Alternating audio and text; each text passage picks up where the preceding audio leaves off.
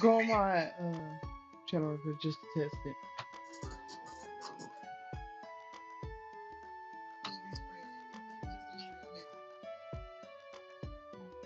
Check. Okay, cool. Alright. Alright, let's see it, y'all. Butterfly Mac, and we back, yeah. So we finna get into chapter 10. I plan on doing 11, 10, 11, 12.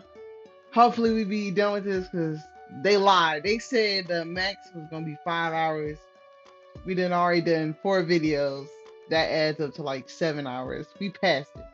Maybe I'm taking too long. Maybe I'm a slow reader. I don't know. But hopefully we can. If not, I might have to press forward. We might have to pull an all-nighter in this bitch. But to do chapter 10, I gotta design this outfit, bro. And nigga, I don't know how to do it. I'll be honest with you. Look at this shit. This shit complicated as hell. I'm thinking I gotta make a little tank top with some design on it. No, they want a full Juliet dress for the play. I'm gonna try. We gonna hurry up and try it. See if I can do it fast enough. I don't even know if I have all the materials. Let me try it real quick. Uh, no, we had the wrong top. Okay, that's what I gotta do.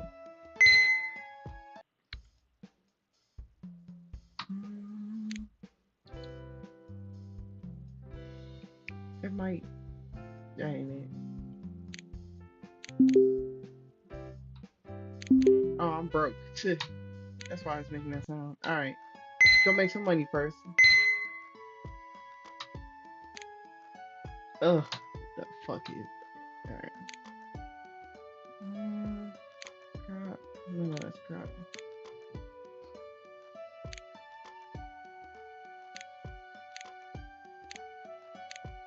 There we go.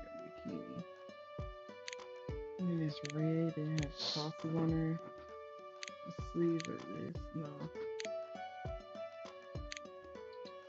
What color is it? It said tan color. No. What color is it? Yeah, it's gonna make me mad. Okay. And it's just a tan color for the background? Ooh, I'm finna get angry. That's the brown.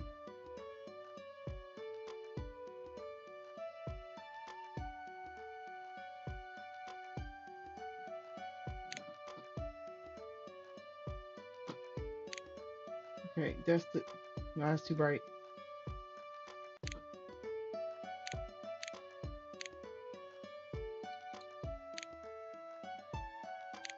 There we go. Alright, skirt, polka dot.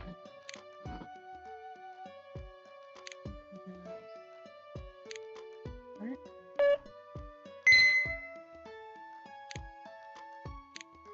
Why are you trying to make this difficult now, bro?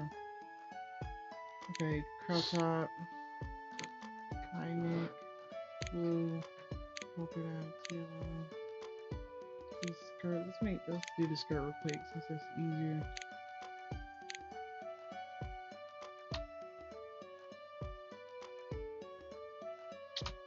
Oh, that's fine. Oh well.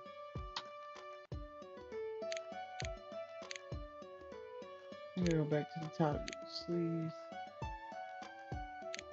This is yeah. So it's a dark green and then a red for the. There we go. The fuck is missing? Is that not the color? God damn it. Hold on. Wait. Fuck, I fucked it up. Let me go back. No, it's red. Okay. Let's go for the polka dot.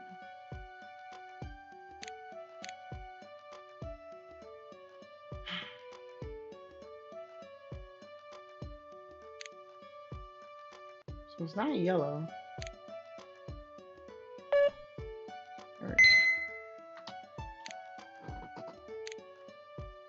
Oh, thank goodness. An easy one. Crop, yep. No, that is high neck, black.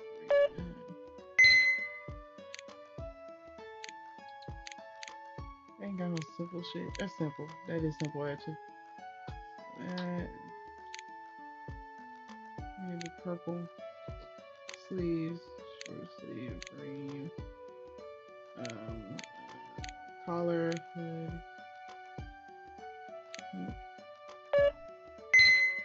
Alright, I think that's enough money. Let's go back. Need to figure out what I need though. But I think I know. I think it was the top that was fucking me up. Okay. I want to go with this one. Let's go through the tops.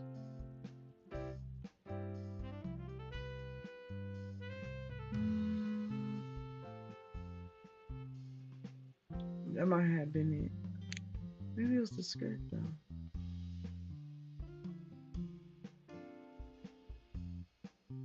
I think it's the skirt. I think it's the skirt.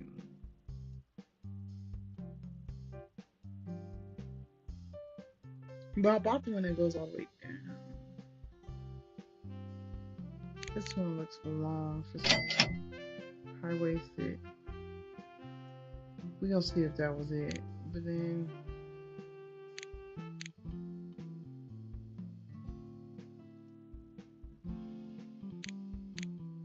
for the shirt, we're gonna try this top. Fuck, I'm broke again. Alright, nah, we gonna go try it. We gonna try and build it. Alright. I hate that. I'd rather just pay rather than fucking make goddamn outfit. Alright. First off, might have been cropped. Let's find the essentials before putting any color on there. Wait. Okay, let's go back to the shirt.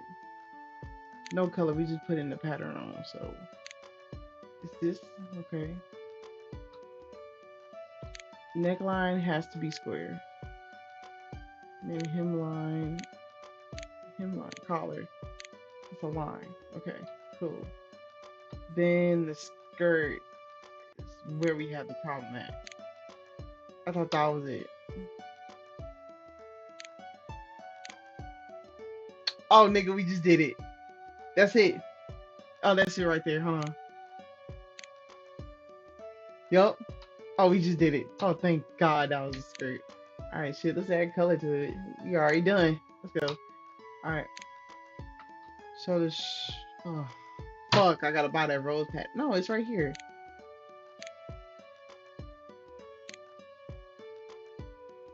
Okay. No, there's another one I had to buy. Fuck. Alright. Yep. So we gotta go back and get that rose pattern. I might have to make some more money, so let's just do like 2 clients. Get it out the way. Simple. Oh yeah, let me get that. Skirt, yep, mini skirt. Yep. Overskirt is right there. So you got a pink. And then the pattern you want is white. What? They look exactly the same. What the fuck is the problem? Is that not white? Is that tan?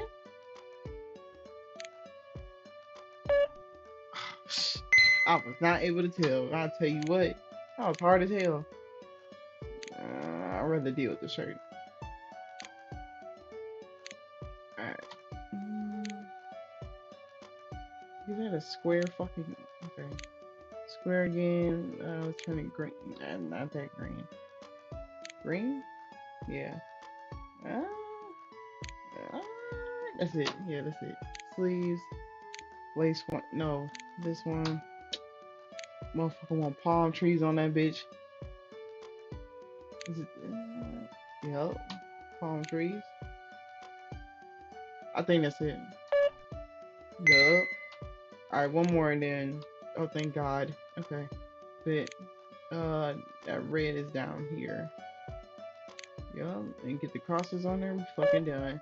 Thank you. Alright, let's go buy that fucking rose pattern. And then we should be able to do the outfit. Details. Patterns. Okay. Which one is it?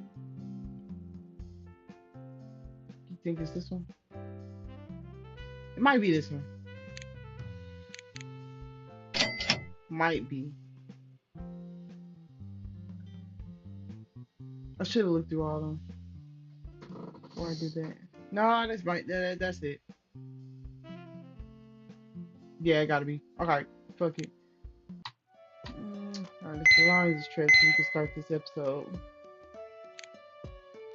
Alright, speed round. Ooh, I forgot what I did. This is sad. No, it was crop. Then we did square, hemline. No, collar. We did V. The collar is that orange. Then the shirt is actually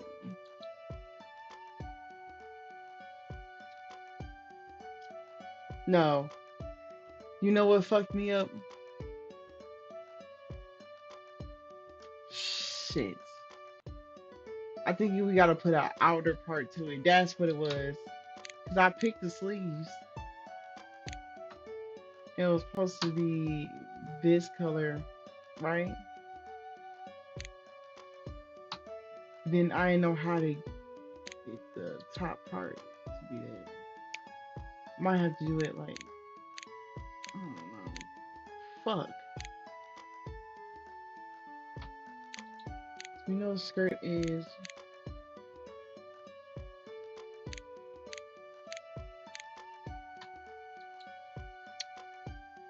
I think it's supposed to put an over part for the jacket. Because if I do the shirt,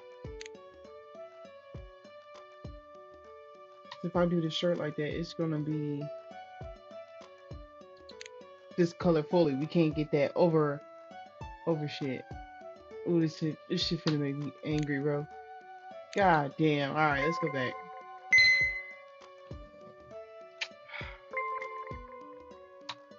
Do I need more money? Probably not. We should be fine. We got 5,000. So we need a top. Not. I think we need the that one shit.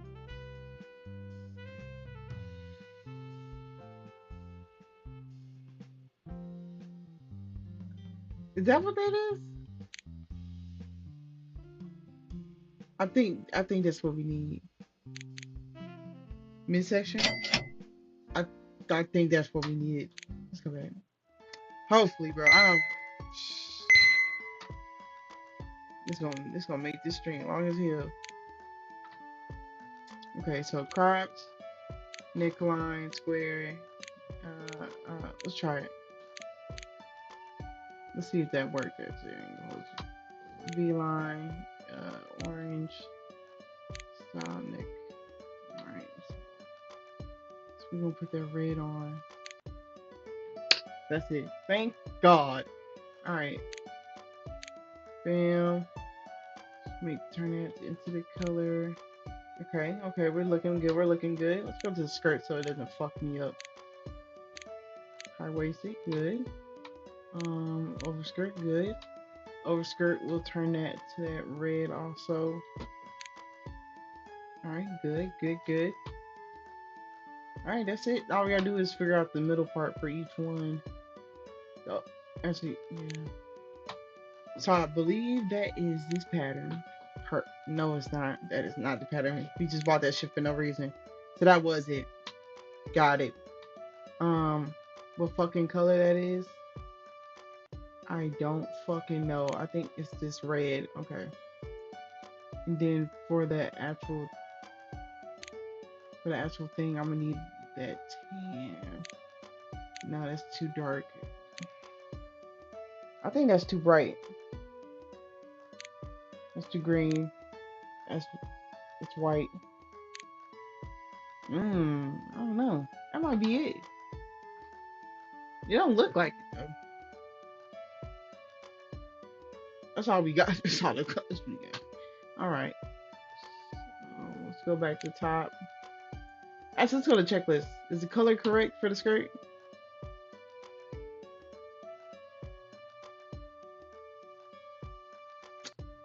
So now I'm finna get bad.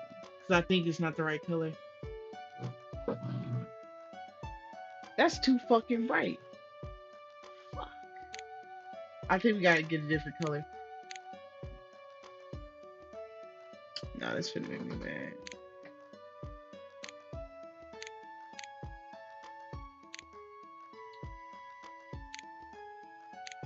Why is it not changing color? Oh, not the skirt. No, no, we actually okay, fuck it. We'll do it that color and see what happens. So we need that color. Wait a minute. Let's go back. Yeah, just I need to color that. Hopefully this is it.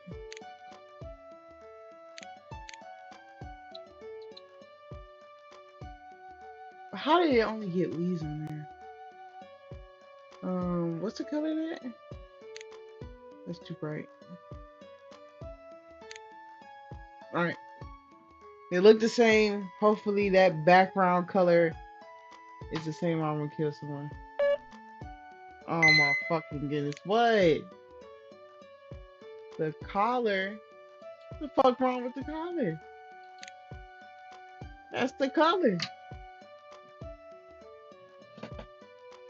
That is the color. Ooh, they finna make me mad, bro. Alright, hold on. That, no, huh? That is the flower. That's the only flowers they got. No, that's it. Hold on. All right, watch this. No, no. Let me go to checklist. So you saying the top of it? No, just the whole flower. Both sides. And none of them is aligned. Go back. You took it. You got two things. You got two things of flowers. All right. I know I do, but all right, all right. Let's see. Fuck it. Let's try it. Okay. I need to go to neckline. No, wrong thing. Wrong thing. It was. Never mind. That shit too big.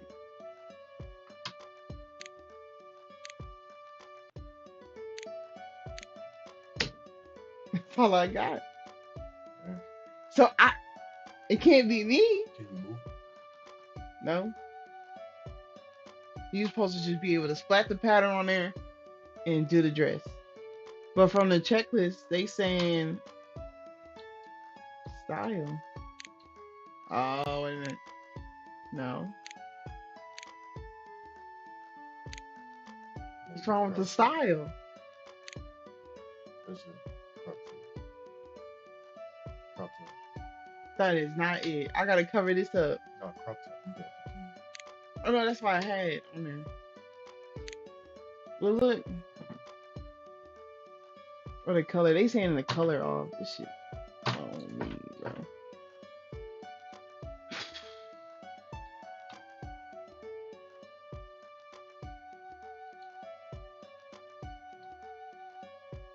Hmm.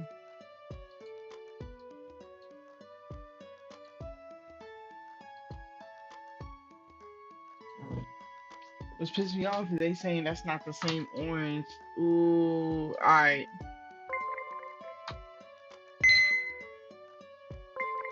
I'm finna cry, bro. Hold on, bro. We only got enough. So they saying that's not the right tan. Is this it? Is that the only tan left? Nope.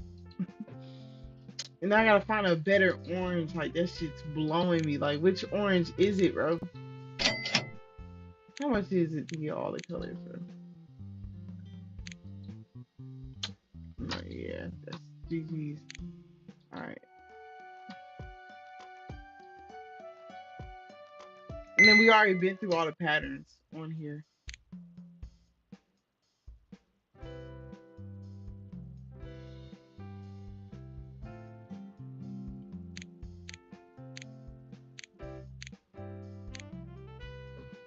Like there's no other flower one.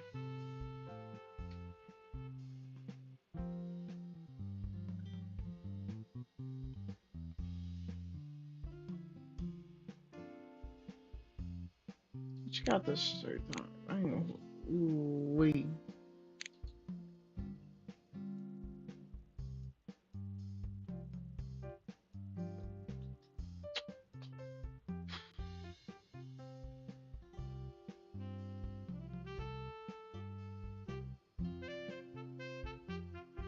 You got the sleeves right. Yeah, I'm broke again. Can't do nothing. Alright. Ooh, I'm finna get mad. What? Just buy the color. Honestly, let's just buy all the tans and grays. Get this shit over with. Alright. Anything else? No, no. I need to find that color for the collar. It wasn't even that fucking orange. Okay, I can't do none of this. See if that's the color. Actually, let's make some money. Do it all at once.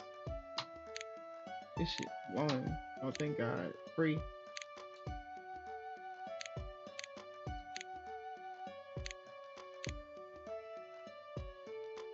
What tan is it? Ugh. Oh, my God. What tan is that? That's it? Okay. Oh, that's easy.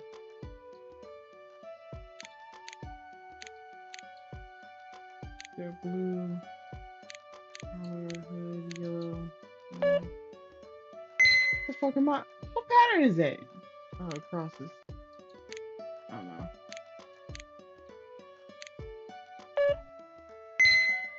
I'm finna delete these two because you got me fucked up. I'm not doing that one. This one? No, I don't feel like it. Yeah, it's perfect. White bra, here we go.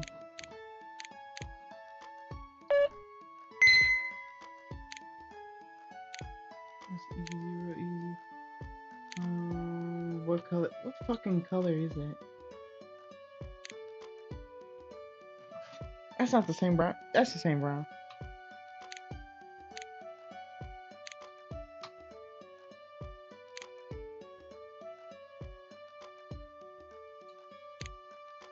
Okay, no, that's good. Yeah, that's it.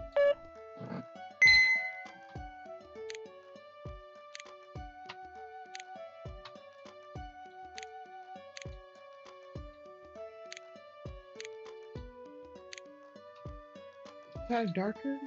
Fuck. No, that's not that. Ah, is it a shade darker? Is this one? Yeah, that's it. Alright, and then the skirt itself, we gotta put the crosses on there. Alright, let's do this easy money, then we'll get out of here.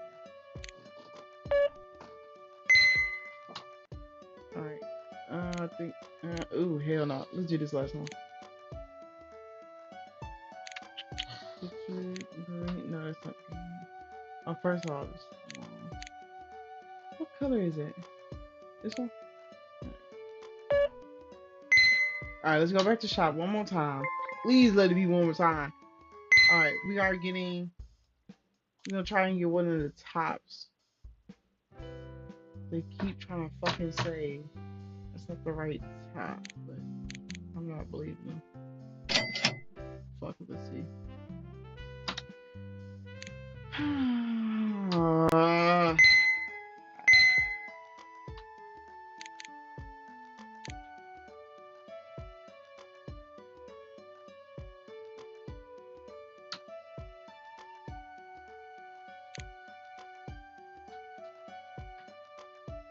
I think that's not it at all. Let's check this. So style's not right. Okay.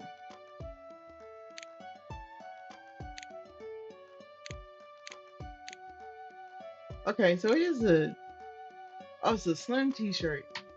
Okay. So I bought that for nothing. Got it. Alright. Neckline square. Hemline. Midsection. we gonna do that later. So that color, I'm gonna go over here, see what it says. Collar. Okay, collar's good. So next color of the shirt, we're gonna do that red that I got. Bam. And then the in. Okay, that's doing good. All right. The hemline, we gotta get the color. Well, to hemline, I wanna try. We gotta get the color and the pattern. I think that's it. Let's check. Hemline. Okay. So let's get the pattern. So we'll try. What color was it? I think I was gonna use the other bright red. Let's see. Checklist. Okay, so something's wrong. Something is wrong. Okay. Hold on. What am I looking for? Hemline, yeah. Don't fucking cross it out. Okay, yeah, I got a big problem. Devon, I'm only missing the fucking uh pattern. I can't find the pattern for it.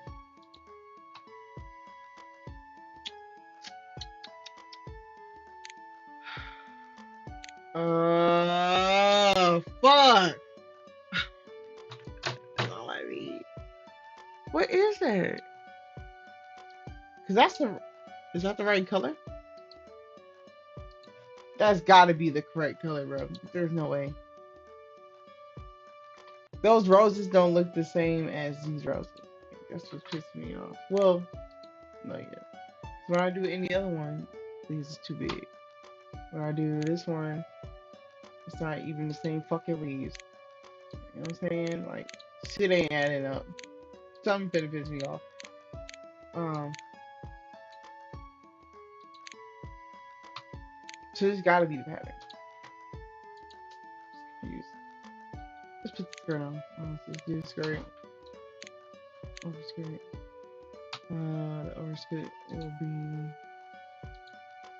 this red design, high waist.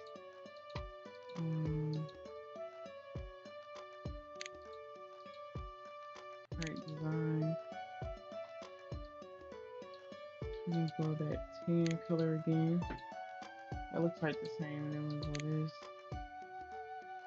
Is this red? No, that's a whole different red.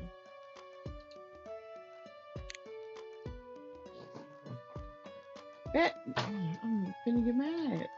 Checklist.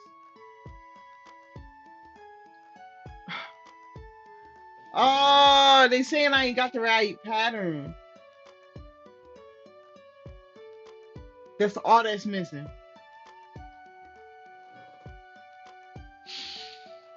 Where's that pattern at though? Ooh wee, I'm finna get fucking mad, bro.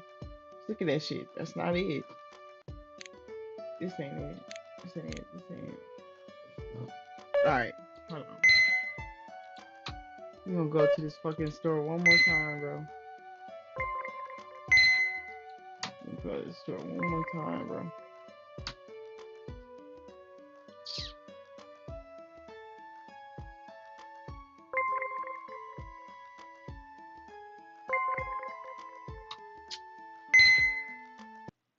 I'm finna buy the whole pack. See what that does for me. This is for the shop.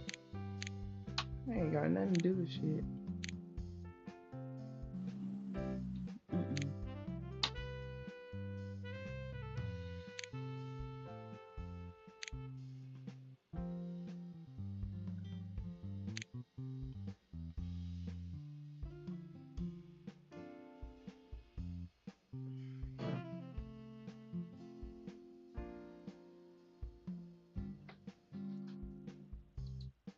Mm-mm. Mm-mm-mm.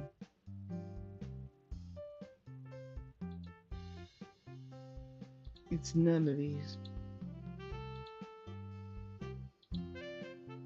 Was that one always it? Mm-mm. Ain't that some shit? It's been under our nose this whole fucking time. God damn it. Alright, finally. Alright, we finna get this done.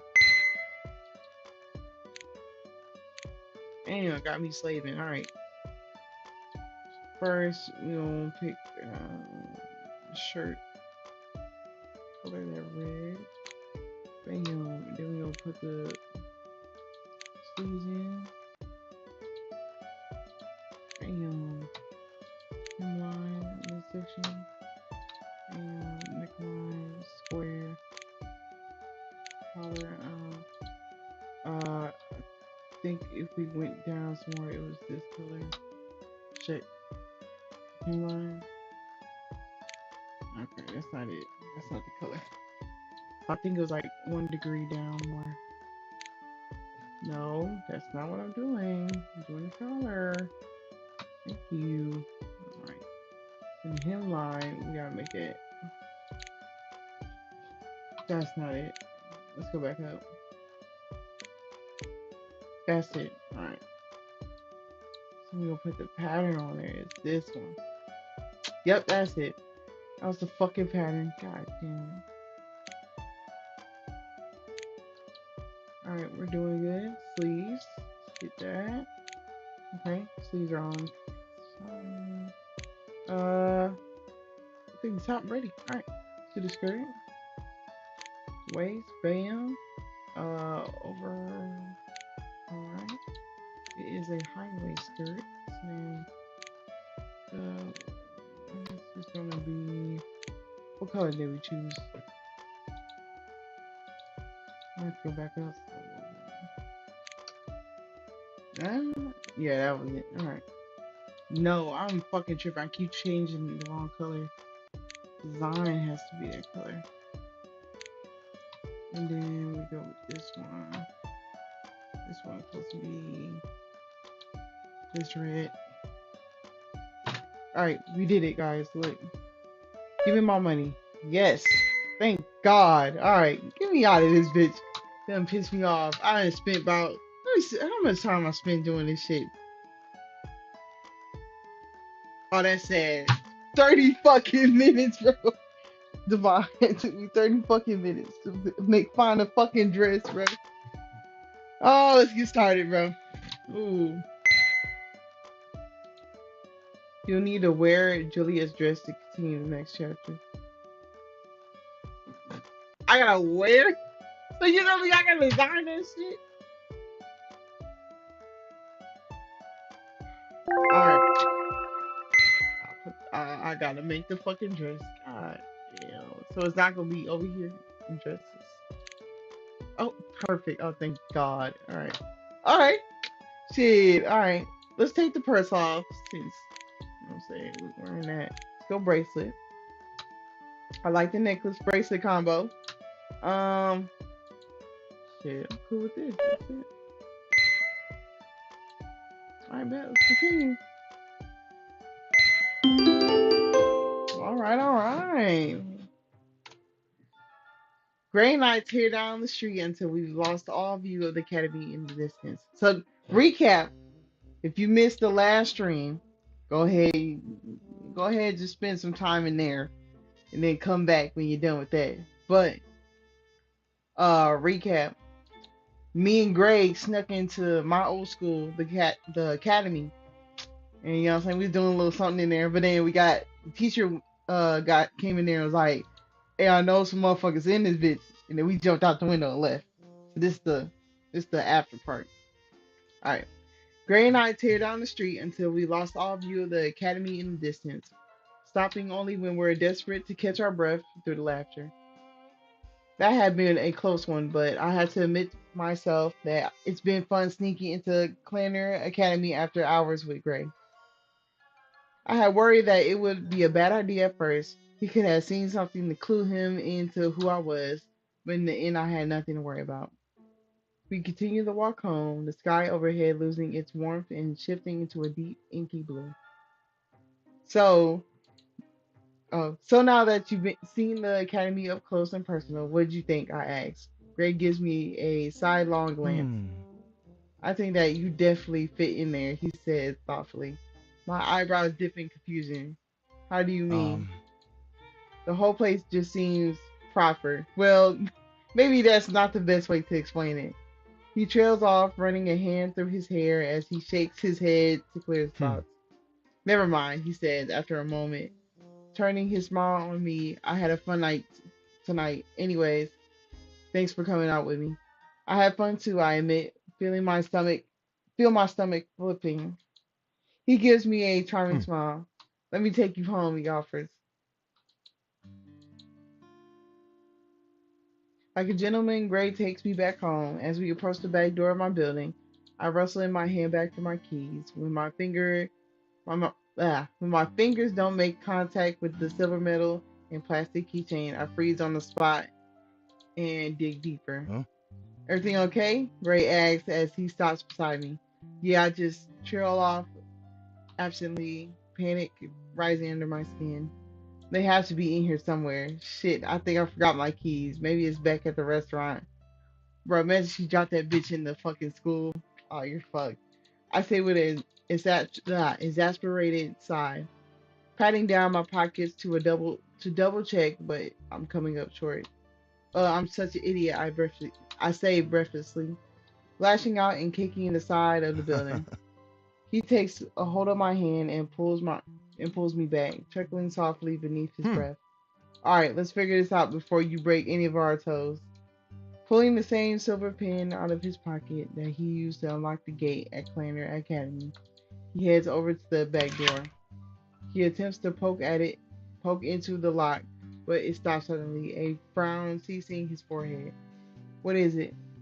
I asked as I come beside Hmm. him. I can't pick the lock, he says quietly. There's already something in there. You must have left your keys on the other side. How the hell you do that? I think for a moment before remembering what had happened when I left the boutique and smacking myself on the forehead lightly. I was in such a rush to leave after work. I remember you calling when I was locking everything up. I must have forgotten to grab the keys. When I answered the call, I said Uh. hurriedly, Sorry, Gray. Sorry.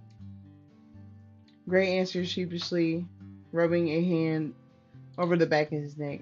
I feel like this is partly my fault in that case. He stays quiet for a moment, more glued to the spot as he thinks the situation over. Before his gaze drifts Huh? upwards. Hey, you left the door on the balcony open. I can shimmy up on the side of the building and get in that way. I give him a disbelieving look. He seems athletic enough, but the height of the balcony would be difficult for anyone to make it. It's only the second story, I say. Do you think you can make Uh-huh. it? Are you serious? Are you seriously doubting me right now? He asks with a grin, and I stare at him pointedly. The only way I can think of to get on the balcony is by using the ladder, which is exactly why I tend to not be very cautious about locking that door. It's hard to get in. I shrug anyway. If he's so confident in himself, I like to see him try. It might be good for a laugh. Go for it, I say. Rubbing his hands together to get started, he heads over to the brick wall on the side, using it as a base. He tries to kick himself up to grab the ledge of the balcony. I sit back and watch, amused as he flubs his attempt and falls back onto the ground, landing unsteadily on his feet. Everything going okay? I try to muster the laugh in my voice as I call out, but I fail miserably. He doesn't answer as he makes the climb again, waving off my fox return. This time he gets closer, but again he loses his balance and falls back down to the ground, swearing under his breath. While this is entertaining to watch, I still bite down on my lip anxiously. What am I gonna do if Ray can't make the climb? If I call a locksmith, they'll charge me extra since it's after hours. I don't think I can break him myself. I'm not insured against that. With a new business to run, I really can't afford either of those options. I have to try Gray's way before it comes to that. If you're going to do this, at least let me help, I insist, as I march over to the wall and give him a determined look, kicking off my shoes to ready myself. Give me a boost, I say, hands resting on my hips. Huh? Are you serious? Do I look like I'm joking? Hmm. I can't really tell. Gray. Okay, okay. He chuckles and moves into position, but if you fall and break your neck, I won't be blamed for it. You're a real gentleman, aren't you? You better not look up my skirt while I'm up there, I said, as I move forward, getting Huh. myself ready. Wouldn't dream of it, he grins, and I can't decide if I should be worried or not. He bends, licking. Oh, my bad. He bends, linking his fingers together over his knee to give me a leg up. Putting one foot in his hands, I use his shoulders to steady myself as he hoists me up.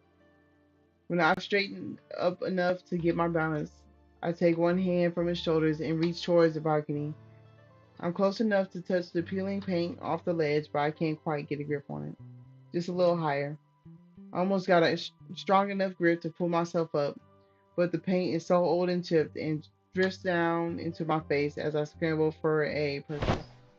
All of a sudden, the feeling of falling takes over me, and when I crash on the ground, my landing is broken by Gray's body beneath me. He groans as my elbow hits his stomach. Damn. His arms thrown protectively around me. Sorry, sorry, I say breathlessly in my struggle to disentangle myself from him, though I think I only managed to make things worse. He freezes beneath me when I realize the kind of position we've ended up. I do the same.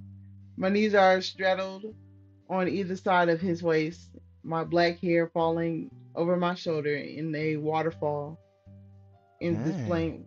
Oh, I skipped it too fast. All right. You know, if you wanted to get closer, you only had to ask, he says as his lips tilt upwards. Would you have nah, that's crazy. Would you have left me on top? Or this is hardly the time for flirting. I ain't gonna lie. I'm trying to get in my building, nigga. What is you talking about? But let's tease him a little bit, you know what I'm saying? Would you have let me on top? I blinked down at him sweetly, wondering how far can I push him this time. If he's so fond of trying to make me squirm, then I'll give it back to him twice as hard. I don't know. All of a sudden, he flips me and pins my body against the ground, grinning as he hovers above me and his warmth seeps into my skin. Huh. Not a chance, he breathes. Body flesh against mine. If we ever figure out a way inside, I'll prove. Ooh, hold on. I'll prove that you won't want to be on top. Oh shit! I groan and I push him off me while he laughs, before struggling into my feet. Straining up, I dust myself off, refusing to meet his eye. Every time I find myself close to him, a strange feeling comes over me. Like I want to be closer to him still. It's hard to keep under control. He's still smiling when he takes me by the elbow and pulls me up towards him, but his expression turns to concern at the sight of my Huh? frown. Are you all right? Did I hurt you?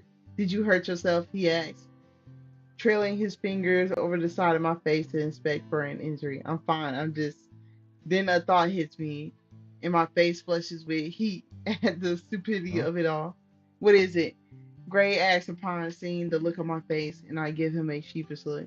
If my keys are in the back door, then how did I lock the boutique when I left? So the front door. Oh, I should have said that. Try the fucking front door.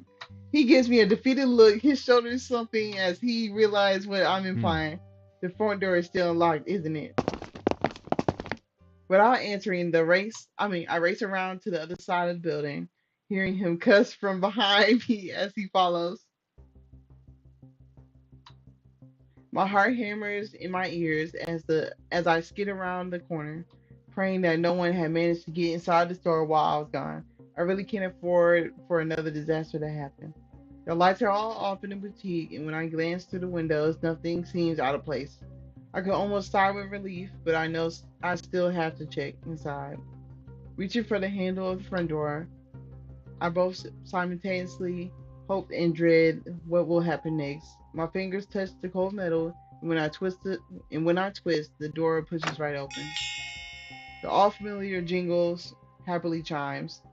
I let out a breath I've been holding in, silently berating myself for doing something so stupid as leaving the building unlocked, but but also glad that I got away in. Hmm.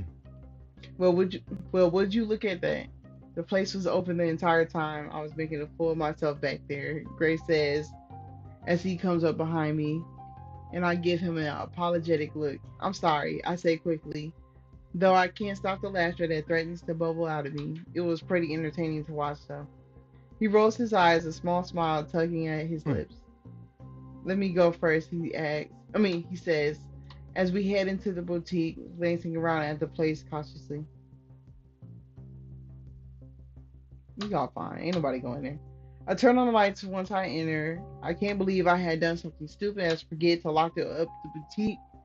I must have been in such a hurry to meet up with Gray that it completely slipped my mind, but I'm glad to be inside, nothing less. I retrieve my keys from the back door while Gray checks around the place to make sure nothing is missing or that there is no lurkers hanging around ready waiting to strike. The doors to the doors to both the basement and my apartment are still locked, so there's no way anyone could have gotten in there. I check the register and the lunchbox I used for the store, but everything seems to be Hmm. untouched. All clear, he says as he comes back from my workroom. Thanks for checking. I lean back against the counter and give him a grateful smile. And I'm sorry about all Oh. this. I just can't believe you actually forgot to lock the place up. I thought you had more sense than that. Damn, all right, my bad, nigga. He says in reply, folding his arms over his chest. I do usually. I was in a hurry after work and I wasn't thinking Uh-huh. straight. You were too eager to see me, is that it? Oh, he teases me. His face turns stern as his steps closer, as he steps closer, though the amusement that dances in his eyes soften the effect. Oh. At least with you, things are never dull, he says, as he reaches to twist a strand of my hair around his finger. His voice dark and low. Is that a good thing or a bad thing? I managed to ask, my breath sticking in Oh. my throat. It's very good, he says, and adds that as an afterthought. Maybe I should come up with, maybe I should come up to your apartment and check if it's all clear up there too. Oh, he's trying to do something else. A little buzz go through me, and while the thought is tempting, I know deep down that I really shouldn't be putting myself in a position to be getting any closer to him than I'm already am. I'm not sure that he was even applying anything more than making sure the place was safe, but I can't take any chances. I agreed to go on a date with him tonight, and that was that. I think I can manage my own. The apartment door has a separate lock, I say, all of a sudden finding it difficult to meet his eyes. Hmm. All right, he says quietly, dropping his hands and letting my hair fall back down to my around my shoulders. I better get going then. I nod, I, I nod and walk with him to the door, holding it open as he steps through. Before he can leave, he stops and turns back to me suddenly. Standing close, his eyebrows dipped in Oh. question. Why did you come out with me tonight? Because you asked me to, I say, staring at him in Hmm. confusion. No, I mean, why? He asks. I understand at once what he means. Because I trail off. Ah, you playing the friends? You go hurt his heart like that? Alright. Because we're friends, aren't we? And that's what friends do, spend time together. You didn't put this nigga in the friends. Like, alright. I'm not sure that's the truth because friends certainly do not look at friends in the way he looks at me. But what other answer can I give? Hmm. Okay, I see. He says quietly, running a thumb over his lower lip as he thinks to himself. Is everything all right? I asked, becoming increasingly concerned why he would ask something like Uh. that. Yeah, I have a lot on my mind, he replies with a wave, as if to forget the whole thing. Oh, well, if there's anything you want to talk Hmm. about, it's fine. No need to worry about it. He cuts in quickly, giving me a tight smile. There's something strange about the way he's acting. turning from hot to cold once again, and it only serves to confuse me even more about what's happening here between us. I want to ask him about it, and I almost do before he cuts me off by shoving his hand in his pockets and stepping back Huh. hastily. Good night, he says quietly. He says quickly. Then he walks off and leaves me staring at him, dumbfounded. That's because you friend zone him. You keep playing. He's gone before I know it. What's up with that? She get on my nerves.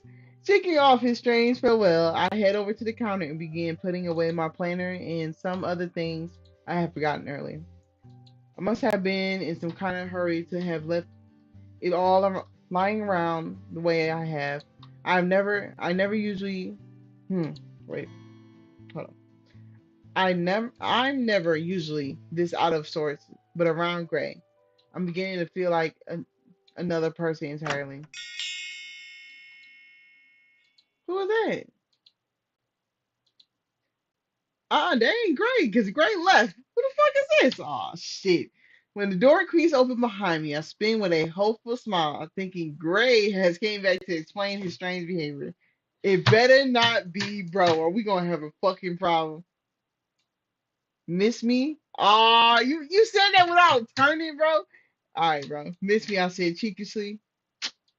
I fucking knew it, bro. What the fuck is you doing in here? It is late at night too. My breath hitches in my throat, and my smile drops upon realizing that it's not Gray, but someone else, a man that sets my heart pounding into an entirely different way. Oh, it's you, Ivan Novak. Expecting someone else, he asks in amusement. His gravely voice setting the hairs on the back of my neck on end.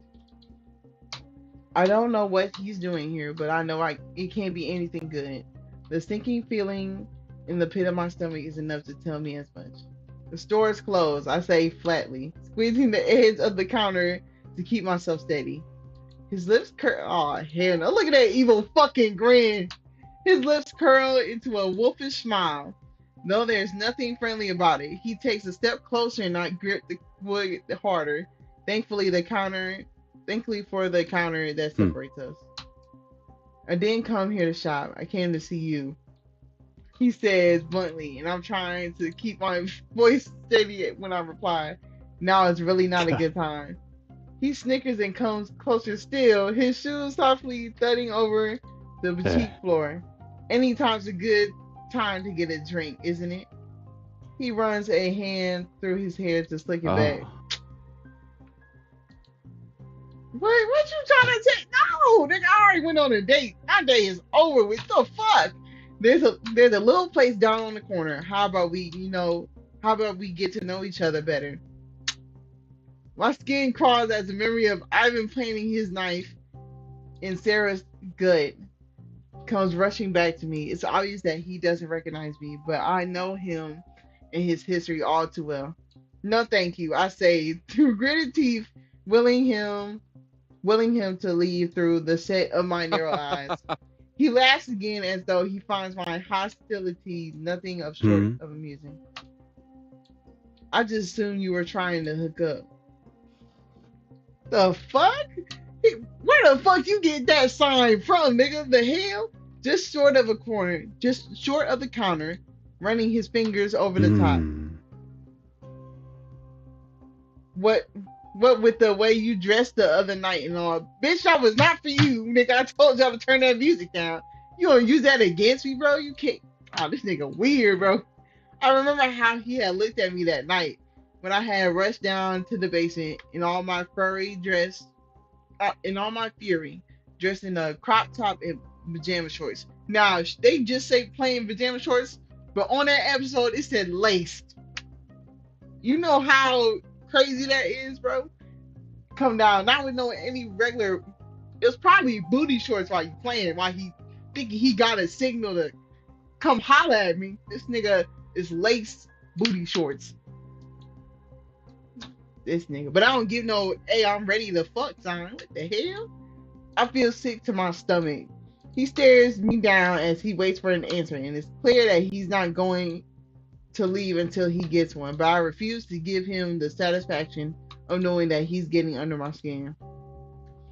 Hey, we gotta get this motherfucker out of here. And Gray's gone. You gonna try and call him up? Like what? Gray's down in the basement. You gonna lie? Like he didn't come from the same fucking door? Alright. Gray's down in the basement, I say, matter of fact, attempting to, attempting to seem bored, so you better leave before he finds you here. Ooh, he's not gonna take that. Instead of looking worried as I hope his grin stays firmly plastered in place. That's funny. I thought I saw him head down the fucking street a minute ago. You dumbass bitch. Ah. I swallowed thickly, my mouth going dry. Did he wait for Gray to leave before coming in here? Now he knows I'm alone. This isn't good. This is becoming dangerous. You put I haven't been in a fight with someone in forever. But even if I did keep in shape, who's to say that he won't brandish a knife? I can't fight that. Hmm. You know, I keep thinking to myself, you look awfully familiar. He narrows his eyes and leans into inspect me further. I back up as far as the space will allow. I really don't know what you're talking about. I say, through gritted teeth, my heart pounding a mile a minute in my Ah. chest. This is a nice place you got here. Get the fuck out, bro. Damn. He gives a shop a once over. Must be lonely being here all on your own. Nigga, you finna get me mad. Get the fuck out. What the hell? Call the cops. Honestly, call them niggas out. I'm never alone. There's always someone else here. Why the fuck are you? He already knows. Cause she gonna be like, who here? I want to see him. Like he gonna try and look at that shit. He snorts at that. Though I sense his patience is wearing thin. I know I need to find a way to get him out of here, but I just don't know Ah. how. You're a stubborn one, that's for sure. His smile drops, and I can tell that he's done playing games. I asked you to leave. I said firmly, keeping my voice. You gotta have a blick under that counter. I'm gonna need you to buy one. Invest. Cause you got niggas coming left and right thinking they run shit here. That's not the case. I asked you to leave. I say firmly, keeping my voice steady and my face Hmm. hard. I told you. And I told you I think we should chat. And I think we shouldn't. Get the fuck out, bitch. Oh my god. I'm sure there's something you might be interested in here. Okay. Hold on. Now, if we talk I don't want nothing, I don't want to talk about you nothing sexual ending. I don't like if we talking about past or anything, maybe, yeah, maybe. We out here. I'm out. Let's see. He thumps his hand against the counter, causing me to jump in fright. Alarm bells ringing in my head. I wish Gray were here. Still here. My bag. Well, you could have invited him in an apartment. Y'all would have been fine. But no, you rejected him. Put him in the friend zone. This is your fault. My bag is on the counter between me and Ivan. I could grab it and lock myself in the workroom before Ivan has the chance to do anything and call the police. You not fast. Don't attempt. Please don't attempt, bro. He must see the look in my eyes because before I can move, he takes my handbag and pulls it closer towards him. He a bitch. Oh, he a Hmm. bitch. You know, you're not being very hospitable. Oh, I'm fucking up. Anyways, he says coldly, I didn't mean it like that. It's late and it really isn't the best time for you to stop by. I say, attempting to keep from pissing him off any further. Why not? Did you and your boyfriend have a fight? He nods towards the door, and I suppose he means Gray. My patience is wearing thin. I have nothing left to do but stand my ground against him. Knife or no knife, I still know a thing or two about how to kick someone's ass. Hey, I'm watching. You better do it. Hold on. Ooh. Oh, shit. All right. It's a choice on me. All right. You better leave me. You better leave before you regret. All right. Please hand over the bag. Now, last time we thought we could believe in her skills, she almost got shaked, but her friend saved her. We ain't got nobody around this time. So I don't know which. I might have to go. Shit, shit, shit, shit. Please hand over my bag. Fuck it. We putting the pressure on it. We putting pressure. We putting pressure on this nigga. I told your ass get the fuck out, nigga. You better leave before you regret. I bring my fist up in front of me. Oh, and the fighting scene don't make me tell you again. Oh shit. Oh shit. Oh, Stubborn and feisty. Ivan says with an air of amusement. I think I'm starting to like you more and more. Oh my, he's that type of nigga. Damn, you like violence. My lips curl in distance and my fist clenched tighter in front of me. Don't make the mistake of thinking I won't kick your ass. Yeah, talk your shit. He studies me through a cold, calculated with cold, calculated eyes. I think the threat finally begins to sink in. Ivan drops my bag on the counter and holds his hands up in front of him in innocence, giving a willful ah, smile. All right, I'm going. Get going, nigga. I mean business, nigga. I mean business, nigga. I don't need to get. No need to get your panties all in a twist. You should have been got out, bitch. We been told your ass. He steps back slowly, his smile growing wider at the sight of my aggression. There we go. He takes it takes what it feels like hours, but finally he steps towards the door and pulls it open. My skin crawls as I watch him go, shutting the door behind him and making sure I like it tight. Why didn't you like it when you got in here? Ooh, he pissed me off. I grab my handbag and race to the back door and double check that as well before heading up to my apartment, also locking the door behind me.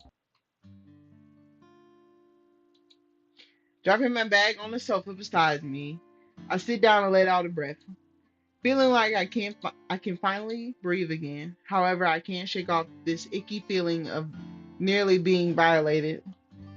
I consider I consider calling Gray and asking him to come back.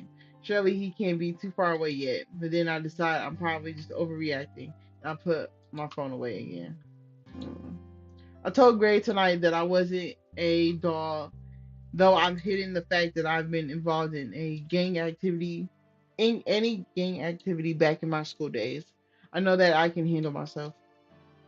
If Ivan ever comes back here on his own, I'll be prepared. Uh oh, type shit. All right, that was a cool chapter 10.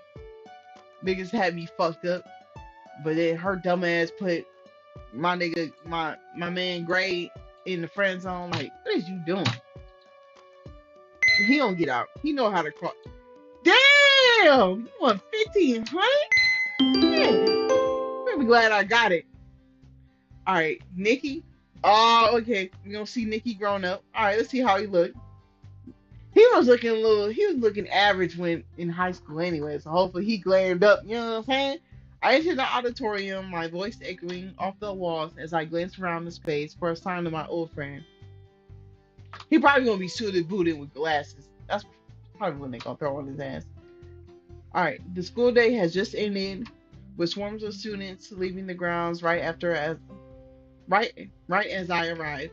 Seeing them in the halls and filing out their classrooms has sent a wave of nostalgia rushing over me. The fact that this is the second time this week that I've been back at the school is a strange feeling in and of itself. Checking over my messages from Nick once more, I scroll up to make sure this is where I'm supposed to meet him. Hey, I'm over here. A voice both familiar, ooh, familiar and strange, echoes throughout the space, and I look up to find Nikki walking on the stage in front of me. I fucking called that shit. He was gonna get that nigga glass and put a suit on that nigga. That's it. Ah, he alright. Why they did not need to put them glasses on this nigga. I think if he didn't have glasses, he'd be up there. And maybe shave off the beard. The chin hair, he'd be up there.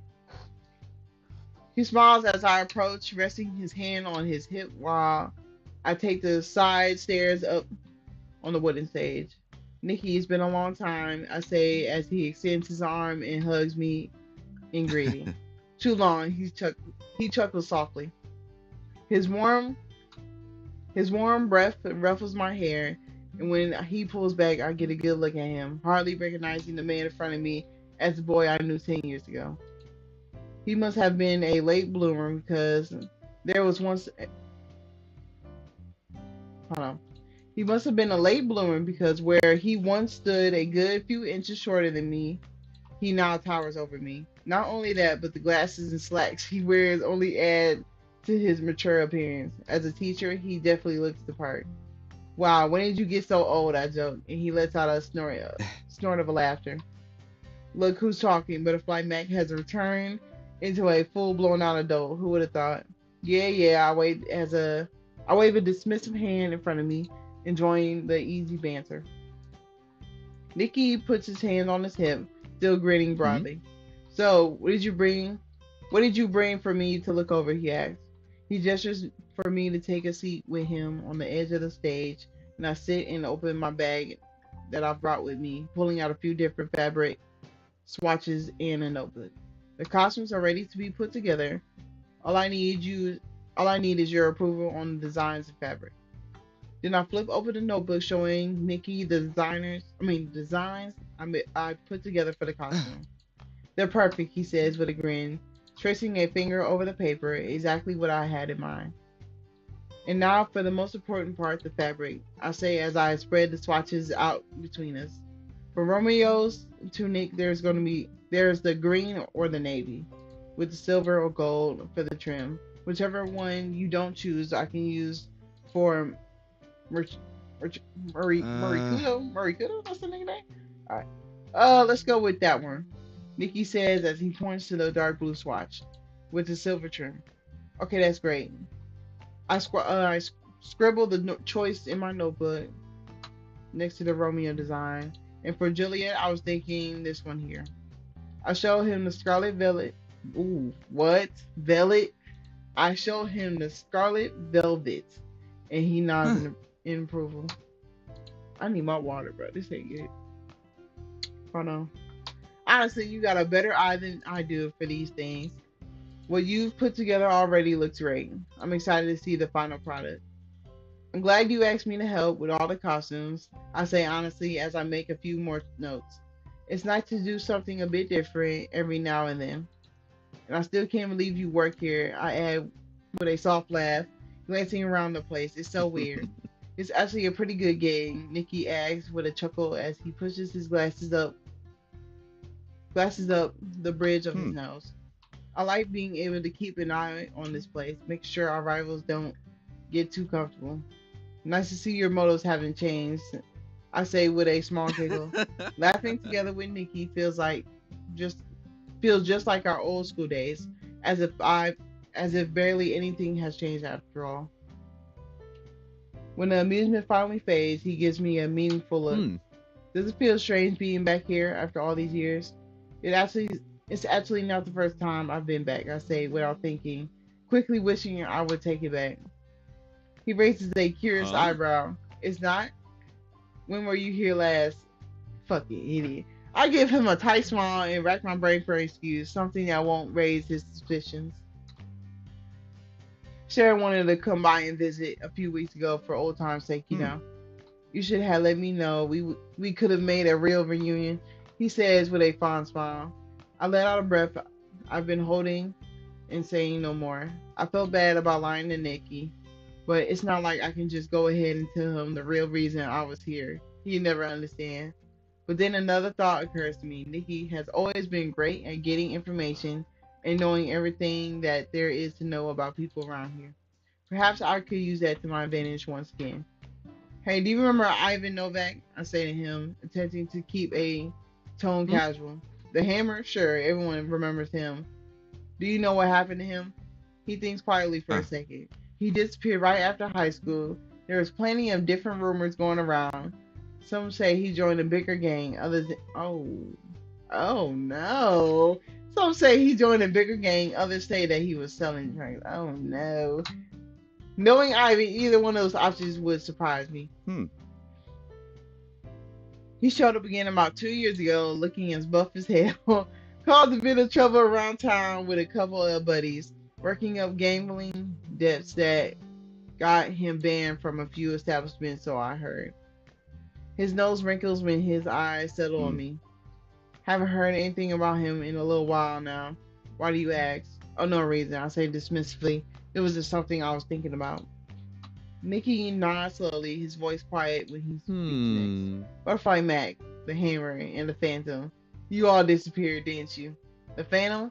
I start after hearing Gray's old nickname spoken out loud, a little buzz going through me. Ah. From the Capo High, remember? Nikki asked with a furry, with a fur, furrowed brow. He and Ivan are buddies now, or so I hear. He shakes his head as he thinks about it, his face Uh. darkening. I don't know what they're what they're up to together, but the both of them involved can be anything good. Ooh. I felt a little hard finding it increasingly difficult to look in Nikki in the eye. Instead, I gather up the fabric swatches in front of me and start putting them back in my Hmm. bag. Is everything okay? He asks, yeah. And I turn a brief smile on him. Yeah, I'm fine. Why? He shakes his head and smiles. Sometimes I miss it, the gang, the conflict, roaming in the streets at all hours of the night, just looking for trouble. He says, staring off into the side longingly before he turns to me Hmm. again. What about you? No, I don't miss that shit. I ain't gonna hold you. I don't miss it. I say honestly, thinking of those last few days of Sarah at the hospital with a knife wound. Leaving was the best thing I did. I don't want to think of it where I would have ended up if I hadn't. I think of the boutique, a little part of a little part of the world that's all mine, where I'm free to do what I love. I can't say I would have walked down the same path if I had stayed with the Huh. game. Well, I'm glad it all worked out for you, Nikki says with a smile, and I can tell he means it despite the subtle glint of hurt in his eyes. It's really good to see you again, Nikki. Yeah, it's been great. He nods as he pushes himself off the stage and then helps me down beside him. Hmm. We should catch up more often. Maybe go for dinner or something. Damn, everybody's trying to take you out, girl. What? I know the request is perfectly innocent. Two old friends catching up for a meal. But when my thoughts drift to gray, I hesitate. I've already got enough on my plate at the moment. I'm pretty slim at work, but I'll see you later at the play. Maybe we can have a celebratory drink afterwards. I'll bring Huh. Sarah too. That sounds great. I'll be saving a seat for you, he says with a smile before we wave goodbye. With a last glance around the auditorium, I hoist my bag over a shoulder and head back to the store. I step into the back hallway after returning home, ready to head up to my apartment and grab some dinner. Meeting with Nikki had been great, and it was nice to see him again after so long. But I couldn't shake off some of the things we talked about, particularly about Ivan and Gray. It's no secret that Ivan is a regular at Gray's game nights, but after hearing Nikki's suspicions and knowing Ivan better than I want to, I can't help but wonder why he would ever have a interest in something as simple as board games. After thinking about it more in depth, it makes me question why someone like Gray would show such a big interest in them too. Something's not adding up. We already know what it is. They're gambling down there. Bro already said nigga is in debt. Who wins it? Ivan. He said Ivan's in fucking debt. And when we went down there one time to turn off the lights, I mean to tell them to keep the noise down, it was fucking chips and shit. Like the green chips. It was down there. She still thinks it's fucking board game. I don't know how. I'm just about to head upstairs, and when the back door opens, the man in question steps through the hallway. Ray looks up at me, the sound of my footsteps, seeming surprised to see me. Hey, I greet him, a little hesitant after the way we parted Hmm. last time. Hey, he says as he shuts the door behind him, and to my relief, he gives me one of those familiar cricket smiles. I barely heard from you I barely heard from you at all the past few days. You've been quiet, I said as a hint of disappointment. He rubs the back of his neck awkwardly and the key still jingling in his hand. Yeah, I didn't want to disturb you. I don't mind being disturbed a little. I grin. Parting. Nah, you already fucked it up with him, though. You already put him in the friend zone. He moved as accordingly. Why you put him in the front? Uh, I thought you wanted him. no. It's not me. It's the game. No. Yeah, it was me. I want him. It's just um, she don't want to get too close because old dude. I mean, cause she don't want him to know about her past. Butterfly man. Yeah, she don't want him to know about that. So that's why she's trying to keep her distance, It's gonna be but at the worse if same he in time, the friend zone and you find out. huh? It's gonna be worse if he in the friend zone and you find out. Why? So you telling me the girl you like you fuck with her head, Hmm. she friend zoned Okay. you hurt, then find out she the reason your ass did 25. Come on now, yeah, right. Well, Instead of the girl you love, no. Actually, she's not the main she reason. the reason. No, because She she the just reason. called the cops. Exactly, nigga. Your weak ass should have called the cops. You a gang leader. The fuck hiding in the tree. Plus, Listen, bro, we already passed that, bro. That was in episode 1. We ain't bringing that up, man. Stop, leave my girl alone. She did what she had to do, bro. hell, Gray, I say out loud before he can disappear completely. I've been thinking maybe I could sit in on your game tonight. He is not gonna let you do that, girl. His eyebrows dip as though that wasn't what he was expecting me to say. His keys jingle when he tightens his grip on him. Why? Why would you want to do that? He asked, and can I tell the request he had thrown? And I can tell the request has thrown him off. My eyes narrow at that. I've never seen him look so uncomfortable before. Just to see what it's all about, I press I press it. Instant his hesitance disappears, replaced instead by a cool dismissiveness. Yeah. It's pretty boring. I'm sure you wouldn't like it. This nigga trying to play me. You don't want to come? You don't want me to come? I asked quickly. Doesn't bother me in the slightest, he shrugs. I'm only thinking of you. A small smile finds its way onto my face, and now I'm more determined than ever to secure an invitation to his game night. I think I can handle a couple of board games. I used to play them all the time when I was a kid. Gray watches me for a few seconds, weighing up on the decision in his head. Eventually, he lets out a dramatic sigh. Okay, you can join in. Just give me half an hour to get everything set up and meet me downstairs. I give him a broad smile, happy he'll let me in on his secretive board game night. Girl, you done fucked up. You know what he finna do? Now that he know I'm coming, he like, all right, guys, can't play what we usually do. We gonna play some board games, okay? Be cool. That's what's gonna happen. Though I lift my hand and knock, they all hush it. They all hush suddenly. They some bitches, bro. I lean in close to their ear against the door until it flies open in front of me, and Gray stands there, raising an eyebrow at me.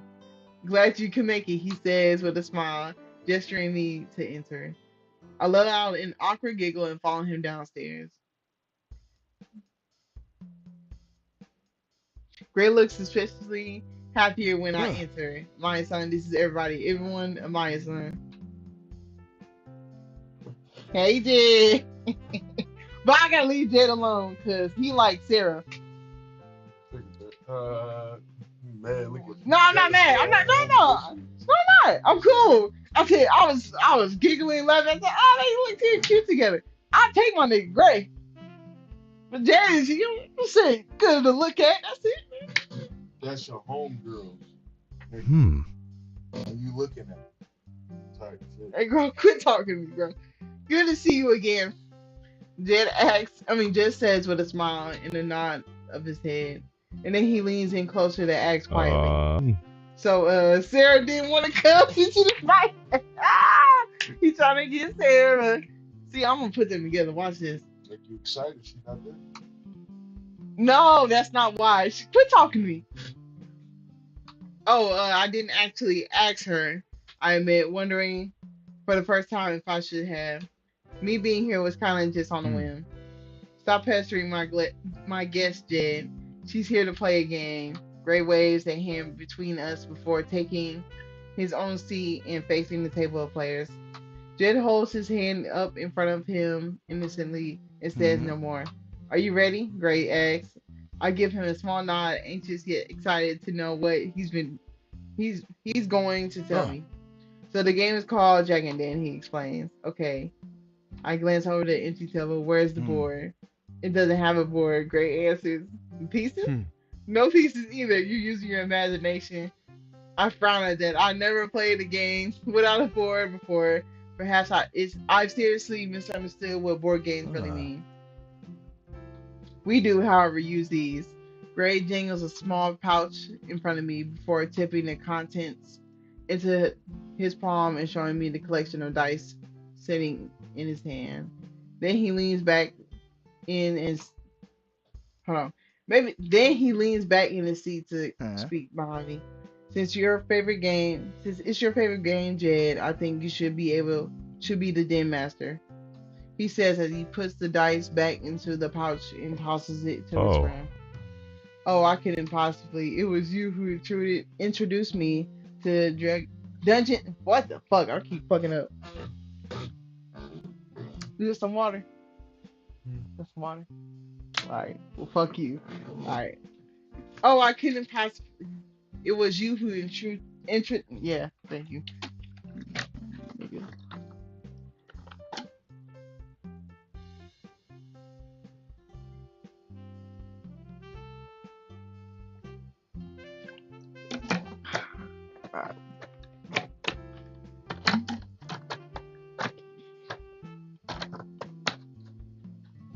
Damn it. Alright. Oh, I couldn't possibly. It was you who introduced me to Dungeon Den, in the first place. He pushes the pouch back to Gray, who scowls at him.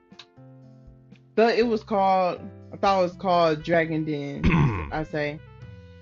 Jay clears his throat quietly, his eyes shifting from the side to side before resting on the table in front of him. These niggas is hilarious. Ah. Hell, it is. I was just testing you. Oh, this nigga dumb, bro. He get on my nerves. Gray snatches up the pouch of dice, still glaring at Jed as he does Uh. so. Fine, I'll be the den master. Everyone needs to come up with a character. After some simple instructions on how to create our character, everyone around the table asks. Everyone around the table takes turns describing who they'll be playing as. We end up with a few elves, dwarves, some humans, and even a goblin. When it comes to my turn, everyone looks at me. Oh, my character is a human, I Hmm. guess. In their profession, Gray asks. I think quietly for a moment, deciding to go with what I know best. A seamstress for the nobles of court. Huh. Let me guess, her name's Maya. He says dryly. No, it's not. I nudge his shoulder playfully, and he chuckles. My role playing name. Alright. So we're human. We make clothes for the nobles. I thought she was gonna pick a healer or something. I've been way better. Um, but oh, I was finna fuck up. Wait, let me test something real quick. I'm finna use the game member name Butterfly Mac and see if they catch on. Let me see. Hey, I'm finna ruin the whole goddamn game. They'll be like,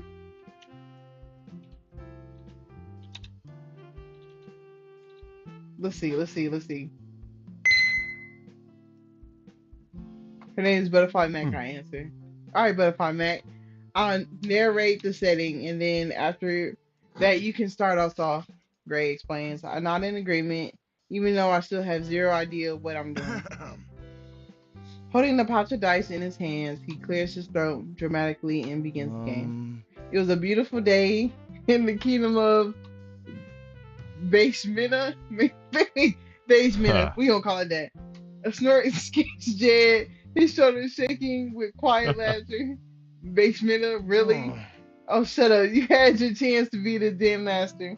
Ray fires back at him, and for a moment I regret sitting between the two Huh. of them. As I was saying, it was a beautiful day in the kingdom of Baishmina. The birds were chirping, maidens were singing, etc., etc. I raised an eyebrow at Gray, wondering how many times he's played Check It In before Huh. now. There's a small town where a bunch of people live, including all of your characters. Our town was right outside the Huh? castle walls. Really? So elves, dwarves, and humans all live together in the same town? Jed says in disbelief, folding his arms over his Hmm. chest. Seems unlikely. Don't forget the goblin I add, and Gray glowers at the pair of us. Oh. This is my game. When it's your turn, you can decide who lives together. Jed mumbles something beneath his breath, and Gray continues his introduction. Suddenly, an enormous dragon attacks the town and burns down half of the buildings and all of your homes.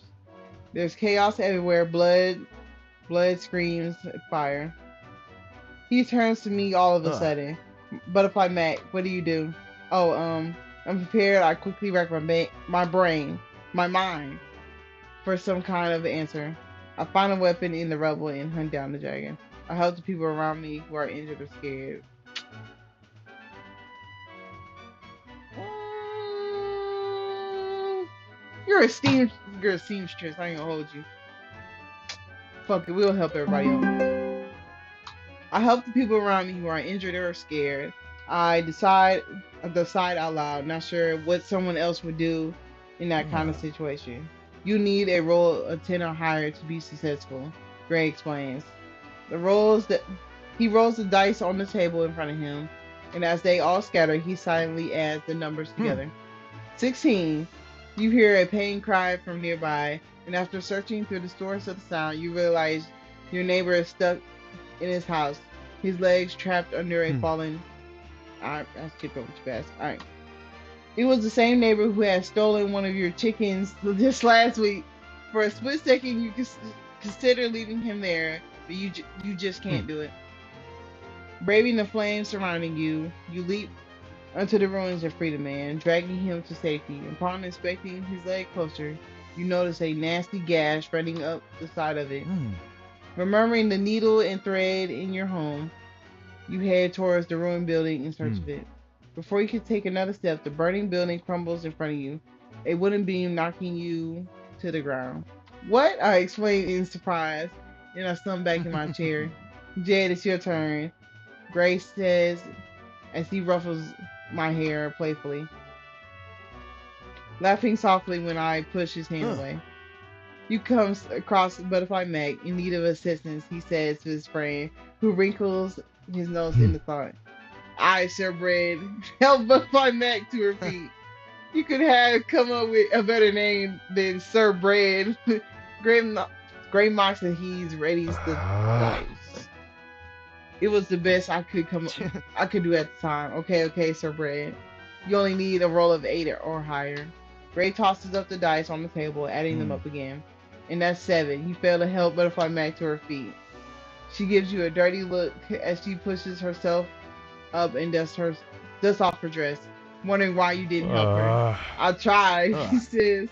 Next, Gray ignores him and continues the story.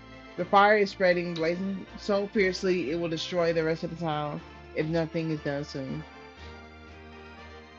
The game moves on to the player next to Jay, who scratches his head in thought. I go to the nearest tavern and order a drink, he says with a toothy grin, and Gray gives him a dumbfounded look. And Dragon has just destroyed half of your town. You're going to go and have a drink. Yeah. Alright then. Gray tosses up the dice. Then he nods in indication that the task is Huh. successful. You successfully located the nearest tavern, which is miraculously still standing, and head inside. The barkeep is nowhere to be found, so you pour yourself a mug of ale. Nice. This nigga. He says as says the next player, for my turn, I'm going to join him at the tavern. These niggas. Gray sighs briefly, closes his Hmm. eyes. The point of the game is to work together to solve the issue at hand, he says tiredly, which currently would be the fire and the dragon. Well, we only learned about this game 5 minutes ago. Uh he these niggas so dumb. Well, we only learned about the game 5 minutes ago. One of the men protests. The guy sitting next to him elbows him quickly and quietly touches him. Wait, you haven't played this game before? I asked around the table. There's an awkward pause before Gray Huh. cuts in. He means a campaign. Each time you play, there's usually a different story. The players all give some kind of half-hearted nod in their response. So I'm still frowning. Oh my goodness. Oh, okay. I'm not believing these niggas for one. Soon as Jed fucked up the name of the game, I turn to Gray, catching the end of the death glare he throws across the table at the other guy before he rolls the Huh. dice once more. As you enter the tavern, the dragon returns and spews fire over the building. The place collapses and the both of you suffer a nasty fiery death. Hey, what? The two players who have just been wiped out from the game throw their hands up in outrage. That's what happens when you ignore what's going on around you. Gray says, the shadow of a smile tilting his lips. We go around the table once more, though the story doesn't go very far, and the people of the town are still being ravaged by the imaginary dragon. The players seem to all be as equally confused as I am, which makes me wonder if it's really the first time any of them play the game.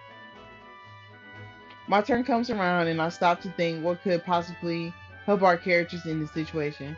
I rally my companions and arm them with whatever weapons we can find, making a final stand against the dragon, I say, with bravado, and my fellow players give it Huh. applause. Oh, risky move. You'll need at least 19 to pull it off, Gray says with grimace. He rolls the dice in front of him, adding up the Hmm. total. 14. You fail to properly arm your allies. As a result, the dragon eats your companion. Gobble the gob the dragon. I mean gob the goblin. The guy who was playing gob pouts and sits back in his chair. I shrug helplessly and mouth I'm sorry at Huh. him. Your turn again, Sir Bread, and maybe pick something useful this time, Gray says cheerfully, seeming to be the only one who is actually enjoying Hmm. himself. I safely take Butterfly Mac away and ride off with her into the sunset, the end. Jed says with a scowl, and Gray thumps a hand against the table in front of him, making me jump. Uh, You can't do hmm. that. It's my character. I can do what I want if I say. Uh, You can't just ride off and leave everyone else to die. uh, Well, I don't want to play this game anymore. This nigga stuck, bro. Craig Richards see that he clenches the dice between his fists and nostrils flaring uh, wide. Fine, let's call it a night then, shall we? He pops his heat, tips the dice back into their pouch, ignoring the grumbles of the players around us. hmm. Sounds good to me, Jed says with a grin. I look between them confused. With a game night coming to an end, I hang back as everyone leaves, saying their goodbyes to Gray at the door. They don't come back like 2 hours later and play fucking gambling. The two of us leave the basement together, and when he turns back to lock the door, I linger for for a little longer. I had fun, I say, when he turns to me again, earning a disbelieving look from Dad? him. Really? Yeah, we should play Dragon Den again sometime. Even if the game was confusing and chaotic, it was still a lot of fun. I haven't had a good break like this in a long Huh. time. Okay, sure, he agrees with a confused smile. This nigga. Oh, fuck you, bro. A sign at the top of the stairs draws our attention. We turn to find Ivan standing there, peering down at the two of us. My stomach drops at the sight, completely unprepared for another confrontation with that Oh. man. Oh, look who finally decided to show up, Gray says as he heads up the steps towards his friend. A strange feeling settles over me as I follow, my tongue growing heavy in my mouth.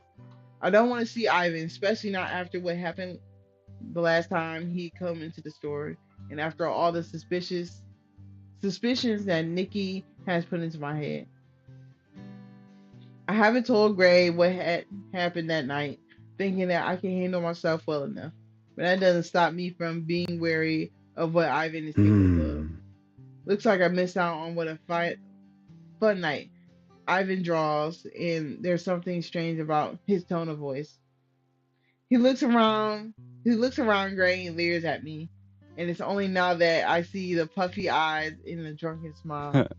Hey, pretty thing. Oh, hell, okay. He's trying to fight. Hey, Gray. Hey, Gray, get your mans before I fuck him up. Hey, pretty thing. He grinds, revealing big white Hmm. teeth. All right, Ivan, time to head home. Gray puts his hand on the other man's shoulder and spins him towards the door. Ivan looks at Gray in confusion, seeming reluctant to Huh? leave. You cancel game? You cancel the game? He asked Hmm. him. Game's over. You should have showed up earlier, Gray replies. Mm. You told me it'd be pushed back to 9. I spent the last few hours drinking at a bar on the corner while I waited. Ivan Oh. protests.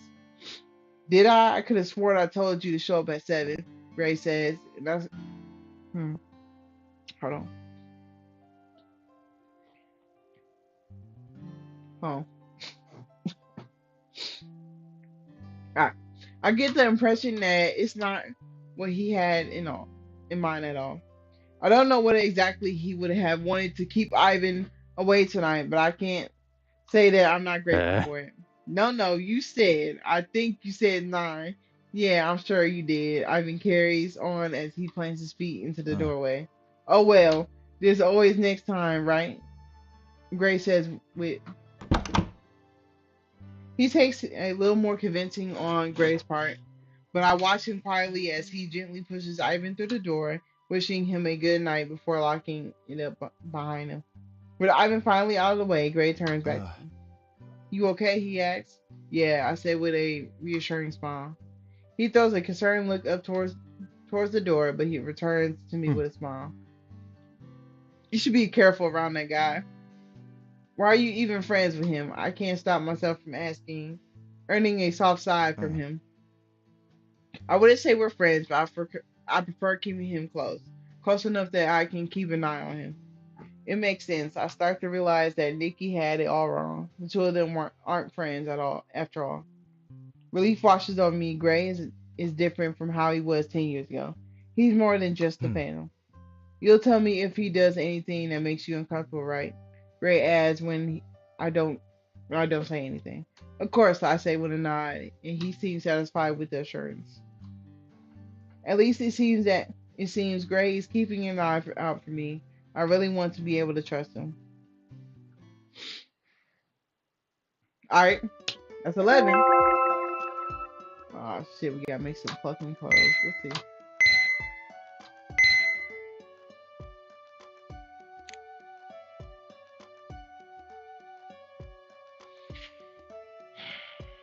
I don't have those sleeves. I don't have that skirt. I don't have that pattern. Oh, ah, they want me to spend money. All right, what the fuck did I press?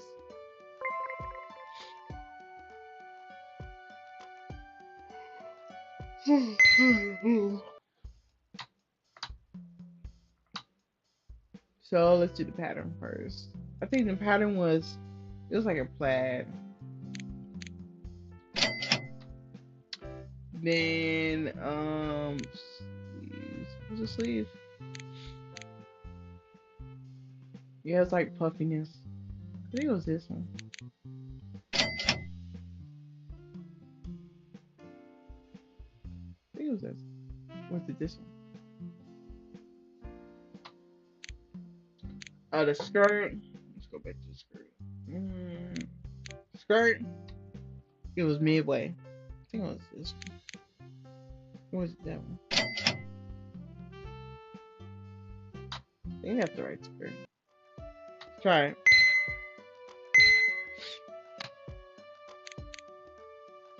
Mm. We didn't get that trail. So we didn't get that. See that skirt again.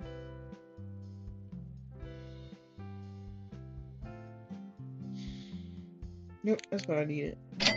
Double line. Let's go back. It wasn't that short, was it?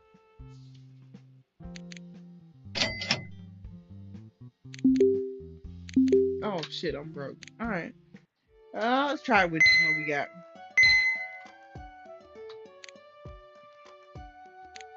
All right. So is that crop?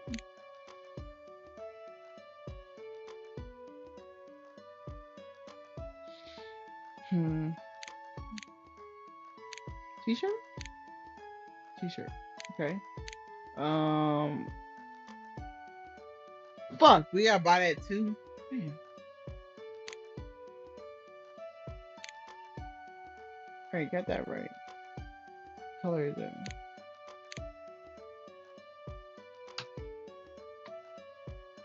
The skirt.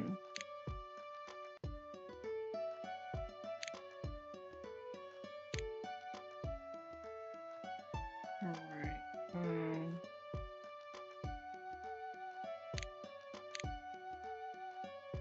And then the plaid is gonna be what color? That's just a darker brown.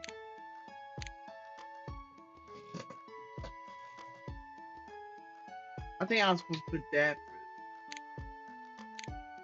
and then for the plaid, is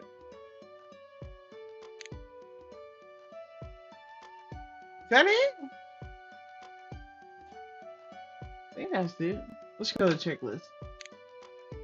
Cool. All right, that's it. Then hemline. I think it's a tan. Let's go down. That's it. The shirt. Let's go to checklist. So we got all the colors right. It's just a shirt. You gotta buy a shirt.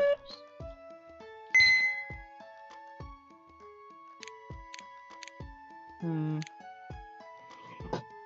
Oh, fuck. Isn't that like what's it supposed to be like bra?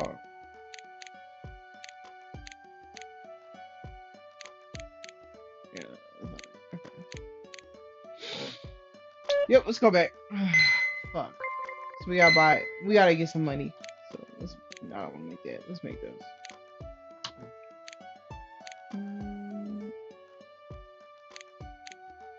Is that the brown? That is brown. Jeans. Um,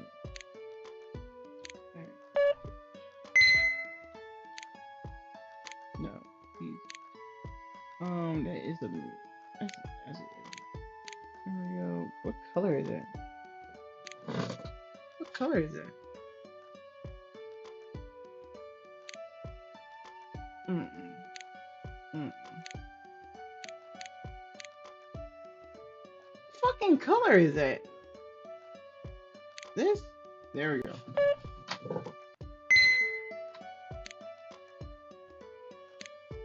Green shorts. Perfect. We're going shorts, jean, green, finish. Any easy ones? Yeah. No, that's a dark green. There we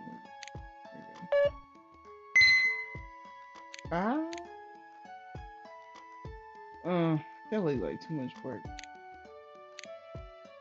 So take this off. I don't want this. Yes. Mid length. Color. I think that color is. That's not. Oh shit.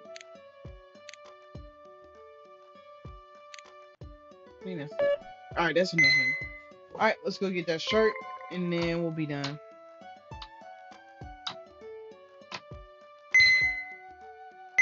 How far y'all think we are? I ain't gonna hold you.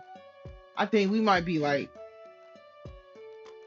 two chapters, two chapters away, cause we gotta be. I'm just saying, like, there's no way my dumb ass didn't buy the fucking shirt. Let's go back.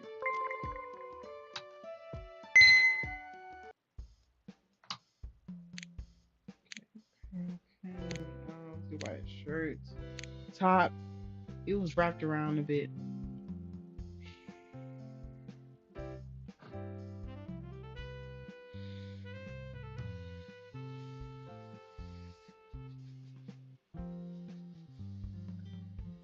Hmm. Ah, that's gotta be it. That looks like it. If that's not it,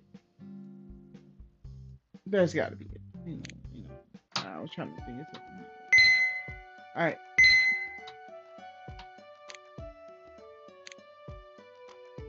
We got the slim shirt, neckline. Fuck, that's not it. Oh, what the fuck? Maybe it's because of the fuck. What is that neckline?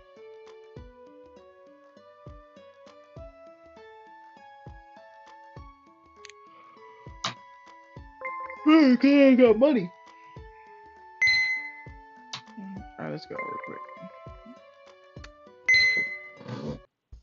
It's supposed to be a wrapped one.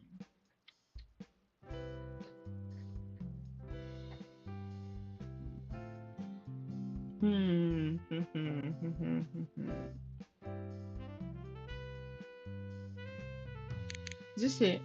I think that was it. I think that's it. Then we should get it.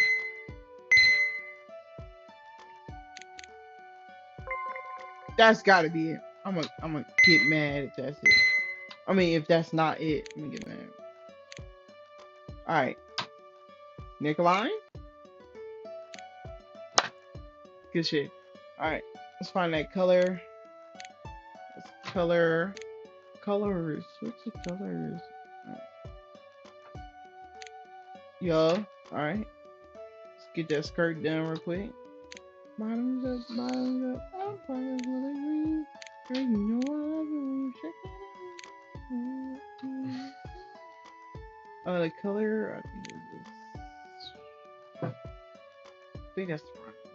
Then the plaid is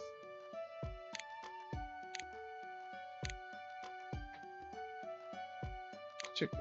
Okay, chickens. Cool. I think it's that 10, that first 10 we put on there. Yeah, that's it. Okay. You are finished. Yes, give me my money. Give me my money. Alright. We on 12. Let me do it. I just want to do a quick time check. I'm saying, see how long we've been on. Damn! Hour and 40. But that 30 minutes we was doing fucking we was trying to find the dress for 30 minutes. I did look at it. We was trying to find the dress for 30 minutes. So we only been playing for an hour for real, but that makes sense because we only did 2 episodes. Shut up, man. Damn. Huh? But 30 minutes I was doing the dress. Still, that's part of the game. Fucking nigger. Yes.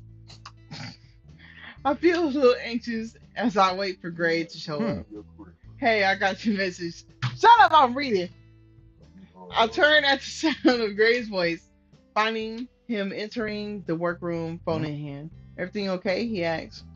Oh yeah, everything's good, I answered, a little flustered by his presence. When I had messaged him asking if I could, well, if I messaged him asking if we could meet when he was free, I didn't expect him to show up so soon. Don't you have a game of Dragon Den going on downstairs? I asked, and he shrugs, tucking his phone into his back pocket. They won't miss me. Someone else took over the Den Master role, he asked with a grin. So, what did you need? I was wondering if you'd be willing to lend your body to me. I answered as I gathered some of the supplies together that I usually do for fittings. My body is all yours. My bad. In the workroom, huh? He raises an eyebrows suggestively. Hey. Oh, what's wrong? Oh, stop full screen. There we go. Kinky. Where else would we do it? That's not what I meant.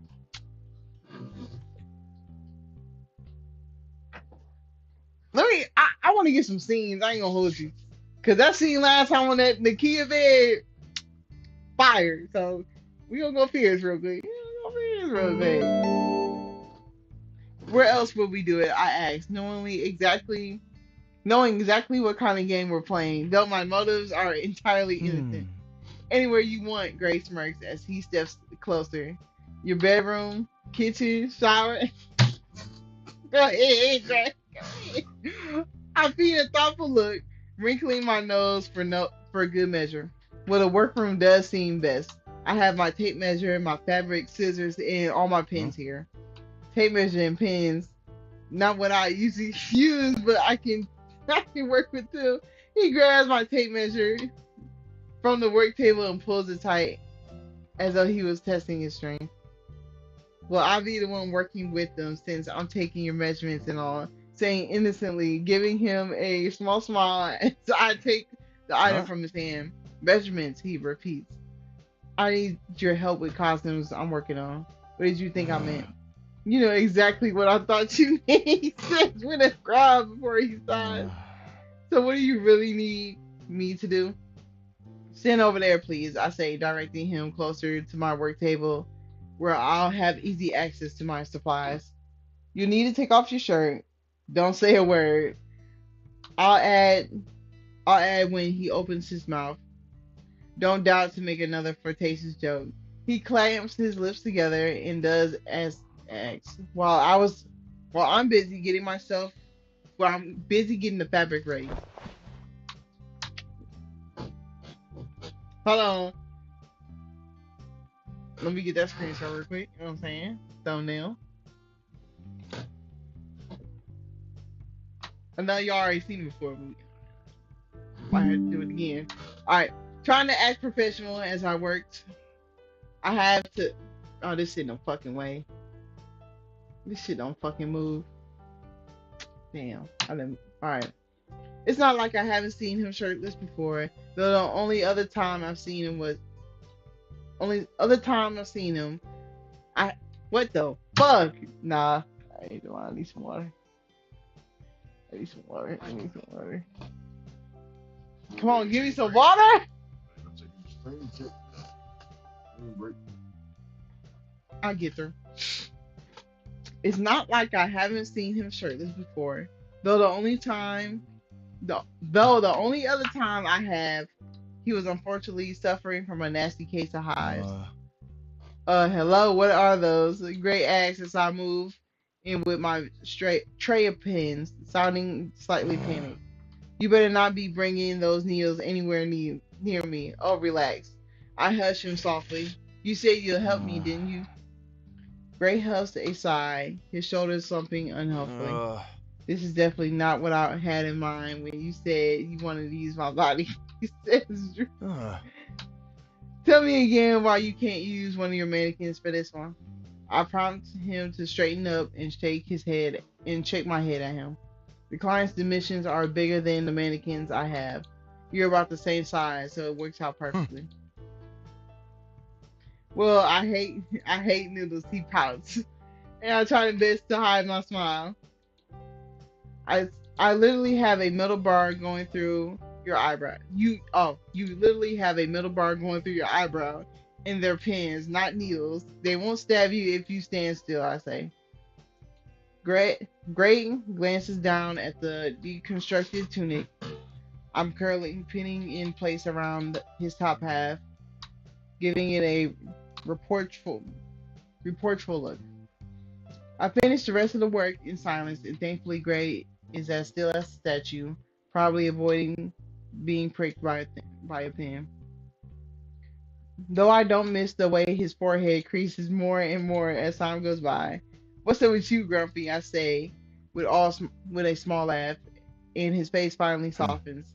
I'm not grumpy. I'm just thinking about things. That's all. Oh, I finished putting the last pin in place and step back from him. Do you want to talk about it? Not really, he says with a shake of his head. I don't mean to pout and being brushed off so easily, but it happens anyways. And when he notices, he lets out a breath of a laugh. I mean, no, thank you. He twirls a strand of my hair around his finger before letting it go, gently flicking the tip of my nose. But thanks for the offer. That's more like it. I say with a giggle while I swat his hand away. I help him slip the tunic over his head, trying my hardest to keep my eyes on the garment and not the naked torso in front of me. Then I set the costume down on a workable on my work table, ready to be sew together in the morning. Thank you again for helping me out. You can put your shirt back on, I say. I don't need to say it twice. Greg grabs his shirt and tosses it over his head. And sorry to keep you from your game. His blonde hair of his blonde head of hair pops out from the collar of his shirt as he pulls it down, followed by a small Yeah. smile. Jay got Jay got it covered, no big deal. Though I better head down if I can. Mm. Jay got it covered, no big deal. Though I better head down if I want to catch the end of it. I busy myself as he leaves, organizing the rest of my work for the morning before flipping off the work lights and heading to my apartment. The air is stuffy when I enter, and the evening is so nice. So I open the doors to my balcony and let an evening breeze roll through the living room and freshen up the place. Flipping on the TV, I let it play in the background while I head in the kitchen and put something together for dinner. After eating and washing up, I sit back down in front of the TV, tuck my feet onto the sofa, tending to unwind a little bit before bed, until I heard a strange sound capture my attention. Through the balcony doors, I hear a noise down in the alley below, and kind of shuffling, and then the jiggling of the back door handle. What the hell? Pushing myself up from the sofa slowly, I creep out the balcony and peer over the railing, straining to see through the dim light. A figure in the alley below catches my attention. Girl, oh, you want to die? Who's there? Imagine that nigga can crawl up to the balcony. You are fucked. Who's there? I call out, only to be met with total silence. I wait a bit longer for a response, searching the figure through the dark, wondering if it was only my imagination. Deciding that I should double check, I leave my apartment and head downstairs. By yourself? Alright. Checking my phone as I go and wondering if Gray has locked himself out. Approaching the back door slowly, I hear the handle jiggle a few more times before going silent. I leave the light off and keep my footsteps light. There's something strange about the situation, something that makes my hairs stand on end, and I get distinct feeling that it's not great behind the door at all. We might have to beat some nigga asses. Luckily, I know how to fight. Yup. Tiptoeing closer, I reach out a hand towards the handle, stopping an inch shy of the cool metal. Damn, this nigga bust through the door. Ah, fuck. Suddenly, a thundering crash echoes as something rams against the door. I yelp and jump back, half expecting it to fly open right in front of me. The sound of footsteps sprinting up the stairs alerts me to Gray's presence, and I'm silently thankful that I didn't unknowingly let whoever in outside. What the hell was that? Gray asked breathlessly, putting himself ah, putting himself between me and the door. There's someone out there in the alley, I say, and for the first time I realize my hands are shaking. Go upstairs and lock the door behind you, he orders as he strides towards the back door, but I shake my head firmly and follow him.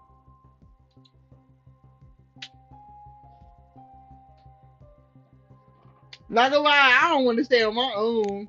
You gonna play kind? I don't want to stay on my own, I say shakily, keeping half of a step behind him. We have no idea who or what it is on the other side of the door, but the feeling in my pit in the pit of my stomach is telling me that it can't be anything good. And besides, I can't just let you go out there on your own, I add. Gray turns and attempts a half smile, even though his face is laced with doubt. It's cute of you to worry, but I'll be fine, he assures me, stepping backwards towards the door. And I'll only be for a minute. I hesitate on the spot, unsure what to do next. For now, please just wait here, okay? With a nod, I do as he says, slowly stepping back towards the stairs while he reaches for the door handle in front of him. He twists the handle and steps outside, turning his head left and right. Then he pulls the door closed and disappears into the darkness of the alley. I wait where I am, nerves going haywire as I strain my ears for any sound of movement and hearing nothing for the longest time. I begin to worry that something might have just happened to him. Whoever is outside be some oh could possibly be some drunk who stumbled in the wrong alley. But what if it's not? What if it's something more sinister than all that? My thoughts drift to Ivan and how he's been hanging around more and more these past few days, looking at me in all the wrong ways. Eventually, when it seems that Gray has been gone for far too long, I decide that I should go and make sure that he's alright. Just as I start heading towards the door, it opens again, and mm, I startle at the sudden entrance. Relief floods through me as seeing Gray's familiar head and blonde hair, and after locking the door behind him, he comes over to me, eyes holding a look of worry. Everything okay in here? He asks hurriedly, and I nod in reply. He brushes past me and heads into the boutique, striding right up to the front door where he peers out the window and then double checks the lock. What are you doing? I ask as I follow him, perplexed by his strange behavior. Make sure everything's locked up. Then he walks back out of the boutique. I hurry and follow him. I put a hand on his arm to slow him down. Gray, you're freaking me out, I say quietly, wondering what the hell has gotten into him. He lets out a sigh and gives me a apologetic look. I'm sorry, he says, voice softening as he puts his hand over mine. My gaze follows the gesture and my eyes widen. What happened to your hand? I gasp at the sight of his bloody knuckles. Damn, he was boxing niggas outside. He seems to notice them for the first time. He swears quietly beneath his breath as he drops his hand to his sides. It's nothing, he says quickly, and my brown eyes narrow on him. You don't have to lie to me. He looks at me and exhales sharply, his shoulders slumping in a peak. There was someone out there, he admits, but I managed to scare him off. You don't have to worry. Who was it? Just some random lowlife hanging around in the alley. Probably rubs at the back of his neck. He rubs at the back of his neck, avoiding my eyes. Probably looking for a store to break into to make some quick cash. He has a strange look on his face, and for a moment I get the impression that he's lying to me. Quickly dismissing the thought, I tell myself he wouldn't do that right now, but the concern on my face still shows. I'm worried he could come back, Gray says, with a glance towards the back door. I'll take care of it if he does, I assure him. I can stay here tonight, he says suddenly, catching me off guard to make sure you're not alone in this case. My mouth open and closes without making a sound. I may be tough, but I still have to admit to myself that I feel much safer if Gray stayed. Okay, he's spending the night. Are you sure? I finally managed to say. I mean, you don't have to. We finna have that nigga on the bed. I mean, on the couch. I'm telling you, this gonna find a way to not make this romantic. I'm sure, he says with a growing smile, tapping a finger gently beneath my chin to ease the frown. I can just hang out in the basement. It's no big deal. Oh, yeah, that's even worse. Well, now you're being ridiculous. I set my hands on my hips as I stare at him. I have a perfectly nice guest room you can use. Something glints in his eyes, and I have a inkling about what he's going to say before he actually speaks. Are you finally inviting me up to your place? He asks, a smug grin tilting his lips. Only if you promise to behave yourself. I meet his grin with one of my own, holding the ground against him. He takes a step forward and stares down at me, his hair falling into his face. I never do, especially not around you. My face grows warm beneath his constant stare. He's playing with me, and I know it. He always is. Unfortunately, this time I have to be the one to break it first. Still feeling uncomfortable being down here in the dark after someone just had been caught lurking around in the alley outside. I take step backwards towards the door. Towards the stairs before turning, waving a hand to follow him. Come on, let's go. We head up to my apartment together, and a sudden rush of nervousness twists my stomach despite my best attempts to seem calm and collected. The only person who enters my home apart from me is usually Sarah. It feels strange to have someone completely new under my roof. Hmm. Nice place, Gray says as he glances around the living room. Thanks. I trail off when he heads over to the balcony and closes the door, locking them firmly. He takes in the view before closing the curtains and turning back to me. Do you really think someone could get up there? I mean, could get in there? I asked in Hmm. disbelief. You can never be too careful, right? In the case someone does decide to scale up the wall and climb in the window, I say lightly, almost in an attempt to make myself better. Uh. Ah, yeah, don't remind me of that fiasco. A small smile peeks out when he shakes his head at me, and with a shrug, I decide he's right. Better safe than sorry. Come into the kitchen now, take a look at your hands, I instruct, leading him down the hallway and over to the sink. Taking a small cloth, I wet it under the tap water while he leans back against the counter. Then I take one of his hands in mine, gently pressing the cloth onto his knuckles. He barely even flinches at the pressure, and it makes me wonder how often he's still getting into scraps these days. When the wounds are clear, I notice a few scars there and here and there, scattered through the back of his hand. Do you get into a lot of fights? I asked, trailing one off the lines with the tip of my Huh. finger. I used to back in school. He admits, watching the movement, not so much anymore, only when I have to. I say nothing in response, only wanting to risk him, not wanting to risk him. What the fuck? Oh my eyes.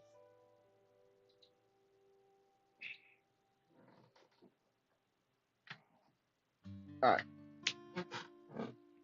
I say nothing to him in response, not wanting to risk him suspecting my familiarity with his past. I turn away to grab my small first aid kit out of the cup out of the cupboard. What the fuck? Fine, you gotta use the water. I'm fucking up. Go ahead. I need- Go ahead.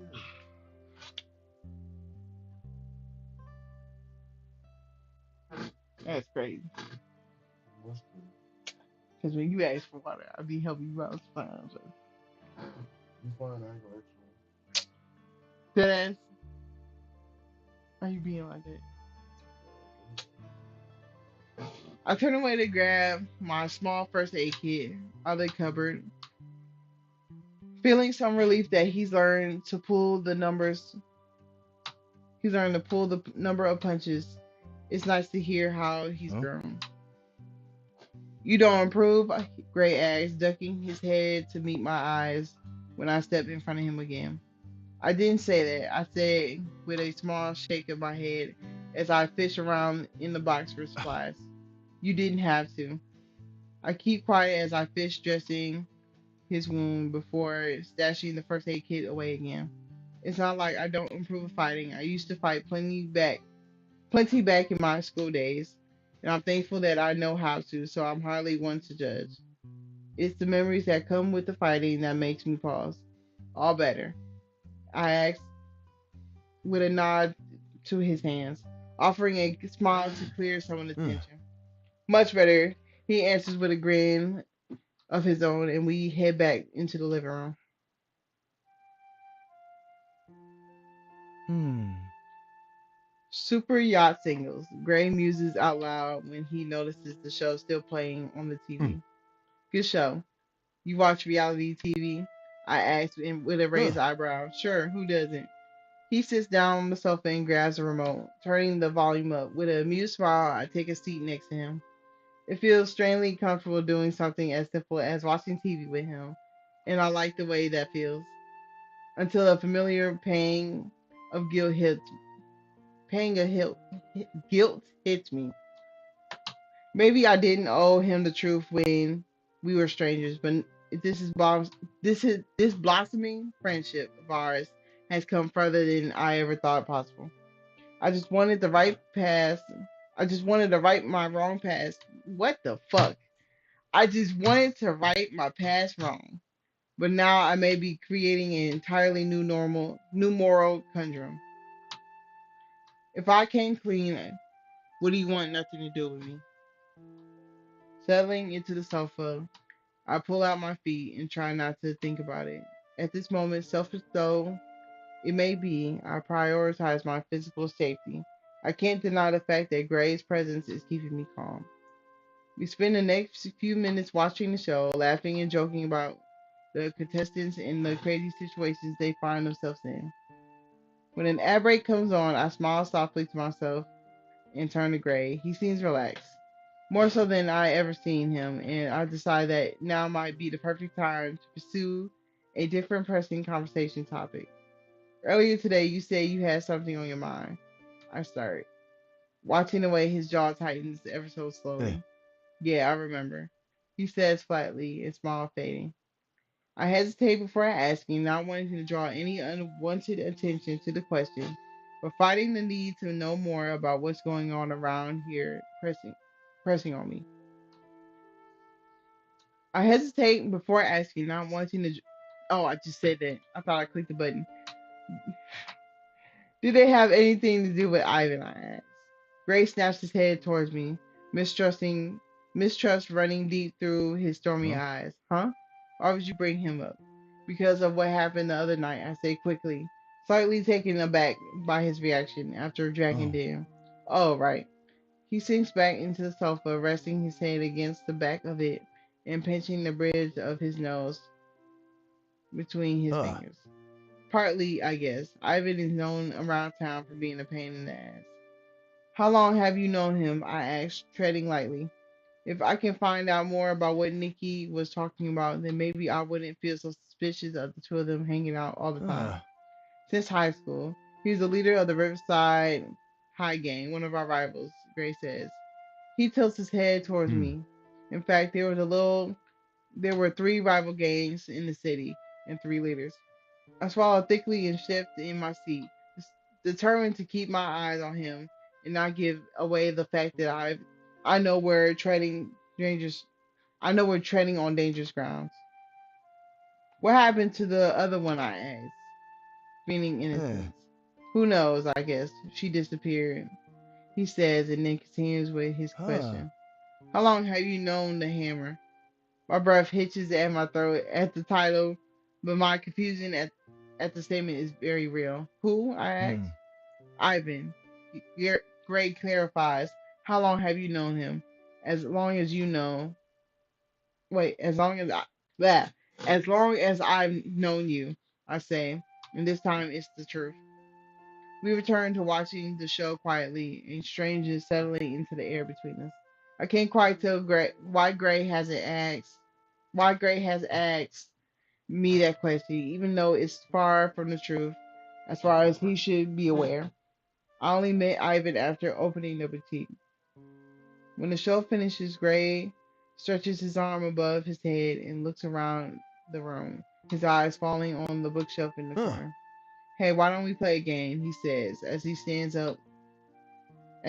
heading over to check out a small selection of board games on top of the shelf. Huh. Here we go. He comes over and lays a box of a box on the coffee table. Jumbo, really? I whine. Jumbo is the old game of mine where you use blocks of letters to spell out different words. The squares on the board, as well as different letters, all give points. In the game, the aim is to be the one with the most points before the letters all run Huh. out. Oh, come on, it'll be fun. Alright, but I have to warn you that I'm pretty good at this game, I tease as I make a move to join him. He snorts in amusement and Eh. makes a face at me. We'll see about that. Taking a seat at either end of the coffee table, we'll set up the board game together and each pick a piece at the random to determine who starts. Gray picks C and gets to go first. After setting our pieces on the stand, he starts with the word danger. in the middle of the board, and I scan the letters and follow with beams over the E, jotting my score down. Next comes Lust, and I give him a look, earning an innocent shrug of his shoulders. The tilt of his lips proves that there's nothing innocent about it at all. You should be happy I didn't use those same letters to spell out another word, he says. I rearranged the letters in my head before realizing what he was talking about. Smothering my smile, I peered at my letters, deciding to jump on the board with his with this new game of his. I bite down my lip as I place my next word lick. Attempting to keep a straight look. Great turns Great turn is next, and he taps his fingers against the top of the table while he concentrates. It doesn't seem to take long before he's putting the word down hard above danger in the middle. Scrutinizing my pieces, I think I've lost the questionable game already until I see my next move. Kink. I place my word. Placing my word, I look up at Gray with a smile on my lips, feeling proud of myself. He runs a thumb over the bottom of his lip in thought, staring at his letters silently before his eyes move back towards the board. Then he reaches out and rearranges four of the existing pieces, creating a new word in the bottom corner. BDSM. This free ass nigga. I stare at the pieces with a mixture of emotions hold on, battling within me, confusion, doubt, anticipation. But laced through it all is a dark feeling of intrigue. Gray stays quiet, and I get the impression that he's waiting for me to speak first. When I glance at him, I find his heavy-lidded stare unlined with a subtle awareness, as though scared he might be, as though scared he might scare me off completely. I'm not sure that it's in the rules. I say finally, my chest tightening, tightening with the tension hanging between us. His shoulders relax at the sight of my subtle smile, and he clicks his tongue at me. What can I say? I'm a fan of rule breaking. I shake my head at him before I stare at the acronym once more, and another thought pops into my head. The store I saw you and Jed in, I start, and then I trail off. Unsure if we should even be having this Hmm? conversation. The sex story, Gray asks, his eyebrows dip in the middle. I nod, deciding I've gone too far to turn back now. You seem to know about the kind of things in there. I think back on the aisles of toys and other accessories, whips, handcuffs, and Huh. vibrators. Some people get pleasure from those things, he says. I note the smallest amount of teasing in his voice. People like you? I Hmm. ask. Yes. Okay, great. He says with a entirely straight face, drawing my reaction. People like me. Type shit. I let out a shaky breath, the air on my skin bringing goosebumps to the surface. Yeah. Does that make you uncomfortable? He says. No, I don't know about much about it. BDSM, I mean. With that, he drags my pieces over and flips them onto the Hmm. board. I can explain a couple of things if you like. It's probably simpler than you think, he says, waiting for me to give him a go ahead. Go ahead, give him that go ahead. I nod with our game abandoned and all the letters now facing up. He finds what he's looking for and spells out the word on the board in front of me, covering it with his Huh. hand. First, you have to know First, you first thing you have to know is that BDSM can involve plenty of different sexual practices depending on what you're into. These are just a few of them, he says before he moves his hand, showing me the first word, bondage. I say out loud, even though the term is Huh. familiar. Ropes, handcuffs, usually explains. He really finna break this down to me and then finna use it on me. Hey, we need a scene. Please give us a scene, bro. I need that shit, bro. Ropes and handcuffs usually. He explained, as though some of the people have all kinds of contraptions they use for fun. He says the last part with a suggestive waggle of his eyebrow and a bite down on my lip just to stop my smile. Clearing away the pieces, he picks out a few more, spelling out another Uh, word. Dominant. He explains the next term. It's what you would call someone who enjoys taking control. I saw a heart, meaning his unwavering hmm. gaze. And then on the other hand, you have the submissive. They enjoy giving power up to their dominant partner, even if it's just for a little while. It sounds so intense. I'm still deciding on how to feel about it. Is this really the kind of thing that Gray is Hmm. into? It can be, but it can also be a lot of fun, he says in return. Hold on, let's see the responses. Hold on. I suppose I might like it if I tried it. Honestly, it seems a little scary. I'm not gonna lie, we need that scene. I'm going fierce. We need that scene. I know y'all got it in the back burner. I need that shit. I suppose I might like it if I tried it. I said, watching his lips tilt at the sides. So, how do you tell if you're dominant or Uh, submissive? It all depends on what you like in bed, Grace says, watching me the entire time he speaks. Do you like giving orders? He pauses, and I quickly realize he's actually asking me this question. When I show no signs of answering, he hmm. continues. Any of those could be a sign that you're a dom. And some might like to be tied up or spanked, or just be bossed around. They enjoy letting someone be in control. I think I figured out which one you are, I say without thinking, my body growing more when Gray chuckles darkly. And which one is that? Domino, I say. He nods. I look him over, wondering if he might be someone who I get control to. I realize it's not exactly a thought I should be having about him. I shake my head to clear it. It seems risky, giving so much power over to someone. I say quickly, trying to bring myself back to his level. Greg gives me a meaningful look, and for some strange reason, I start to feel more comfortable talking to him about all this. Yeah. It seems it's a gradual process, something you start off slow, but no matter what happens, safety is always a Huh. priority. Partners establish boundaries and safe words to make sure none of them feel uncomfortable. Consent. Well, I say consistent. Consent is pretty important. Safe words, I Hmm. ask. They could mean anything. Gray explains. Typically, something you wouldn't normally use during sex, like umbrella, for example, to avoid any Hmm. confusion. If someone says a safe word, then it all stops. I think about it quietly, deciding if it sounds reasonable enough. If I ever were to take an interest in any of this, what the hell? Before I can ask anything else, oh, nothing happened. God damn it. Before I can ask anything else, a crashing sound rings out into the distance, long enough to make me jump and tear my eyes. Yeah, tear my eyes from him. In a distant Gray is on his feet, storming towards the window and throwing it open. What is it? I ask. I come up next to him, searching the darkness below. He lets out a soft chuckle, pointing his fingers in the direction of a couple of old Ah. boxes. It's just a couple of cats, see? Following his lead, I spot the felines playing around down there, hiding the boxes and jumping out at each other.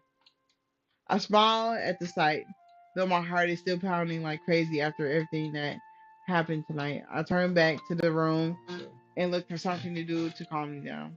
The jumble pieces are still scattered over the coffee table, and Gray helps me to pack them away before I store the box back onto the shelf. He yawns loudly from behind me and drops back onto the sofa. The mood from earlier completely dissipated, though I know it's for the best. I spare the spare bed is all set up if you want to get some sleep. I suggest watching him stretching his long legs out in front of him. I'm getting drowsy but thinking about someone potentially lurking around the house outside the building is making it Hmm. difficult for me to sleep. Why don't you lie down here? He pats his lap. His chuckles soft he chuckles softly when I give him an odd look. Hmm. Only if you feel more comfortable sleeping out here. I don't mind. Gray says with a sleepy smile. Sure. Only because I want to rest my eyes and say,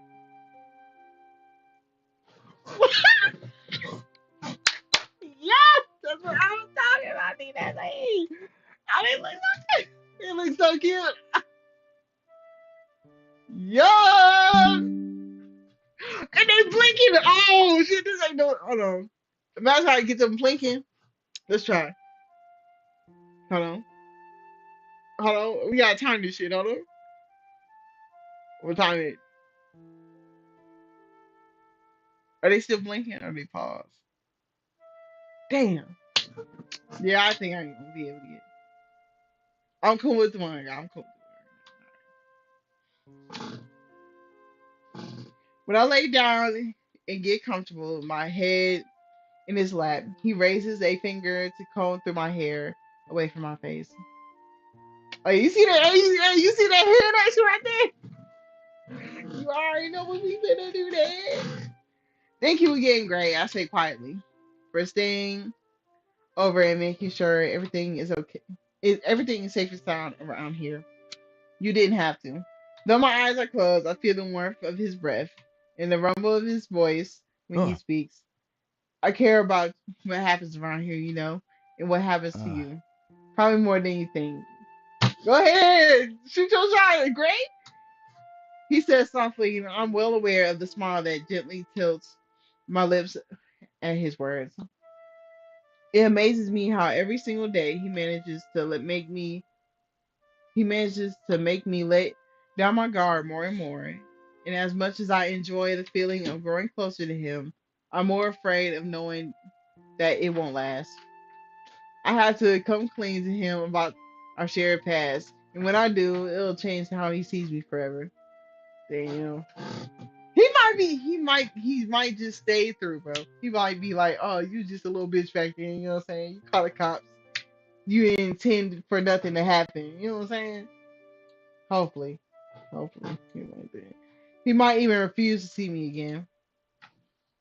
For tonight at least I push it from my mind and let him run through my hair until I grow sleepy and eventually doze off completely. I deal with the rest tomorrow. Yeah, good chapter 12. Not gonna lie, we pushing through. A nigga is not tired. Hopefully we can end this right here, bro. This shit good. I ain't gonna hold you. Yeah. Ouch! I cry. I cry out as I prick myself in the with the end of the sewing needle, rounding at the injury. A drop of ruby blood bubbles on the top of my fingertip. Though I though I know it served you right for not concentrating on what I was doing. Setting aside the garment I'm working on, I grab a tissue and hold it around my finger, stemming the flow of blood. I need to be more careful. Smearing blood on the client's new dress isn't exactly the best way to promote a business. With a small sigh, I decide it won't hurt if I finish up a little earlier today. The store has been unusually quiet, and I've been finding it difficult to concentrate on my task. I had thrown myself into my work, determined not to think anymore about Gray, Jason, and his rather particular interests. But as the day dragged on, I found myself getting more and more distracted by thoughts of him. I was glad to have I was glad to have had him here last night after someone had been hanging around the alley. It made me feel safe knowing I wasn't alone. He was gone when I woke up this morning and I was both disappointed and relieved. On one hand, I didn't have to endure any awkwardness of our late night conversation or finding out I drooled on his lap.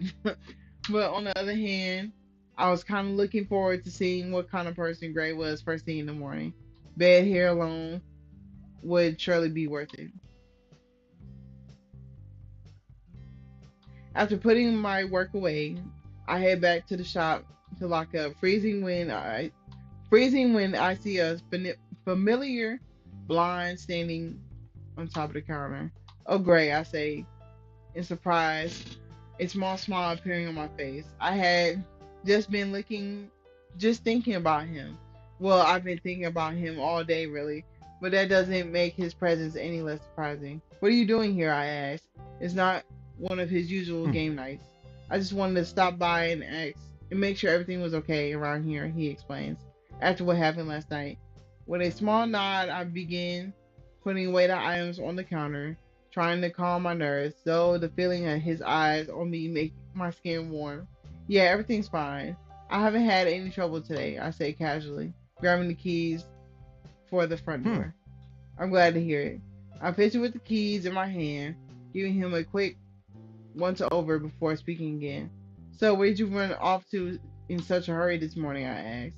He shrugs a little and crosses his arm over my Oh. chest. Oh, I had some things to take care of, he says vaguely. At 7 in the morning? Yes, at 7 in the morning, he chuckles and then gives me a softer uh, look. I'm sorry I wasn't there when you woke up. I wanted to be. He hesitates as though there's something more he wants to say. Suddenly, I get an impression that there may be another reason he's here. Before either of us could speak, a bell above the door rings our attention and Sarah enters the store. Oh, fall my jib behind her. So tall, I constantly wonder if he's going to hit his head on the top of the door frame. Hmm. Hey, you two, Sarah greets and I don't see blah. And I don't miss the amusement in her voice as her eyes dart between Hmm. Gray and I. Fancy meeting you here, Gray, she adds with a huh. wink. Well, I guess this is the place to be today. Sarah Gray grins between her and Jed, and I suddenly feel like I'm missing out on Hmm. something. We're heading out to the fun fair this evening. You two should come. Sarah says, giving me the kind of knowing smile that I wish she Huh. wouldn't. I love to go. I haven't been to a fair in years. Gray speaks before I had the chance to meet. I had the chance to, and all three sets of eyes follow me. The fun fair is something that Sarah and I attend together every year, but between my work and making costumes for Nikki and being distracted by a certain blind, I have forgotten all about it. Let's go. You know what I'm saying? Get on the Ferris wheel. You know what I'm saying? Do some shit like that. Sure, I'll go. I say with a shrug, but my smile soon turns into a frown. But it's usually the two of us. Girl, we got our niggas. What are we talking about? This is a double date. But it's usually just the two of us. You don't want to keep up with tradition, I asked Hmm. Sarah. It might be nice to have some company, don't you think? Sarah gives me a meaningful look, and I glance over at the guys. All right, I can take a hint. Yeah, of course it would. I covered the remark with a smile. Sarah claps her hand in approval and grins up at Jed. And it seems my intuition was right. She's definitely doing this in order to hang out with a certain black haired individual. I'm sure of it. Once the sun sets, I grab my jacket and phone, and the four of us head out to the streets. The fun fair isn't far, just a quick walk further in town. While Gray and Jed take the lead, walking ahead of us, I hang back with Sarah. So, are you going to keep denying that you have a thing for Jed? I lean into her, earning a so- earning a scoff Mm. in response. I have no idea what you're talking about. She says with a dismissive shake of her head, "It's fine." I snort loudly. I'm not buying it. Anyone with eyes can see there's something going on, and I happen to have two of them. Sarah, I press. Though she purses her lips defiantly, she eventually cracks. She stares after Jed, lowering her voice so as not to be Oh. overheard. Fine. So I like him. I really like him. She whispers to me, and I can barely smother my trumpet grin. I thought he was a mountain man, I say, but looking at her when she Oh. sighs. I was wrong, she admits Hmm. quietly. He's actually really smart and surprisingly gentle. She adds, a small but wicked smile curling her lips. I gape at her. I can't help it. Sarah actually admitting she was wrong is the equivalent to seeing pigs fly. I never thought I would see the day. Hmm. We sealed the deal last night, she gloats, right after he asked me to be his girlfriend. Ah! What, really? I shriek.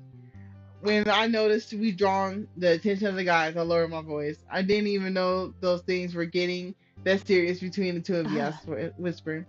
It all moved pretty fast. I didn't even. Sarah whips her head towards the guys behind us. We're coming. Just wait up. Just wait for us up ahead. She calls out to Jen and Gray, who have slowed down since noticing us falling behind. With a shrug, they continue on down the street. Does he know? I mean, about who you are, all that stuff with the gang? No, not yet. Oh shit, yo, oh shit. She keeps secrets for this nigga too. God damn. No, no.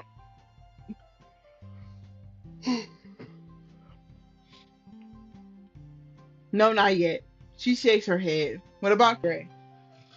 I sigh, and she has my answer. I feel a smidgen of relief knowing that we share the same dilemma.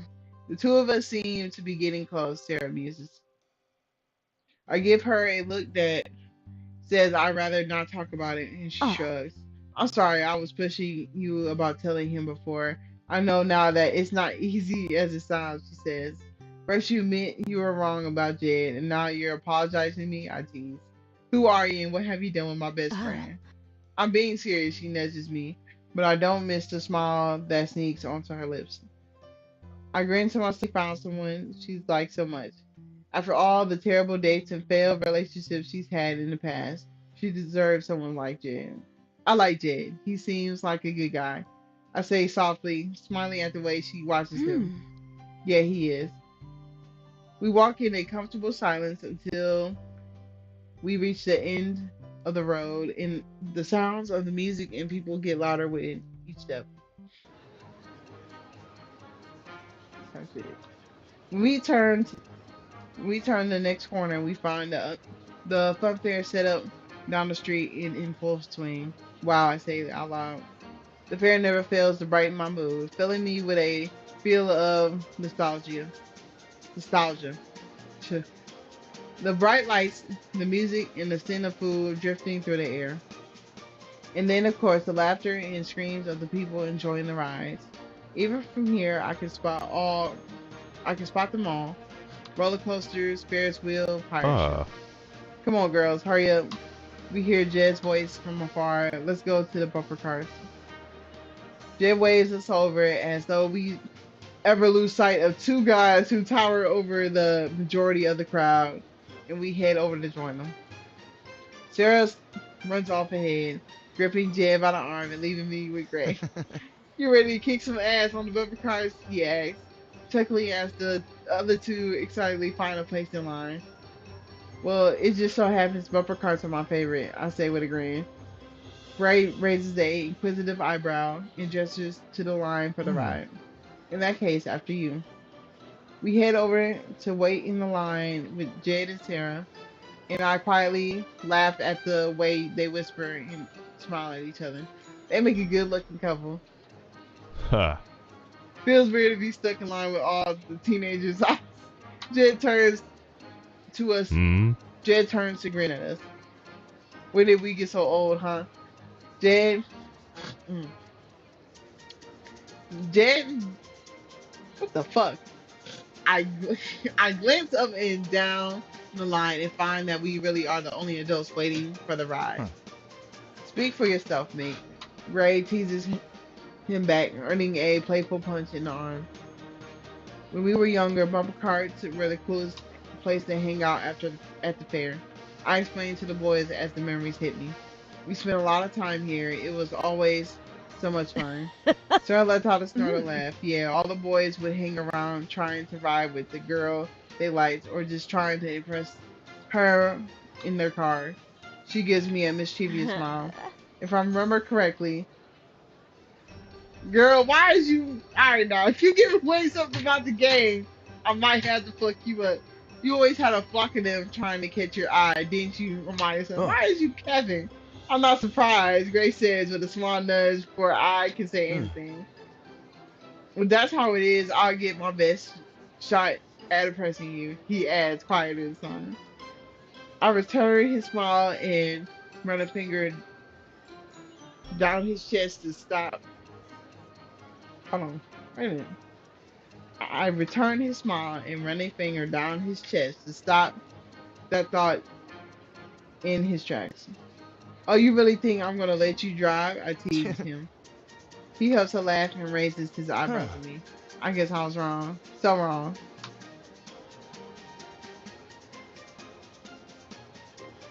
It doesn't take much longer for the bumper cars to come to a stop, and we're in the next group of people to be let through. Ray lets me ahead of him, and I slip into the driver's seat while he gets in beside me. He clicks the seatbelt into place before giving Uh, me a look. Please don't get me killed. He, with a smirk, takes the wheel. I take the wheel in both hands, feeling for the pedals beneath my feet. Hold on tight. The alarm buzzes to signal the ride has started. I push my foot down on the accelerator. The car launches forward and Gray races a hand against the front of the car to stop himself from flying ah, forward. Whoa, easy now. My attention is elsewhere. My sights set on one thing. I search for the arena for my targets as I make a lap, finally spotting the familiar heads of Sarah and Jed on their side. Spinning the wheel, the car spins in the other direction. I put my foot on the gas, my eyes fixed on the pair. Jed eyes mighty in terror as we approach, but Sarah only smirks and clutches the wheel, ready to meet us head on. This is a yearly tradition for us and has been since we were teenagers. I put my foot down and the car goes faster, narrowly avoiding the other giggles, the other giggling couples as I head for our target. We slam into the other cars with full force, sending it spinning until it wedges in between the two opposing cars. Sarah shrieks while I pump my fist in the air, victorious. After that, we team up and take on the other drivers, our laughter echoing through the arena, while both Gray and Jed cower in the passenger seats. When the riot finally comes to an end, Sarah and I link arms and head for the exit, my stomach aching with laughter. ugh. I blame you, Gray points a finger at Jed, who looks like he's about to be sick. Oh, come on now, it wasn't that bad. I giggle and take Gray by the arm, completely forgetting any awkwardness I had about it last night. We spend some time on the booth sticks, shooting targets and tossing rings over the plastic clowns. Jade wins an enormous teddy bear for Sarah, one that almost looks big as her. While they continue playing games, winning prizes, I glance over, I glance around the fair, looking for something else to do. Hey, look, let's go to the Ferris wheel. Yeah, I need the Ferris wheel scene. Let's get it. I pull on Gray's arm, still high on adrenaline from the Uh, cars. I'm not sure that's a good idea, he starts to say, but lets me pull him along regardless. It'll be fun, I declare. We pay the ticket price for the Ferris wheel and head up onto the platform, waiting for the next car to come down. Seeing Sarah's knowing look, we don't all sit together. Instead, we break off into two groups. Gray seems a bit apprehensive when our car comes down, after Sarah already shoved Jade inside the previous one. I happily take a seat and watch as Gray climbs inside as well.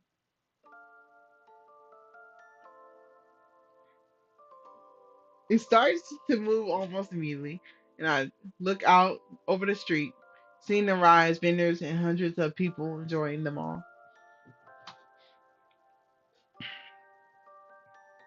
It's almost a full minute before I realize Gray is silent, barely moving at all. Don't tell me this thing got afraid of heights. Are you okay? I asked, ducking to catch a glimpse of his face. Um, It's just that I'm not so good with heights. This nigga. You can attempt to scale my two-story building, but Ferris wheels is too much, I asked in disbelief. Gray attempts a hmm. smile. To be fair, this goes a lot higher than two stories. I feel horrible. I was so excited about getting on the ride that I hadn't even given him a chance to say anything. I'm sorry I didn't know. I start to Hmm. apologize. It's okay. It's fine. He takes a breath, putting on a brave smile just to distract me so I don't think about it. I'm okay. Yeah, go ahead, take that. I reach out and take his hand. Holding it tight, he squeezes my fingers. His warmth seeping into my skin. How's this? I asked, ignoring the butterflies in my stomach. Better, definitely better. The wind whips my hair around my shoulders. Gray reaches up to brush a few strands away from my face. You look really pretty up here, under the lights, she says. A shiver runs down, a shiver runs through me when I can't be sure it's caused by his touch or the cold wind. You look pretty good up here too. It's a beautiful night, and as our seats on the Ferris wheel gets to the top, it stops, giving us an amazing view. So I didn't know about Sarah and Jed. I asked Gray. So no, my bad. So did you know about Sarah and Jed? I asked, looking at the cart next to ours. Not until tonight. He says pretty private about things. He's pretty private about things like that. When he sees me frown, he gives me a small nudge. Does it bother you? He asks. No, not at all, I say. Then I pause. I just don't want her to get hurt. She tends to jump into things without thinking them through. I can tell now you I can tell you now that Jed thinks over every single little detail before deciding what anything to do anything like this. I think Sarah will be good for him. I turn and give him a little smile. You're not going to miss having him all to yourself. To be honest, I think I spent more time with you than him these past couple weeks. He says, leaning his shoulder against mine, and I'm not complaining. A little buzz goes through me at the contact, but a feeling of doubt soon drifts over to scatter all of that. What if I start to speak and then pause, wondering if the question is a good idea. Deciding just to go for it, I let out a sigh and start again. Uh-oh. What if there was something that she hadn't told him? Something important. Are you snitching on him? Are you snitching on her, bro? Hey, yo! Or maybe she just tested the water. So see. Something important that might change the way he thinks about her. Gray frowns a little, but doesn't seem to think too far into it. Still, I find it difficult to meet his eyes. I think that's as long as she's honest with him, she'll be he'll be able to overlook it, he says softly, holding my gaze. He's really crazy about her. He looks at me in a way that leaves me unsure as who exactly he's talking about. My hand starts to sweat, and I wonder if he notices the way they're shaking. I hesitate for a long while, the words sitting on the tip of my tongue and refusing to leave. I'm the reason you were arrested that night. It's my fault you were expelled from school. My fault your entire future was ruined. We ain't gotta say all that. We just gotta say, I'm butterfly bag. I called the cops. I ain't set you up. That's all we gotta say. All that. Mm-mm. What if she knew telling him was the right thing to do, but she couldn't bring herself to do it for whatever reason? I know I'm playing with fire, but I just can't help myself. I have to ask. It sounds like she's scared of being rejected. I wipe my palms off my clothes and then casually I can dust her. Maybe. Her developing feelings for him was unexpected, to say the least, and now she doesn't want to lose him. I might be imagining things, but I swear the corners of Gray's lips twitch upward slightly. Quite a dilemma. Sounds like she could use a little more trust. I swallow hard. Would he still feel this way if he knew the extent of the damage I've done to him? Surely not everything can be forgiven. Shouldn't that be left up to him to decide? I clench my mouth shut I wave as the wave of guilt crashes over me. Maybe she just needs a little more time. Silence befalls the two of us as our compartment sways gently into the night. We're going back down, Gray mumbles, interrupting my thoughts. I let out a small sigh of relief. Felt good. He takes my hand to help me off the ride when we come to a stop, and I can't bring myself to let go. I don't want the time with him to end. Surely it wouldn't hurt to stretch out the night a little further. Man, we ain't getting no fucking Ferris wheel scene. God damn it. It definitely has to go on the roller coaster next. We definitely have to go on the roller coaster next time, he declares, tilting his chin towards the ride further down. A chill runs through me at the very idea that I can hear the screams from here. He starts heading towards the ride, but I refuse to follow, letting our hands break apart as I firmly plant my feet on the spot. Oh no, that's one I'm not going on. I say stubbornly, crossing my arms over my chest for good Hmm. measure. Hey, if I went on the Ferris wheel, then you can do the same. Then you can do the roller coaster. Gray coaxes me, his eyes Hmm. bright. You have to trust me. I thought you were scared of heights, I protest. Gray chuckles. It's a roller coaster. It sits on a railing.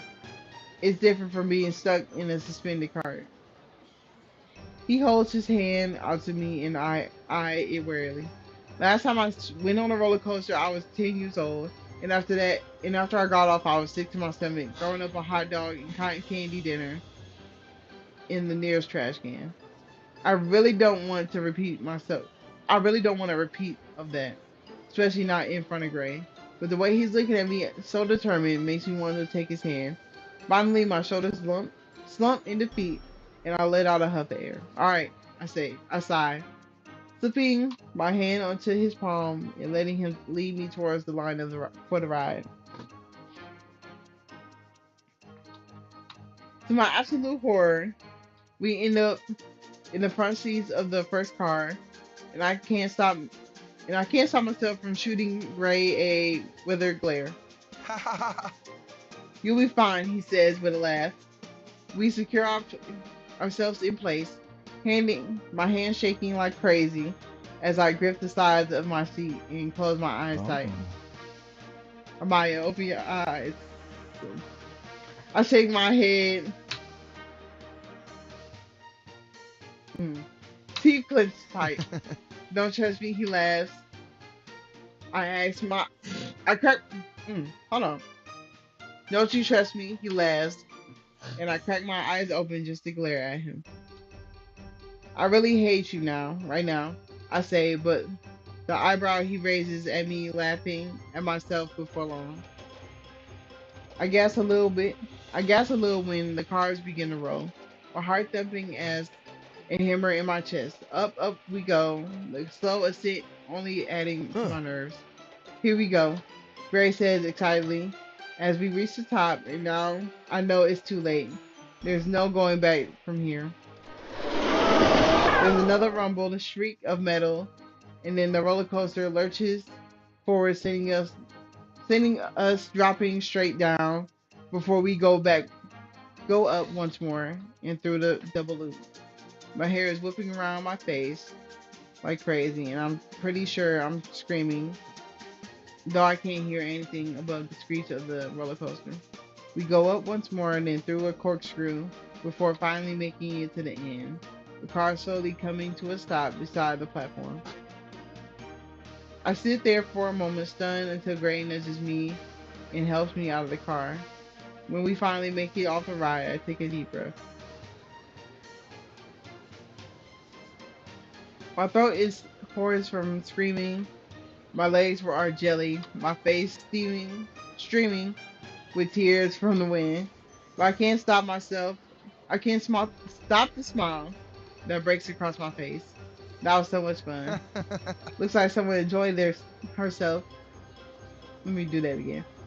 Looks like someone enjoyed herself. Gray chuckles as he comes beside me and puts an arm around my shoulders, leaning in close enough to whisper in Uh-huh. my ear. See what happens when you trust me?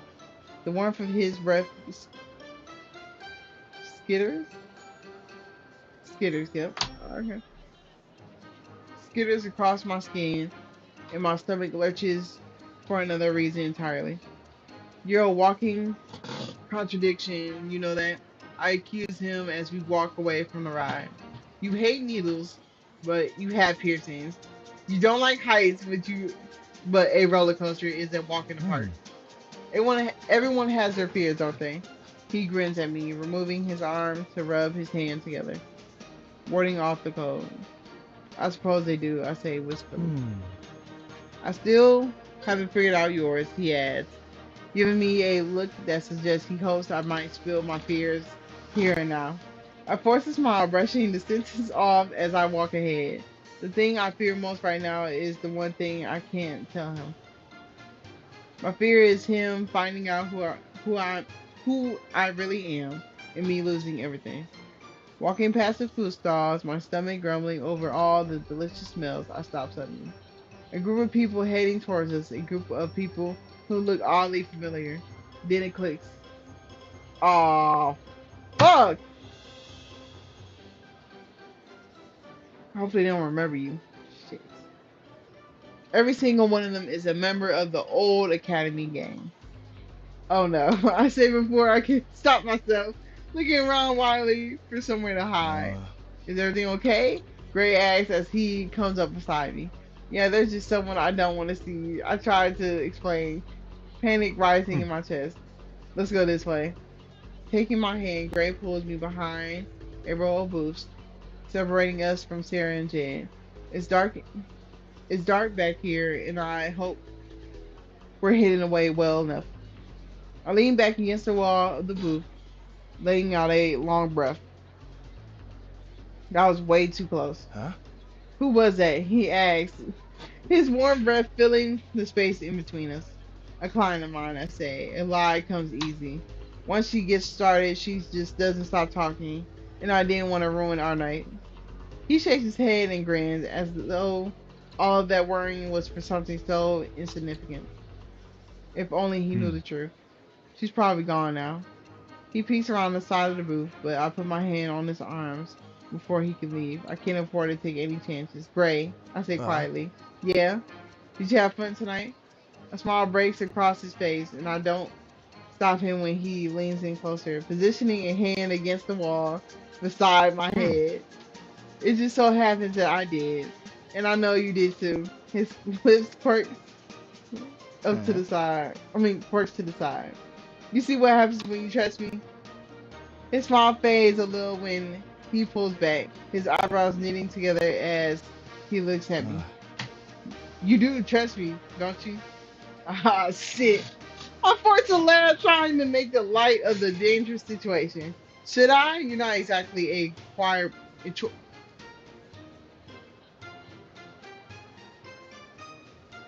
I'm gonna go choir boy, chore boy, whatever.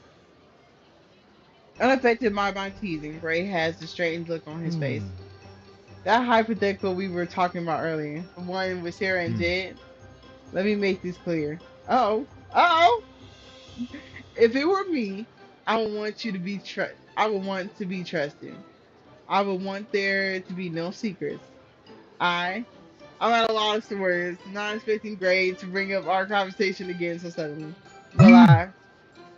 The sun starts. Uh, my phone starts buzzing in my pocket. I fumble as I try to pull it out, almost dropping it on the ground in the process. When I answer, Sarah's voice drifts through the receiver. Hmm. Hey, where are you guys? Oh, we're just walking around getting some air, I say, ducking under Gray's arm and taking a few Hmm. steps away. Jen and I are going to leave. Will you be okay? She asks. Yeah, it's fine. It's not a far walk, I assure her. Hmm. Great. Have a good night. She hangs up. I pocket my phone and turn back to Gray. We should get going. I have to finish work on costumes tomorrow. Hmm. He dips his head, stepping towards me. I'll walk you home. Oh, you don't have to. I start to protest, though he's already started Uh, walking. I insist. Oh, shit. If you don't tell this man, damn. He leaves a he leaves the oh my not he. We leave the fun fair together. Each one of Far. us shut up, Devon. Damn, nigga. Hold on, let me get my break in. Let me stretch.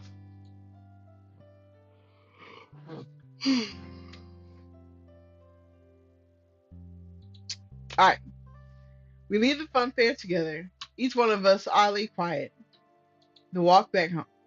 Each one of us oddly quiet on the walk back home, both lost in our thoughts. I can't stop thinking about Gray's confrontation in the alleyway. Clearly, I need to say something, anything. If I can't come completely clean, there's still room to be more honest with him. As we approach the boutique, I break the silence, standing just outside the door to my building. Hey, can I tell you something? Gray nods. His stormy eyes oddly bright as they shine beneath the streetlights. There's something I've been keeping from you, a secret. Oh, Gray asks. Though he does raise an eyebrow, his expression seems significantly less surprised than I would have thought. Although I guess this early on in relationships, it's normal to have some things about yourself you'd rather keep hidden. Mine just have a lot more to do with Gray than I would like to let Mm. on. And what would that be? I can't tell you yet. I say flatly. At the sight of his new, at the sight of his gaze, I wrap around my arms myself in an attempt to draw out comfort from the touch. I want to, and I know you say you want me to, so it seems perfectly clear that I should, and yet I'm scared, Gray. I'm so scared. Do you think you could be patient with me? I know it's a lot to ask. For a moment, I could have sworn I was about to lean in. He was about to lean in and kiss me on the cheek, but instead he steps back, shoving his hands.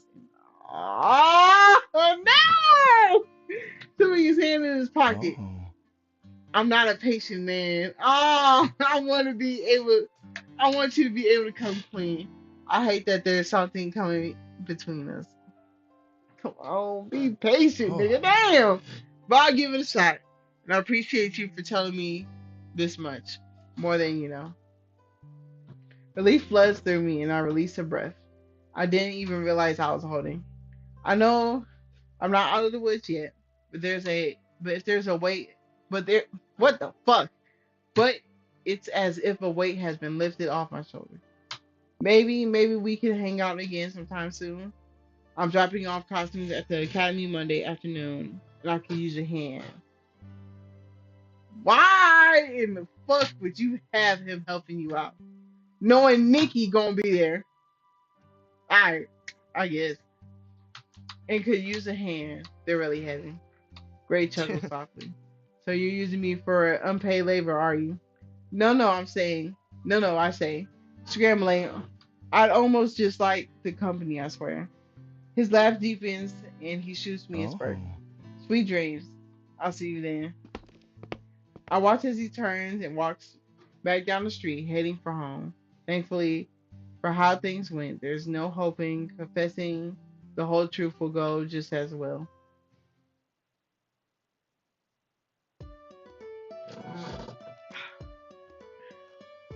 Alright. Why is it still more chapters? Alright. We gonna do this last one. We're gonna do chapter 14. And we're gonna see if this is it's probably not. I ain't gonna hurt you. Ooh, my brain hurting. God damn. Alright.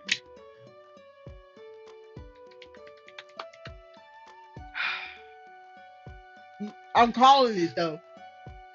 He gonna help her out with dropping the shit off, and then Nikki gonna get on his ass, and it's just gonna expose the whole thing. Watch this. Yep. Take 100. Oh. You were kidding when you said these costumes were heavy. Ray groans as he slips another garment bag over his shoulder. There's a lining ruff around his neck and a Renaissance style hat on his head, giving him the look of a kid who just rummaged through someone's costume box and gotten lost in it. What did you make them out of? Lead? He asks. It's not a material that's heavy. It's not the material that's heavy. I stifle a giggle and push him towards the door. Those dresses have about 14 different layers. Make them true to the time period the play is set in. Did you know that fabric choices in the Renaissance era were a huge part of showing off someone's status? I continue, getting swept into my passion for the subject. And of course, back then when they didn't even have zippers, so people were literally sewn into their outfits. Imagine always needing someone else to get you in and out of the clothes. I giggle at the thought, and Greg gives me an impressed look as he comes Huh. up beside me. Well, you certainly know your stuff, he says with a grin. Hey. And if you ever need it, I'm always ready to help you undress. He wiggles his eyebrows suggestively, and I scoff at the remark, doing my best to smother my laughter. I adjust the bags that are slung over my arm as I pull the front door shut behind me and ensure it's locked. Ray holds the door of the waiting taxi open for me, and we bundle into the back seat. The costume's much too heavy for the carry all the way to Cleaner Academy. We sort ourselves out between the garment bags, hats, and shoes, and when the car takes off down the road, I look over at him and say thoughtfully, "You may not care about fashion, but these kind of details are important, especially when it comes to Academy production." Gray raises an eyebrow at me, and I'm well aware of that. I'm I'm stunning, huh? I'm strung tighter than usual. I just really want everyone to like Huh. these outfits. First of all, who says I don't care about fashion? You seen the way I dress. He gives me a crooked grin. I know he's teasing me, and I find it difficult to stop the smile that spreads across my face. It's true enough, his style does suit Hmm. me.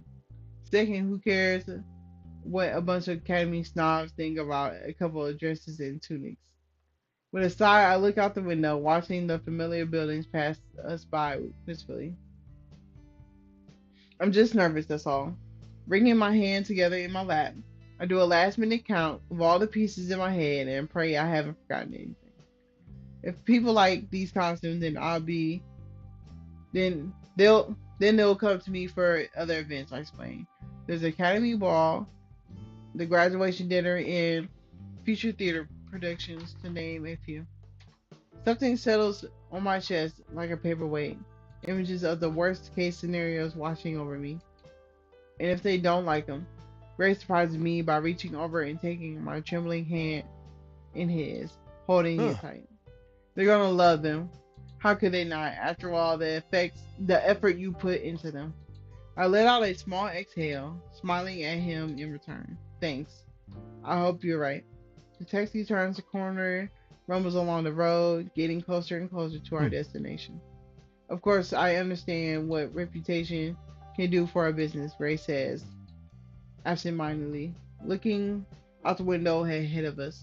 Speaking of business, I say I, mm, I say I adjust my grip, but I don't want to let go of his hand. I notice more people around the basement than usual lately. He gives me a look from the corner of his eye, one that I can't quite decipher. Who would have thought so many people were into board games? I add with a shrug. His lips curve in a way that means nothing but trouble, his eyes gleaming with Oh. mischief. "Oh, you'd be surprised," he says. "I thought that after our little game of Jumble, you might be interested in other games." I squeeze his hand in surprise, not missing the insinuation. Having spent so much time around him lately, I learned to exactly no, I learned to expect that some kind of flirtatious remarks will always follow that smile of his. So y'all dating No.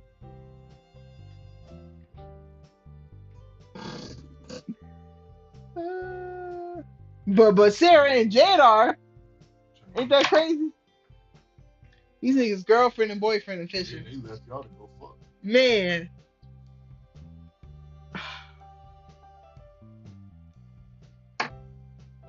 Alright,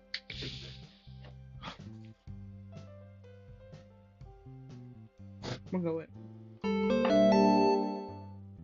Only if you're the one teaching me the rules. I flirt right back. My mouth hooking hooking up at the side. Rain leans closer, a subtle state of his cologne drifting over me when it brushes a few strands of black hair from my Uh. face. Trust me, I wouldn't let anyone else tell you what to do, he said softly, though his eyes burnt with intent. My breath sticks in my throat as I met him head on. I worry for a moment that the driver might overhear us, but then decide just as quickly that I don't care. Neither would I say, keeping my eyes locked on his. The air between us just changed. The air between us is charged with electricity, bringing goosebumps to the surface of my skin. Surprisingly, Gray pulls back first and huffs a laugh, leaning back against the leather of his Hmm. seat. Glad to hear it. I feel the car slowing down, I peek out the window and to find where to find we're just arriving at the academy. Finally, I let out a breath.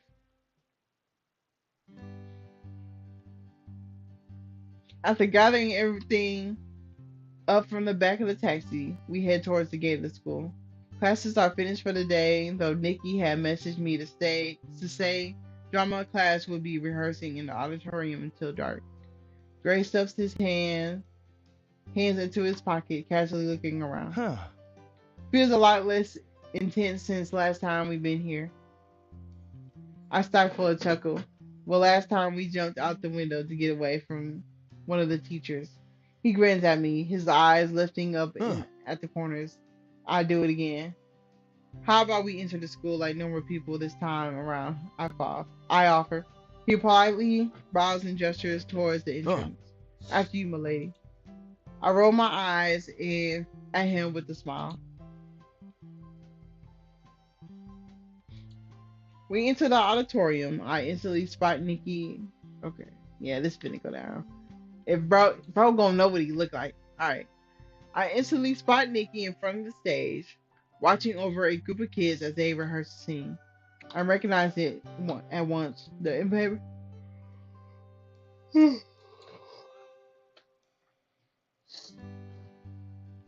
The infamous death scene.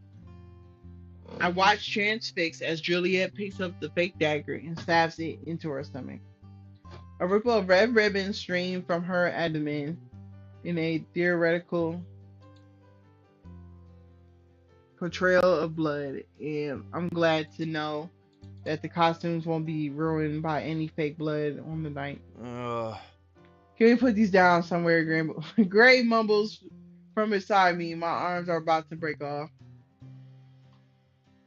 With an amused shake of my head, I led the way down the steps in the middle of the building, past rows and rows of seats and few spectators that have come to watch the rehearsal.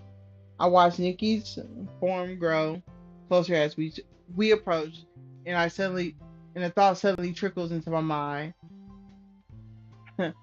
Oh, now you think about it. How am I supposed to explain to him that the Phantom of all people is here to help me deliver the costumes? And even worse, that we're friends. I've spent so much time worrying about the costumes that I haven't even come up with a way to avoid the topic. I mean, upon hearing our footsteps, Nicky turns and smiles wide, his eyes going straight to the bags in our Ah. hands. They're here, he exclaims loud, enough for the actors to pause their Huh. scene. Thank you so much for bringing the stuff down here, Amaya-san. Oh. No. Oh, fuck. No problem, I say with a forced smile, stepping in front of Gray to block him from the view. This spell's been this spell since he stands over half foot taller than I am. I don't know why you even tried, but I don't know what else to do. At least I can be sure that Nikki won't recognize him from appearance alone. Gray shouldn't be able to recognize him either. Nikki was much shorter in his teenage years and definitely has less Hmm. facial hair. You can put them down in the first row. I'll have the actors try them on while you're here to make sure they're all okay. Nikki Nikki asks as he takes one of the bags from me and leads the way. After placing the costumes down over the seats and directing them to the right people, Nikki lets out a satisfied sigh and turns to Gray. Ah. I don't believe we met. I'm Nikki, he says with a smile, shaking Gray's Oh. hand firmly. I'm. Ooh, he's just a new friend of mine. I reply, stepping in between them. So, how our rehearsals going? I asked. Gray gonna call you out on that shit. I asked with a forced smile. Nikki frowns a little, giving Gray a second look before shaking his head Huh. and grinning. Excellent. I say we're almost ready to, we're almost ready for a performance next week. After a couple of dress rehearsals, of course. That's great, I say, and I'm truly glad to hear it. We walk with Nikki over to the front of the stage, glancing over the props and set pieces. The Academy really hasn't held back for this production. Everything looks so professional and well Hmm. made. You stop by on opening night, won't you? I promise I'll save you a seat. You think Greg gonna take us fighting? Watch this. Let's see. Huh. I'm sure you enjoy seeing your work in action. I'll be there. I bob on the spot, smiling broadly. If the glimpse I got earlier is anything to go by, the play is going to be amazing. Ah. Great, I'm looking forward. You can sit with me, he says with a smile. I know that nigga get mad. Hold up, beside me, I catch a hit of something, something in Grace's demeanor as he shifts around. The actors begin to emerge in their costumes, and I take out my portable sewing kit, making some small adjustments here and there.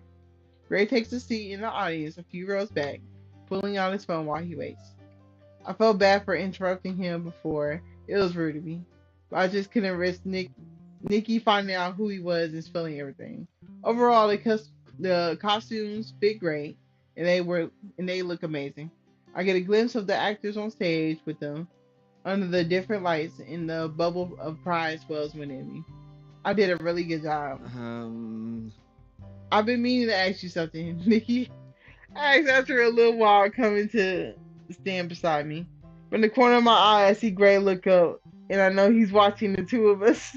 What is it? I asked, ignoring the weight of Hmm. Gray's gaze. I wonder if you would come and meet me for a drink sometime this week. Lord, jeez, you doing this in front of this nigga? All right, let's see what happens. It's been so long since we spent any time together. It might be nice to catch up. Oh, sure, that would be nice. I say a little call on Huh. the spot. Fantastic. I look forward to hearing all about this boutique of yours. I really hope you tell me everything. I'll tell you anything you want to know. I say with a smile, sparing a glance at Gray, who has returned to his phone. Okay, cool. We should head off, I say Nikki, noticing him follow my gaze. We'll leave you to rehearsals. Nikki nods. I don't miss the final look he throws at Gray, before he smiles at Hmm. me. Of course, thanks again for the costumes. They really are perfect. After saying our goodbyes, Gray and I head out of the auditorium, neither of us speaking as we reach the street. There's a tension between us that wasn't there before, and I hate the way it feels. The sky overhead us quickly, darkening, a chill lingering in the air. I've already called a taxi, though it should take a bit before it Well. arrives. Old boyfriend, he asks. I can tell by his tone that he's less impressed by what happened back there, and to ask if Nikki is my boyfriend, that's really odd. No, it's just a whole old classmate. I look at him in the eye and smile, trying to sound Hmm. casual. Is that so? He raises an eyebrow, and I know he doesn't believe me. I don't reply, and I'm thankful that he seems to take a hint and says no more about it. As he walks down the street, he shoves his hand in his pocket, suddenly letting out a soft laugh. Yeah. I remember this place, he says as he slows looking Huh. around. You know, back in the day, I had a crush on an academy girl. I hate this nigga, bro. This nigga still don't know it's me, bro. It's blowing me, bro.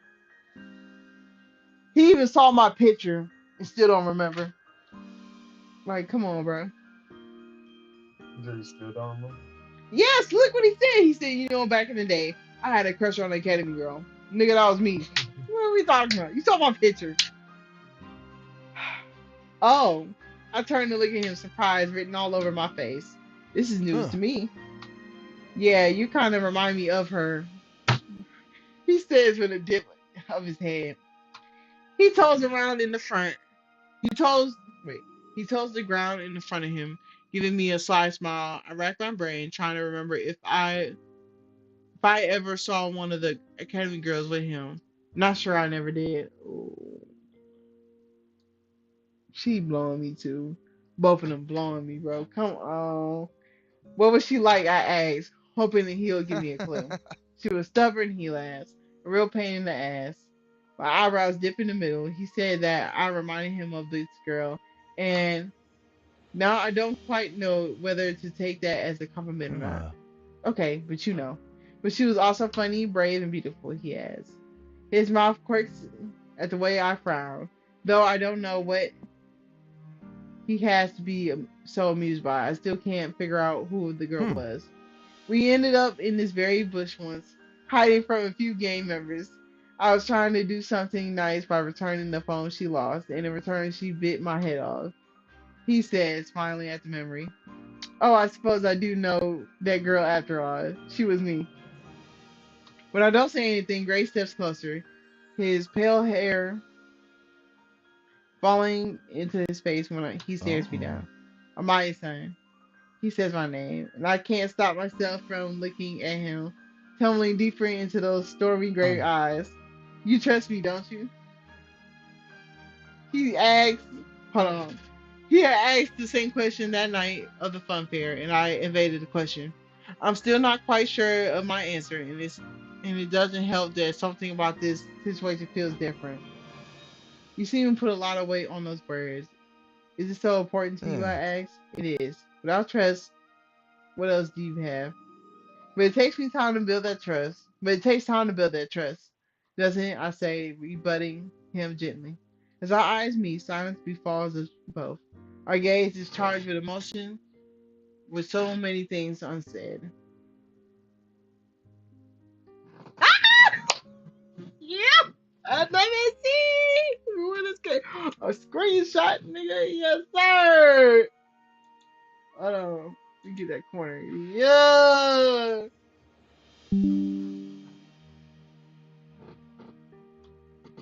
Type shit, type shit. He leans in, a hand on my waist. I don't stop him. My eyes, my heart's beating beneath my chest like the wings of a tiny hummingbird. Gray, wait, I stammer. I never expected to fall for him so fast. I want this so badly it hurts, but still, our first kiss shouldn't happen like this. Hmm. Hmm. He draws out. His nose brushes mine, his warm breath sending a ripple of chills off across my skin. My eyes closed, lashes flittering across the tops of my cheeks. I want him to. I want him close, too close. Ah, I want him to close that gap between us. I want him to kiss me, but he has to know everything first. I, my body drawn closer, my breath staggers, waiting for the moment our lips will touch. Oh my fucking goodness, they ruined the scene! All of a sudden, the taxi pulls up, and my mind reels itself back in. Ooh, fuck you. Panic hits me harder than a freight train, and I pull away from him. Fuck ass taxi. What am I doing? I can't do this. I shouldn't be doing this. When it, when I've been lying all like this, all all this time, just tell him. Oh, ooh, I'm gonna kill this bitch. She the reason we got more chapters. She won't tell this nigga. God damn.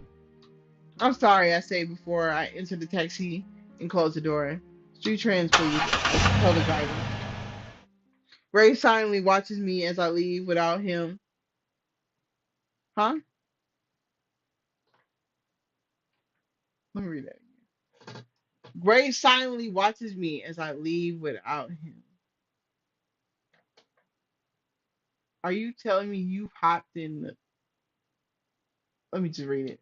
Alright. And a feeling of guilt and remorse eats away at me. I don't see Gray for the rest of the week after I ditch him.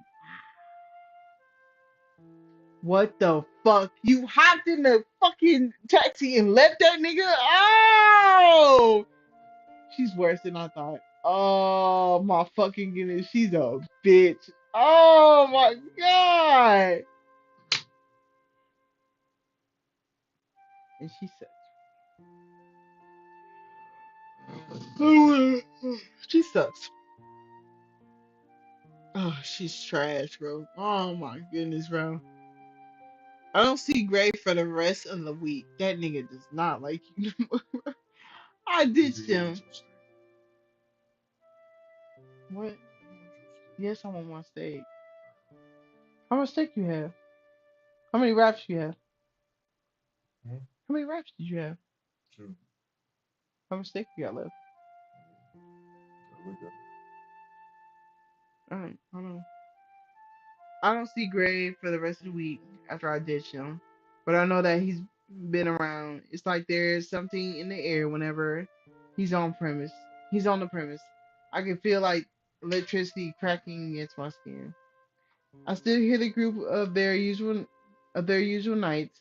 Once or twice, I've run into Gray's friend they, uh, as they've arrived to play games. They're always polite, and after Gray banned them from drinking on the premise, they're fairly well behaved, so I have no complaints. All of them except Ivan, of course. But luckily, I haven't run into him again since the night he showed up drunk and missed the game of Dragon Den. And then there's Gray itself. I've been avoiding him, and I think he's been doing the same to me. I guess after leaving him like that without any explanation would make anyone a little peeved. I don't know, to be honest. I find myself closing the store later each day, thinking he might stop by, but he never does. Mm. And then I always feel silly for waiting. I should just talk to him first. Sending a message, say I'm sorry, or head down to the basement when he's there alone. Somehow I can't bring myself to do it, and then I decide maybe it's just better this way. Ugh, being lazy. My phone buzzes, my chest clenches silently, hoping it's a message from Greg. Girl, it's not. I check the screen. My heart drops. Sarah's name flashes across the screen. Hey, want to catch a movie tonight? I haven't heard from you all week. I can't, sorry, I'm very underworked. Boo. Let me know when you're free to hang out, of course.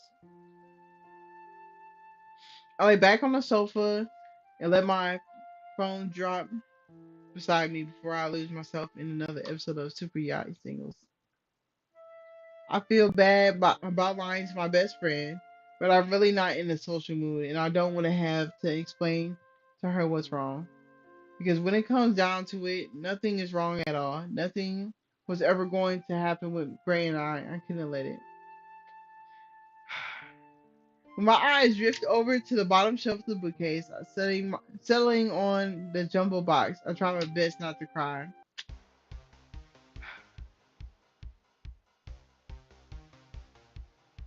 I'm sorry. Wait a minute. Wait a minute. So you say you were feeling unsocial. You didn't feel like hanging out with your best friend because you were sad and you're crying. Why are we at the club? Please tell me why we at the club. I swear to goodness, bro. She better not piss me off. Taxi arrives at the nightclub.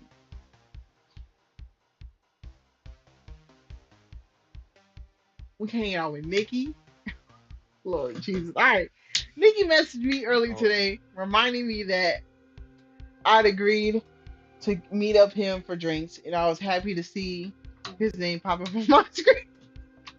She's not a whore. She likes Gray. She's just being fucking dumb about her Or feelings. Hopefully Gray yeah, don't fucking see them together. Oh, hopefully Gray don't see them together. yeah. God damn. Shit, hope don't Sarah don't see y'all Yeah, we can explain to Sarah, but Gray going out, going out into the world gives me a distraction from everything else going on in my life. Girl, just stay at home. I haven't spoken to Gray all week.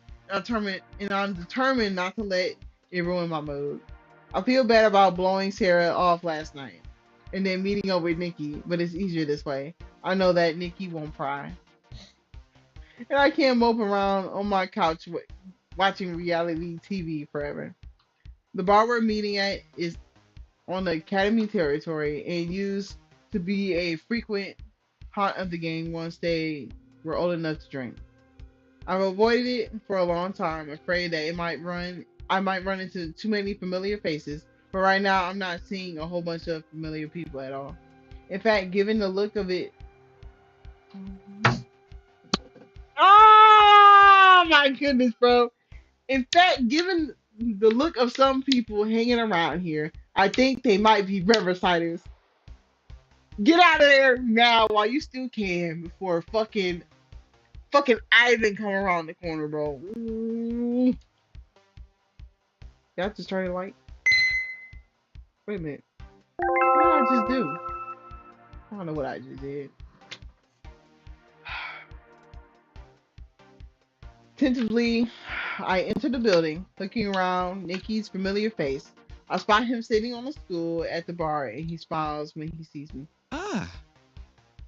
There you are, he greets me with a hug and kiss on the cheek. Mm. Hey, yo, gesturing for me to sit beside him. Lord Jesus. Hmm. What can I get you? Just a glass of wine, thanks. I say as I shrug out of my coat, hang it over the back of my bar stool. Glancing around, I see even more unfamiliar faces inside the bar, and more than a few of them are looking my way, sizing me up. Oh, bro, get out that bar now before bro comes through. Bro. I put my hand back close. The bartender sets a glass in front of me, and I take a long sip of my drink. This week has been strange and much too long. Meeting up with a friend I couldn't have come up at a better time. Nikki smiles, waiting for me to set my glass down again before he Hmm. speaks. So, how are things with you? How are your business? He asks. How's the business? He asks. And I can tell by his tone that he's genuinely interested. It's going great for the most part, I'm saying. I'm still building up a client base, but I'm sure I'll get there Hmm. eventually. If your craftsmanship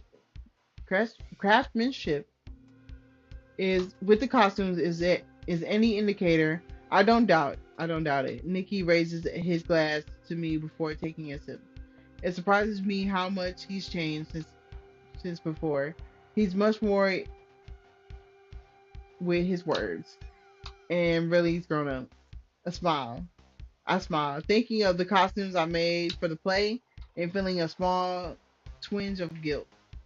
Although I've enjoyed making them, I had my own personal motivation for taking on the job. I have to be honest with you, my intentions when making the costumes weren't entirely noble, I admit. And Nicky cocks his head in interest. Oh. Oh, I swallow around the I swallow around the lump in my throat, giving a nervous laugh. I was hoping that if people like my work, they might commission me to to tailor their outfits for another academy event. Nikki laughs out loud, and though the sound catches me off guard, it chases away a little of the guilt. Geez, Amaya, you have scared me. I thought it was something serious, Huh. he grins. Well, hey, the school blog is will be doing a write up on the performance. I'll make sure they include your details in there. Let them know who is responsible for the costumes. Really? I almost choke on my drink in surprise. That would be amazing. He gives me a amused look, his eyes crinkling behind his glass. We're still friends, aren't we? It's only natural to help each other out. I nod. I thought, though my eyes falter a little, I've already helped him out with the costumes for the play. That must be what he's thinking about. What about you, Professor? How's the teaching gig going? He leans against the counter, getting comfortable. Ah. Honestly, it's great. The kids are the best part, even though they're always getting themselves into trouble. His eyes light up when he speaks. Oh, what kind of trouble? I encourage him to continue. Hmm. Well, about a week ago, a couple of boys from my class managed to swipe the keys to the principal's car and fill the air kitchen. Uh, mm, uh,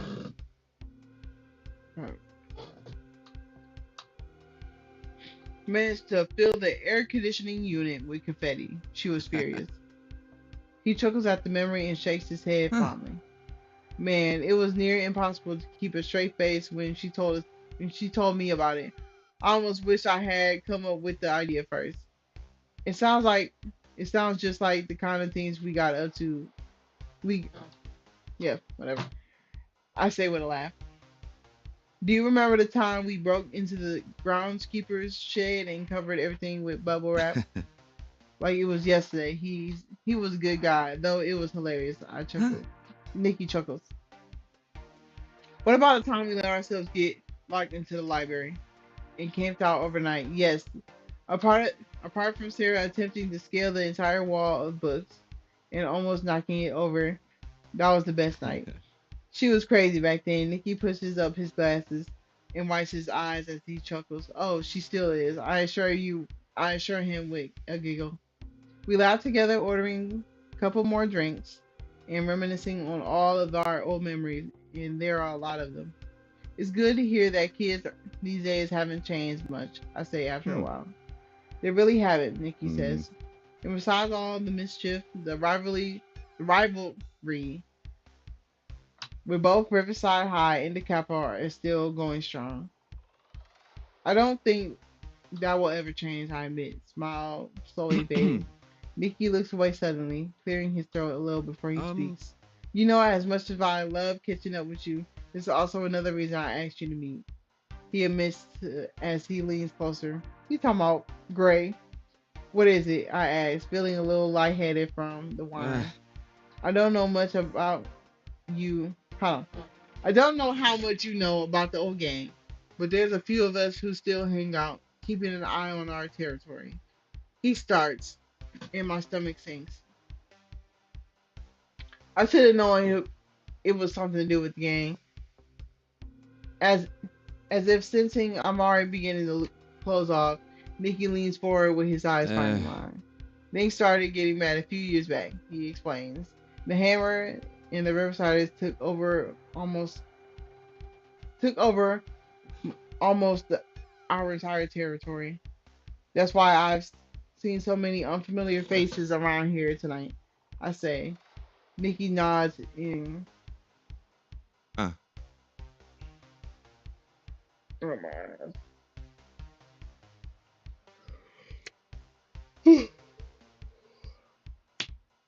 in confirmation. Most of the gangs were too afraid to stand up against them after you and Sarah left us. Over years, it's been getting worse and worse. I don't know what's this have to do with me, I say bluntly.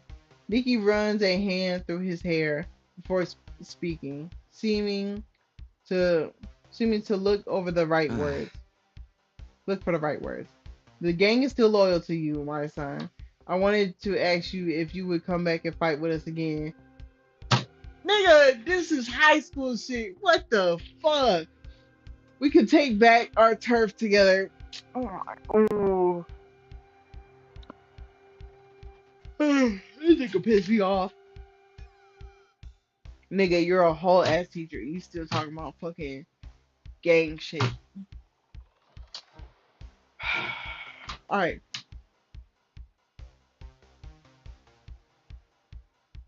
I'm not doing that shit. Hell no. I left that life behind me 10 years ago. I have a business to think about now. I say sharply, staring. Yeah, what I look like? Fucking genius. I say sharply, staring him down to drive the point home. Nikki hesitates, and it seems like I still have some of my old spirit. Though I can't help but be annoyed that this is the reason he called me here. Was this your plan all along? Fill me with drinks and then press your idea of reforming the uh, gang onto me. No, it's not like that. He holds up a hand in instance, not exactly. Then why don't you explain it to me? I say impatiently, tapping my fingers against the bar. He gives me a look, and it did, if and if I didn't know any better, I'd say he might be impressed. I guess that old gang leader is still there, somewhere inside of me, deep uh, down. It won't be long before the Riverside's presence causes trouble for your business. I guarantee it. He fidgets with his empty glass, rolling at the bottom across the mm, bar. They're out they're out to own everything there is in the city. They won't stop. And the Capital Gang, I asked, not sure I want to hear the Uh, answer. They've been laying low. The rumor has it that the Hammer has them in the palm of their hands. Whenever the Riversiders come for the last of us, they will. And you can be sure that the Capitol's will be on their side. Mm. But why? Why would they work together, I asked. uh, I mentioned the Hammer and the Phantom have been up to something, right? hmm. I think they're planning on getting rid of the last of the Academy loyalists, ridding us from the board completely. I want to believe that Gray wouldn't do something like that, but I know he was like that in his prime. I saw it with my own eyes. But how would he benefit from something like that? He spends his time running a board game group out of my basement. And then again, why is Ivan so involved in the same group? Maybe the game is just a way for him to blow off steam, but I can never be sure when it comes to Eh, him. They're dangerous, my son.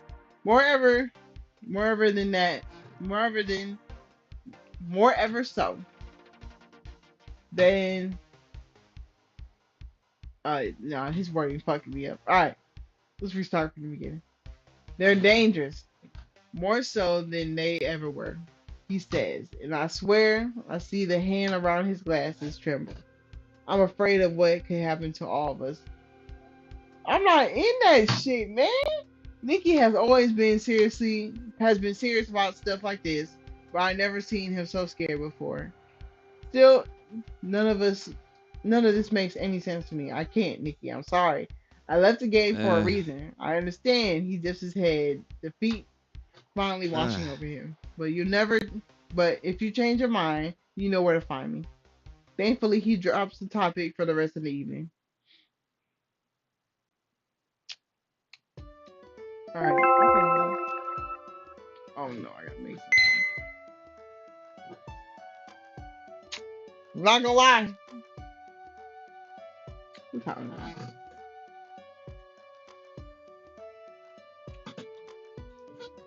3:38.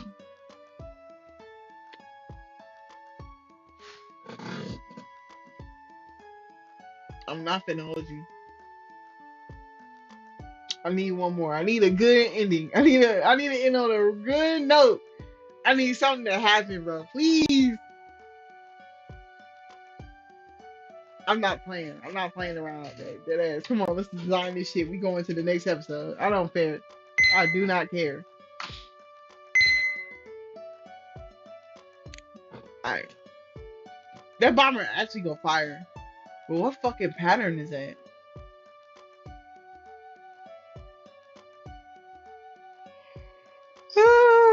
Alright. Alright, let me see. Let's go to the shop. Okay, so this is for jackets. Let's go to patterns. So it's like a crown one?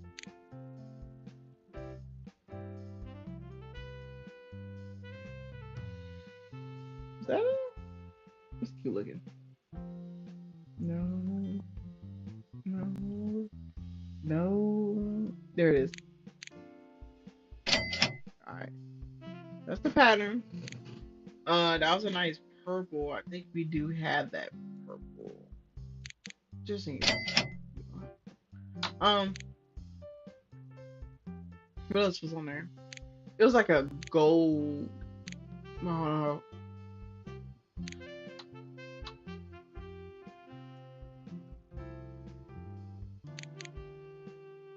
zipper? No, I need that trim. That's what I need.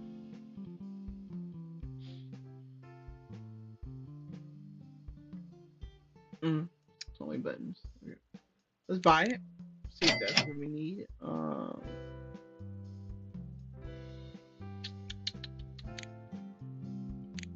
The sleeves.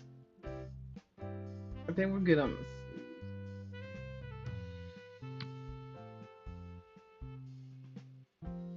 I think we're good on the sleeves.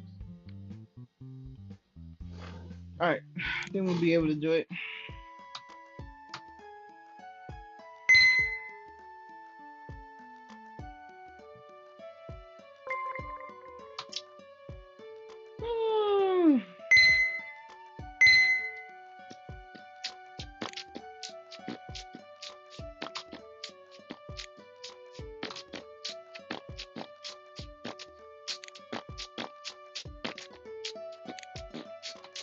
But yes, ugly ass purple.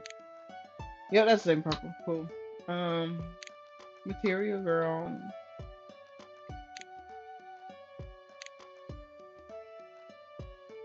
Yep. Sleeves.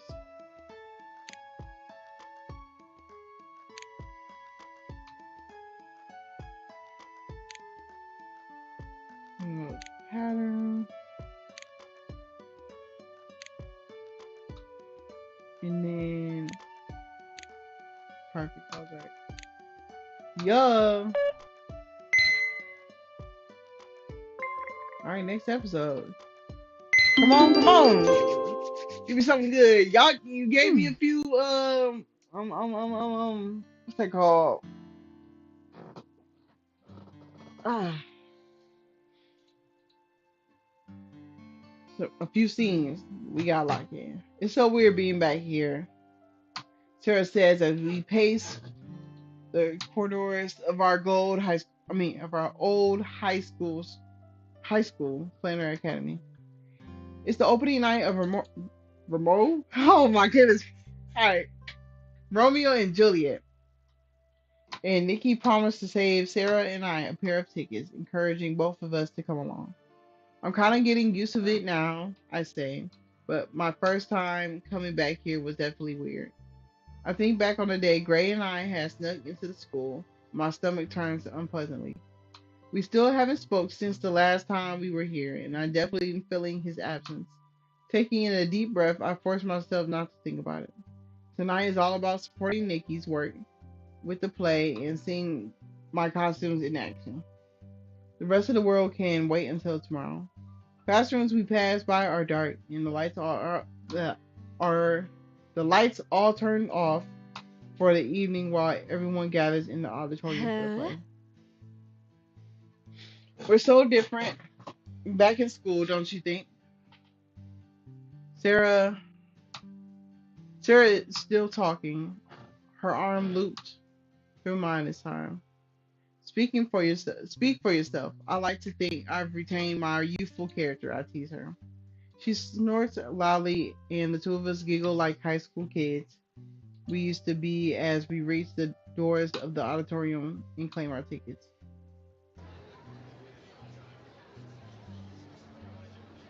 The place is packed when we enter, both students and parents chatting and finding their seats, all waiting excitedly for the show to start. Though the lights are dim, we find our places easily up in the very front row. I'm just about to sit when a familiar voice calls over to us. Ah. You made it. Nikki greets us with a grin as he comes over, and Sarah, I hardly recognize you. Ditto. When did you get so tall, Sprout? When did you get so tall, Sprout? Sarah greets him with a hug, and I hang back as they reunite excitedly. It's been a long time since they've seen each Huh? other, so it's good to see all of you. Nikki turns to me. Just wait until you see your costumes on stage. They look amazing. I can't wait. I squeeze my hands together excitedly, glancing towards the red curtains that are currently hiding the stage from sight. Have the garments held up okay during the rehearsals? Huh. I ask. He gives a swift nod. They're perfect. No problems at all. And the kids love them. I smile to myself, happy to hear it all. All my hard work is going to pay off tonight, and I'm ecstatic Hmm. about it. I was thinking telling my son how weird it is to be back here. Oh shit. Fuck, fuck, fuck. You and Telly, you fucking lied to this man saying, oh, you're back here. Hmm. How long has it been now? 10 years? Fucking idiot. Uh. Nikki's forehead creases in confusion, but it's not the first time you've been back, is it? Marissa told me the two of you snuck in here a while back. I freeze for a moment, suddenly remembering that I told Nikki that Sarah and I had broken in here when really it had been me and Gray. Hopefully she fucking best friend lock in. Just say yeah. Sarah gives me a sidelong glance before she laughs off the question with a wave of her Oh. hand. Of course we did. We didn't get to see much this time. Actually we were actually invited, she says, earning a laugh from Nikki and diverting his attention. I give her a grateful smile when she's not looking, and she winks Ah. discreetly. Well, the show is, well, the show, nah, well, the show will be, oh my goodness. Ah! All right, we got to lock in. All right. Well, the show will be starting soon, Nikki says with a wistful look towards the stage. Damn, that's sad. Um. All right. He brings his hands together nervously. I should head backstage and give the kids one last prep talk. I'll be right back. He smiles brightly before he hurries off, and Sarah and I sit, making ourselves comfortable on on a surprisingly plush auditorium chairs. Hmm. Lying to one to our fuck bro, guitar, bro. Lying to one of our oldest friends. Are you tut tut? My son. Sarah leans closer and whispers. Lying to one of your. I already clicked that. I give her a pointed look. I panicked. I didn't know what else to say. She grins and flips her hair dramatically. Lucky I'm so amazing at covering for you. Though I roll my eyes at her, I can't stop myself from smiling. Despite us teasing each other relentlessly, Sarah, reali- Sarah really is a good friend, and I appreciate her for jumping in back there. Hmm. I'm glad we came out tonight. I'm glad we came out tonight. She continues. I was getting worried for I was getting worried you were never going to leave your house again. Of course I was. I've just been busy, that's all. I say dismissively. Huh? Busy with Gray, she teases. Busy avoiding him more like it. Instead I say no, busy with work. I've have I've had more customers walking into the boutique. It's really been Hmm. good. She smiles at that, nudging my shoulder with hers. That's good. I'm happy to hear that for you. I know how hard you work to build up the business. I don't get to say anything else before the chatter of the crowd suddenly hushes as the curtains pull back from the stage.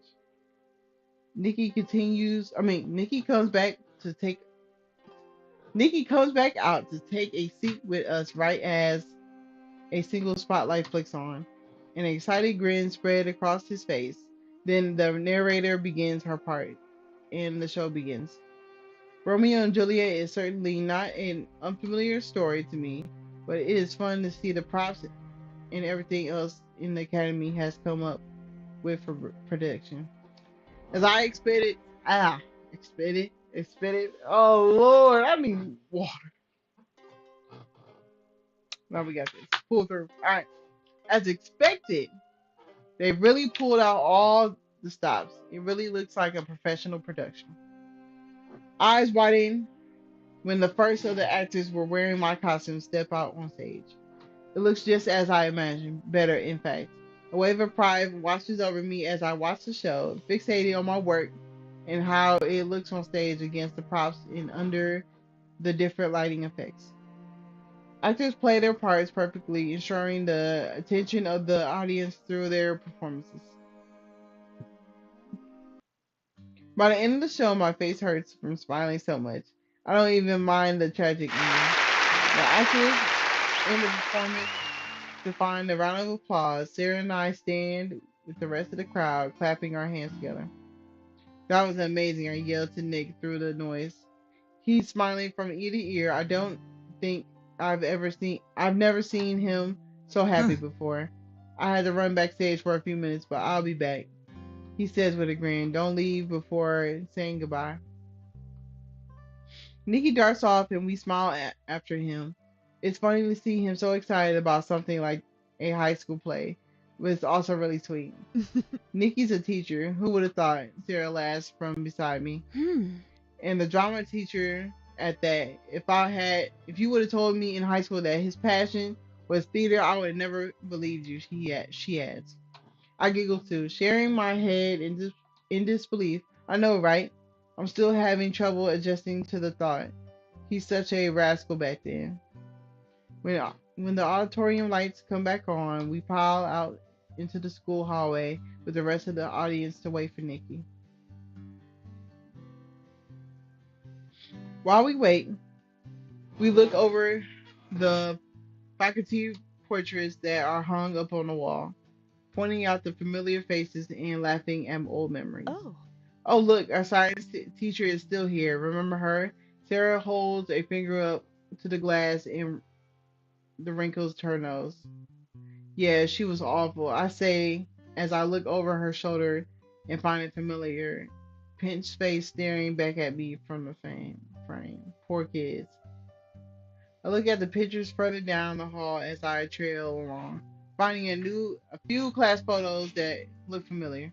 Sarah, check this one out. I wave over to her.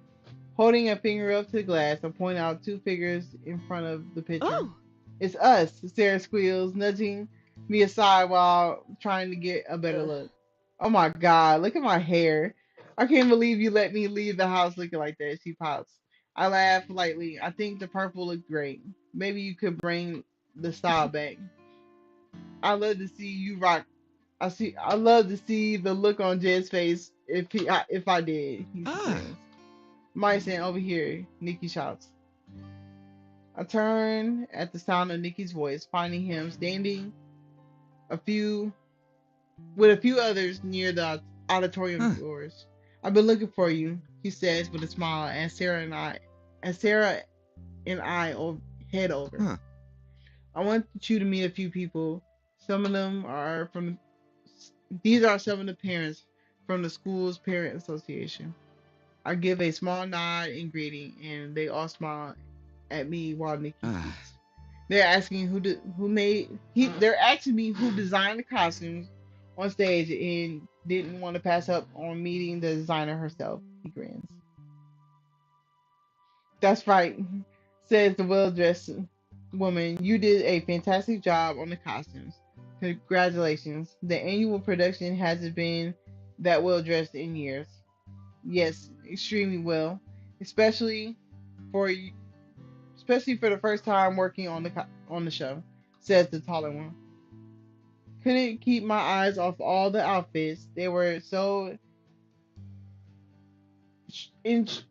Nope, I'm too tired for this. They were so detailed. A third woman gushes, and the rest of the group all pitch in to give their compliments. Mm, mm, mm. Seizing the moment to promote myself. Yeah, go ahead, promote, girl. I'd be lying if I said I didn't enjoy the attention. Oh, now I'm intrigued. What else do you do? I say, the same woman says, I design and create my own fashion line, I say proudly.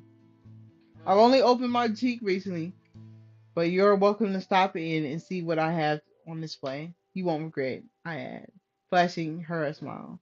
In that case, I'll bring my daughter. She needs a gown for the upcoming ball, she explains, and not like one of those department store dresses either, something special. I'd be happy to design something original for her, I say, and the woman looks pleased. And what about for the boys? Another woman asks. Do you do formal suits? I nod her, yes, absolutely. Great. I'll be bringing my son by this week too. He also needs an outfit for the ball. I hand out a few business cards with the promise of being able to take appointments whenever they're ready. Even if they, even if I have to shuffle a few things around, worth it in the end. It's worth it in order to snag these kinds of clients. When they say goodbye and head off, Nikki turns to me with a beaming smirk. See, I told you everyone would love your work. He boasts. ah. Yeah, yeah, that was a given. She interrupts. Street Trends is the best boutique in town. I'm surprised. I'm just so happy that people are interested in seeing more. I say with a smile of my own. And I'm excited to see how the boutique grows from here. Hmm. I think I can safely say we'd love for you to work on the costumes for the production again next year. Hmm. I know it's a whole year away, but with you becoming so popular, I might have to book in advance. I laugh softly, giving him a fond look. Thanks for the confidence boost, and thank you for inviting me. biting us tonight too. I say before turning to Sarah. We should head off before it gets too late. We say our goodbyes and with a promise to all meet up together again soon. Sarah and I leave the school. Mm. Tonight was fun, she grins as we stop on the corner where we'll part Hmm. ways. Promise it won't be long before we hang out again. I promise. I say with a nod and waving her off. Get home safe. I turn off. I turn in. I turn and head the other direction, shoving my hands in my pocket of my coat as I walk. The night air is cool, but it's nice. It's a nice change from the stuffiness of the auditorium. However, the closer I get home, the more the thrill of the night fades and the mess of the rest of my life starts to creep in. Gray and I haven't said more than a few words to each other since the day outside of the school when he helped me drop off the costumes and Nikki. I wanted to stop him for a chat or even message him, but every single time something stops me. I can't stop myself from thinking that he's been giving me a silent treatment on purpose. The only thing I don't know is why. You did it first. You didn't kiss that man.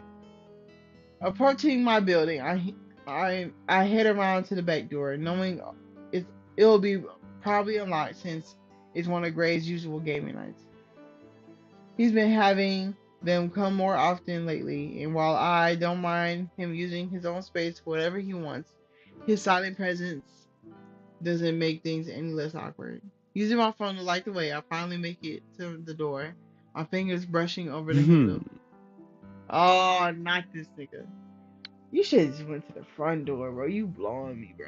Oh my fucking god. We already know who this is.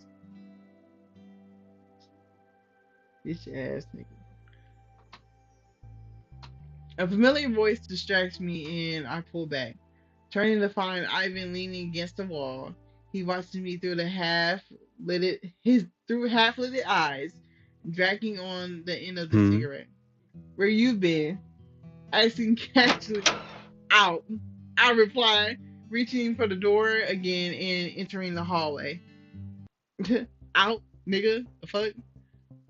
From the hallway, I can hear Grace game night in full swing downstairs. The thought of him being so close makes my stomach clench tightly. The door doesn't close behind me, so I turn to see Ivan standing in the doorway, still watching me. What do you want? I asked him, my mood quickly going Ha. south. That was not a very nice way to speak to an old friend. Oh shit! Oh, he knows now. Hey, oh shit, Rand. There's something about his smile that makes me pause. I've always been a creep, but the way he's looking at me now is different. Oh shit. He's looking at me like a cat who's trapped a little mouse under his paw. Hmm.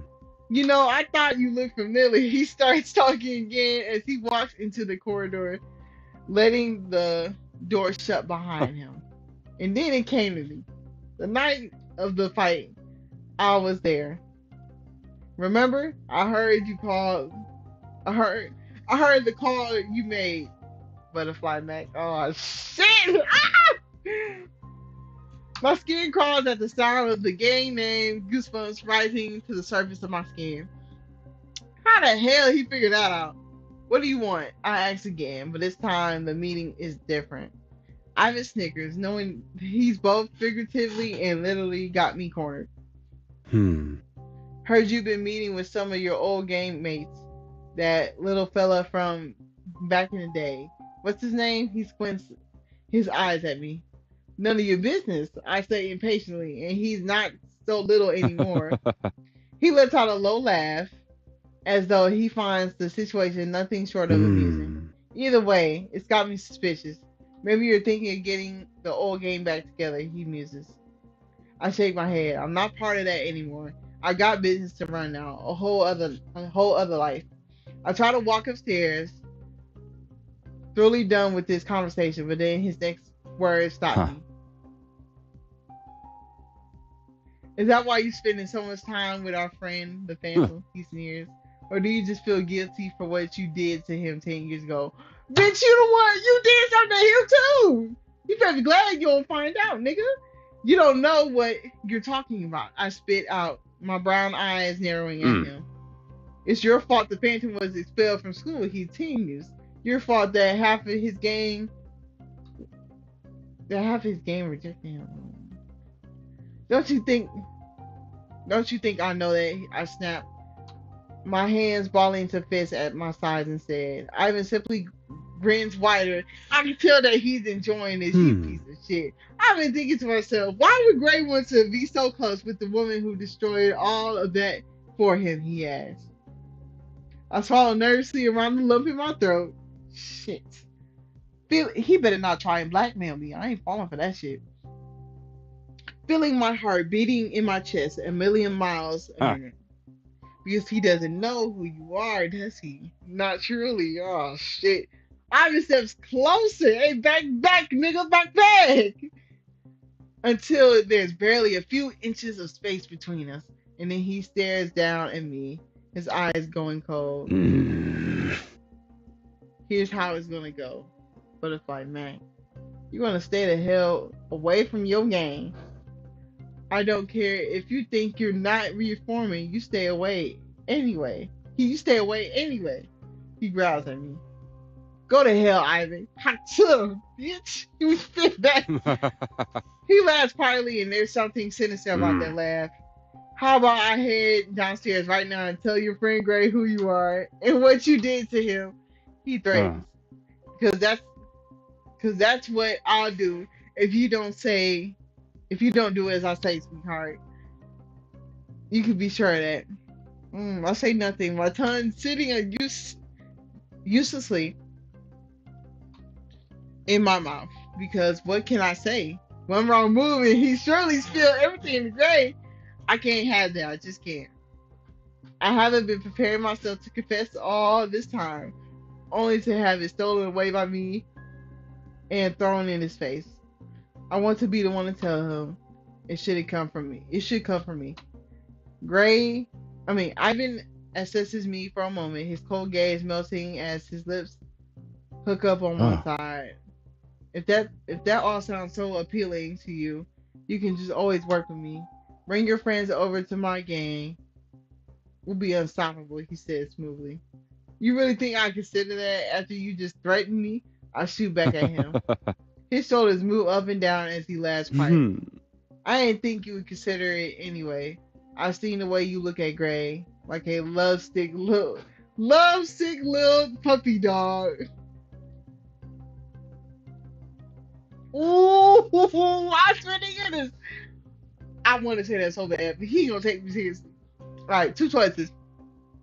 I can just break your jaw and make sure you can't talk. Man, I wish you was on that gangster shit. It has nothing to do with you. Leave me alone. We going kind. Leave me alone. Like, leave me alone. Leave me alone. I turn to leave, but Ivan is faster. He steps in front of me. Damn! Oh shit! I should have thrown his ass in. You gonna step in front of my path, nigga? In my house? All right. Hmm. Let's see what happens. I'll leave you alone, but after I've heard you say you won't go near that old gang of yours again. I already told you I don't have any interest in joining any gang ever again. I spit out in between my teeth. Ivan snickers, drawing himself up to his full height and towering over me before he steps to the side and lets me pass. I dart towards the stairs before he can block me again. Then I glare back at him, determined not to let him think he can get away with this unscathed. I remind you that this is my property, so I think twice about trying to threaten me if I was you. I'm sure your reputation with the police is strained enough as it is. He surprised me by laughing, a long, drawn out sound, one that sends an unpleasant chill down my spine. You've, ooh, you've always been fond of calling the police, haven't you, sweetheart? He says, his tone Ah. amused. Try it and see how far it gets you this time. I think find they'll find a few surprises down in your basement if they look hard enough. I'm about to reply to question him about when footsteps with footsteps on the stairs cut me off. Gray appears, his eyebrows dipped in the middle when he finds us standing alone together, engaged in a heated conversation. He looks taken aback, and I want to say something to tell him about Ivan threatening me, even when I know I Ugh. can't. Ivan, you're up, he said simply, waiting for the other man to make a Hmm. move. Ivan gives me one last look before he leaves and says quietly, remember what I said? Ooh, that fucking bitch. I watch him helplessly as he leaves, my heart still pounding increasingly. It looks as though the hammer is back in full force, and this time there's more of a threat than I thought. Oh no. The next evening, oh damn, y'all ain't talk. Damn. Okay. Next evening, I stand at the top of the stairs to the basement, my eyes firmly fixed on the door below. I can hear the music playing, but no chatter. Gray is most likely down there alone. It's time to give. It's time for me to finally do something about the silence between us. Sealing my nerves, I head down the stairs to stand in front of the basement door. I knock on the wood. When I get no answer, I go ahead and push the door open and walk down the stairs. I spot Gray immediately shuffling a pack of playing cards and setting them on the table in the middle of the room. He looks as I enter. He looks up as I enter, and something in his eyes turns hard. Hey, I say tentatively, still hovering near the Hmm. door. Hi. He spares me a few measly seconds before he goes back to laying out cards and other various pieces of the table. I swallow down my doubt and step further into the room, right next to the table. I wanted to talk to you about last night when you saw me and Ivan. I started. It's not what you think it Hmm. was. Why would I think it was anything? He says tightly. You seemed mad when you left. I thought it might be. I feel off. What do you think it might be? The reason why he's being so unfriendly towards me now. No, I know he's still annoyed. I left him that night. Anyways, I wanted to make sure that everything is okay between us, I say instead. Also, I want to apologize for leaving without you that night. He stops with this. He stops this time, fixing me with those cold eyes. Ooh. Just when I think I'm finally going to get my answer, he shakes his head and moves around the Huh. table. Don't worry about it. Hmm. I have to get everything ready for tonight. He brushes past me and gestures his arm towards the stairs. I turn back towards the stairs, but I don't leave. Instead, I face him head on, determined to get something out of him.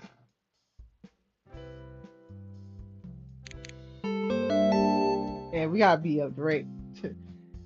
And we gotta tell him the truth. We gotta lay everything out before fucking redhead fucking says some bullshit and explains it all wrong. You need to tell him that that motherfucker the reason why you got arrested. I just called the cops. But that motherfucker put the knife in your pocket. That wasn't me. I'm not leaving until you talk to me. I say stubbornly, folding my arms over my chest for good measure. Talk to you? You refuse to talk to me when you shut me out and take off. Gray snaps back, his eyes suddenly fiery. Whew. I thought you understood our protest. It's not that I don't want to be open with you. I still want to be friends. His nostrils flare wide, his temper getting the better of him. Friends don't treat each other the way you treated me, he growls, his words surprising me. Are you still mad about that night? Ugh. I blurt out. I don't know. You tell me. He speaks through gritted teeth and now that I know I was right on the money. I said I was sorry, I admit this. Ah. I get that. And I get you need time to work out whatever it is that makes you not trust me. I just didn't realize it would hold us back so much that you would freeze up around me and take off running. Ugh. You're making this really hard. How can we move? How can we move forward when you're so stuck in the past? He says, his eyes flaring up. I pressed my mouth shut and took a long, hard I took I looked long and hard at the floor. He's got me there. Yep. Though the mood is absolutely terrible, this is the right time to tell him. Would it be the end of the world? I clench my hands on my side. Yes, tell him. Does he deserve the truth? Oh, my bad. He does deserve the truth. I can totally see where he's coming from, knowing that I've been keeping secrets from him while simultaneously holding back from being with him because of my fears. Sounds so frustrating. If I were in his shoes, I'd be at a total loss where to go from here. The ball is in my court. I want to move forward together if that's still even possible. I know I can't stop forever, and that I risk losing him the more I try. I lock eyes. I lock eyes with those beautiful stormy gray eyes of his, and all I can think of is how much more upset he'd be if I came clean. Once again, I freeze. I freeze up in place, unable to get the word out. This is not how I wanted things to go. I wanted a calm, pleasant environment. I wanted to be on his good side. I wanted to feel like we were strong, like we could Oh, endure. Just leave. Oh, don't tell me leave. Don't tell me leave. Just to leave. He says with a tired sigh, please. Oh. Oh my God. He turns his back on me, and I've lost a resemblance of courage to continue our conversation. Girl, if you can't say nothing, just write a note. Write a note, please. Feeling my heart ache spike, I leave the basement without another word. And we end off of that? Like I can't end off of that, bro. This shit pissing me off, bro. Ooh. Let's see how long. Let's do a check.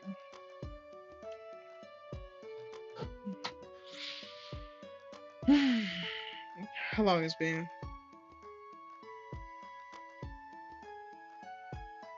4 hours. I can't end it off on this note though. This shit blowing me. I need her to tell him, bro. She keep playing. Alright, fuck it.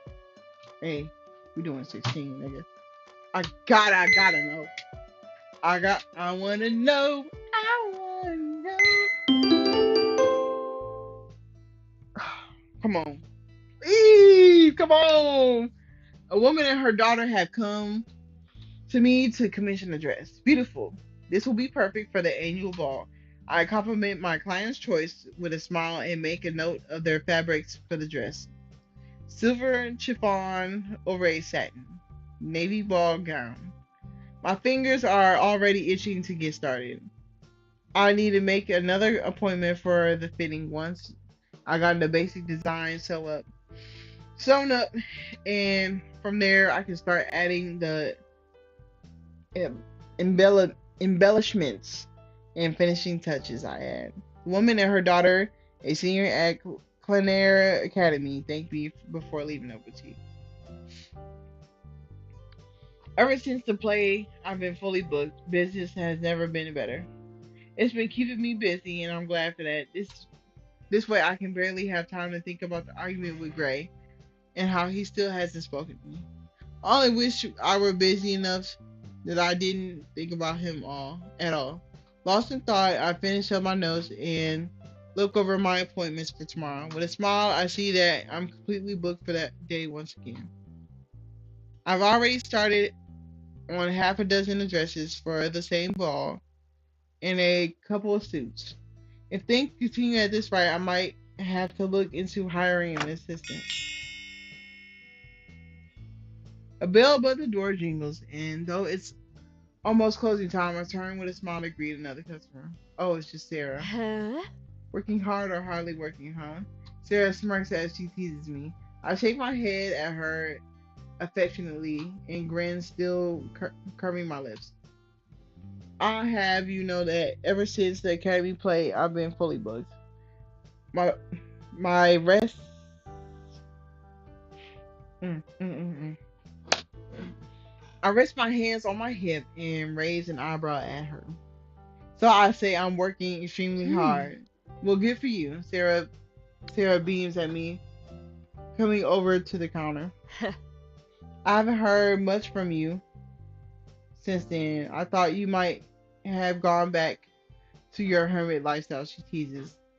I was never a hermit, I Hmm. promise. If you say so. She grins at me, and I poke my tongue out at her in return. Real mature, I know. What are you doing here, anyways? I Hmm. ask her. I'm just meeting with Jed. She asks. At, she says as she inspects her fingernails absently. We're going out to a movie. I smile at her. Her and Jed seem really to be getting serious. I never seen Sarah like this with anyone before, but why exactly here? I stress. If Sarah and Jed are going on a date, meeting up at the boutique, and my boutique seems like a strange way to get together. Um. Well, I was thinking you and Greg could come with us. She adds, "Ooh, no." she adds as she adds as she looks up at me. I bite down my bottom lip awkwardly. I don't think Greg will, but I'd love to come. You think it'll be I'll be third wheeling? It's not like I have any other plans. It might be nice to get to know Jed better. He's dating my best friend after Hmm. all. No way, it'll be fun. Sarah assures me we're going to see the new comedy. It looks hilarious. That's good. I definitely need a laugh after all this work, I say. Mm. Barely a second passes before the front door opens again. I stand up straight and turn to greet. Never mind, it's only Uh. Jed. Hello, he greets us awkwardly as he joins two of us at the counter. Sarah watches him expectantly but says nothing. What? He asks as he finally cracks under her stare. She huffs as she pushes herself up to the stool and tiptoes up to kiss him quite quickly. His face goes from a few shades darker, and I grin a little. I guess Jed isn't the biggest fan of PDA. Hmm. Anyways, Myson, how are you? He asked with a small smile after Sarah sat down again. I'm great, thanks. And Ah. you? Can't complain. Especially not with this one around. Aw. He ruffles Sarah's hair playfully and she pouts at Oh. him. After successfully fending him off, she says, my son is coming to the cinema with us, okay? Jed looks at me with a wait. Jed looks at me, his face brightening all of a Oh. sudden. Oh, that's perfect. I asked Ray to come too. He's oh no. I'm staying at home. See all these. Oh, my stomach drops in an instant. A small bolt of panic runs through me. Oh, you know what? I think I'll stay. I've got a big day tomorrow, I say. And Sarah gives me an inquisitive look. Hmm. All right, what's going on? Nothing, I lie. I attempt to plaster on my face, but she gives me a look that tells me that she sees straight through it. My shoulders slump as I sigh. I've had enough to keep this all to myself. It won't hurt for me to tell them to know what's going on between us. Maybe he can help somehow. Gray and I had an argument, I admit, blowing out a long breath. I don't bother telling them about the conversation with Ivan, one dilemma at Hmm. a time, about Sarah as quirking her head to the side. We almost kissed a couple of weeks ago, and I got cold feet. He probably is mad about that. Sarah's eyes light up, but when Jed makes a small sound, we both turn to look at Hmm. him. Does it sound like something he'll get mad at about? He says with a shake of his Eh. head. Well, you must know something. Pro Sarah pulls him in the arm. He's your best Ah. friend. I don't know anything, I swear. He holds his hands up in front of himself innocently. Well, what do you think I should do? I asked him, hoping he might have an answer. Jed thinks for a second before shrugging his shoulders Hmm. casually. You can try talking to him again. He might have. pulled off by now. He says, "This nigga, no help at all. You supposed to be best friend. Help me out." I look at his face, which must be more distraught than I had meant it to be. He gives me a comforting smile. Don't worry. I don't think Gray could stay mad at you if he's tried. He assures me with a lopsided grin. What's that supposed to mean? Sarah asks, wrinkling her nose at him. Would you? Wouldn't you like to know, Pipsqueak? He teases her, and she punches him playfully in the arm. Well, at least come see the movie with us, Sarah says. You might not get a chance to talk with him there, and if not, you already said you could do with a laugh, anyways. We going? Then we going. This gonna be awkward as hell. I guess she puts it that way. There's no reason for me to refuse.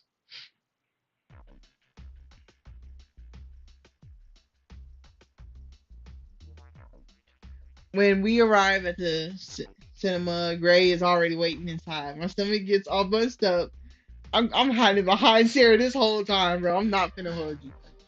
My stomach gets all bunched up into knots when I see his handsome face. I attempt to smile, but I don't get much from him in the return. Damn, great. Still ignoring me. I see. Mm. Ah, let's get some snacks, Sarah says, right as I hear Jed asking Gray how he's been doing. I wish I could hang back and hear the answer to that, but Sarah isn't giving me the option. We head to the candy bar and the smell of fresh popcorn, hot dogs, and chocolate hits me all at once.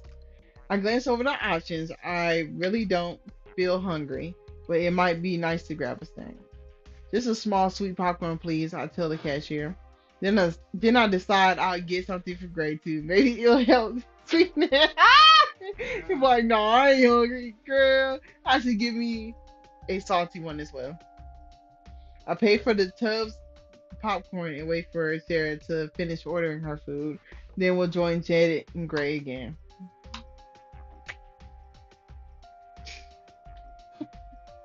Watch this shit. He finna say, no, I'm good. Here, choose, I say, offering both buckets to Gray. There's a slightest pause and a thin, blonde eyebrow slowly rises to match our expressions. He's hesitating. I give him a weary smile, hoping he'll just take the peace offering. Yeah. Then he leans over and grabs the salty popcorn bucket from my hands. Salty, huh? I say, guess you're not into sweet. Hey. When the mood strikes, I nibble on something sweet. He says in a suggestive tone, but from how salt it is. I feel like he's making some sort of comment about us in our situation at the moment. I keep quiet instead. The four of us head into the cinema and find ourselves seats. I sit between Sarah and Gray, with Jed. What? I sit between Sarah and Gray, with Jed on Sarah's other side. My tub of popcorn sits on my lap, the smell of sweet popcorn floating up into my nostrils. I don't look at Gray, but I feel his presence like a weight on my shoulders. The air between us is thick with tension, and I wish I could just talk to him without interrupting the whole movie. The film finally starts, and when the theater darkens completely, I sink further into my seat and try to enjoy myself. My mind keeps wandering over to Gray. That comment about me freezing up, I guess he's right. I have kept him at a distance because I'm Butterfly Max. We got a lot of unintended history together, and while some relationships may be better off with some skeletons left in the closet, I don't think that applies to ours. Tangled past, I'm hurt badly. He has to know. Before things between us get any more complicated, I have to find the right time to tell him. I breathe out a longest sigh, satisfied with the conclusion. Now let's just hope it's not too much easier than said than done. Eventually I start to relax a little more, even starting to giggle at the film a little. Sarah howls with laughter beside me, and that makes me laugh even more. I can't I can't stop myself from sneaking a glance at Gray. wondering if he's having any fun at all.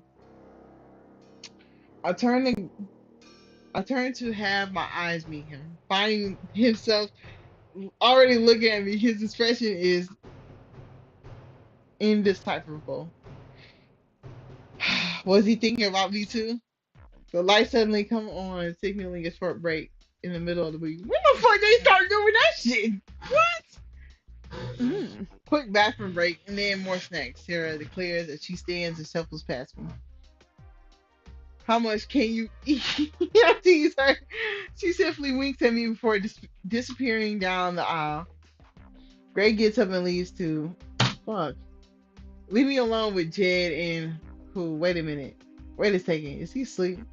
I giggle quietly to myself. I hope he doesn't snore. I decide I should probably use the bathroom now rather than regret it later.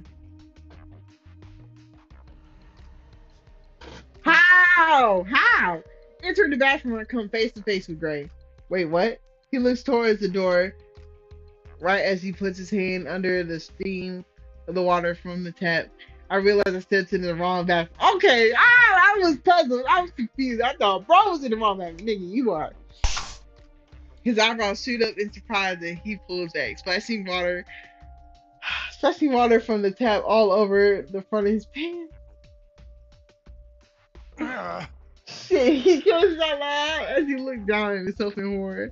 Laughter escapes me before I stop a hand over the my mouth to stop it, and Gray gives me a dry look. What are you doing in here? Look what you done. Chase at the same. Quickie grabs a couple of paper towels, trying to dry himself. You think that's my fault? I say, still laughing. You should have told me one of the adults. You should have told one of the. Oh, hey girl, you better calm down. You're not on friendly accords. You clowning him like this? Ooh, ooh, that you saw him and stuff. Very funny he draws. Though I see the corners of his lips twitching. All right, hysteria, hilarity aside, you probably shouldn't go out there walking around like that. I giggle. You think? Gray asks. This time he's definitely holding. He's holding back his laughter. Oh, this isn't working. He throws a paper towel in the trash can and sighs. I look. I look between us. I didn't bring any jacket, and Gray is only wearing a shirt. Looking around the room, I search for another option. Hey, you could always blow me to dry it out. He says with a wink. Might have taken a while. Might take a while, but what other options do we have? I know he's making a joke.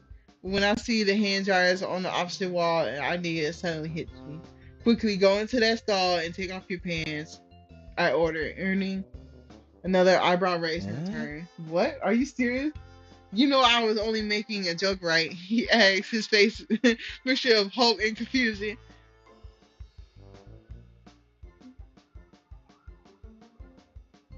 You want me to blow you, right? You want me to blow you, don't you? I say seductively, turning his joke right back around to him. I can't tell if you're being serious or not. Gray narrows his eyes at me suspiciously. It's messing with my head. I'm being totally serious. I step towards him slowly. I need you to take off your pants. We don't have much time, he says, testing the wife. How long do you think it'll take? I act innocently. How long do you think it will take? He shoots back at me. To dry your pants with the hand dryer. About 2 minutes. I say finally, my tone laced with amusement. Gray looks in between me and the hand dryers, finally realizing what I meant all along. Oh, he a freak. He a freaky. And I don't mind.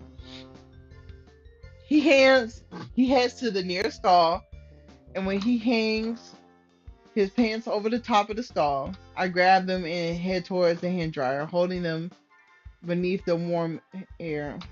It takes a few minutes to work before the wet patch in the front of the pants is starting to get dry. Another man enters the bathroom and stares at me in confusion. I can't help but give him a weary smile. This wouldn't be an issue if buildings just had unisex bathrooms. Awkwardly, I try my best to ignore anyone inside the bathroom. When the pants are finally dry, I toss the pants back over to him. Here, it's dry, I say. There's some muffled sounds coming from the stall before it opens and out walks Gray, pants dry and Mm-hmm. all. Technically, when our friends asked us so, what took us so long, could you tell them that you were busy blowing me? I snorted out loud. I'd love to see Sarah's reaction if I did that. The lights are already dim by the time we take our seats again. The movie has started playing.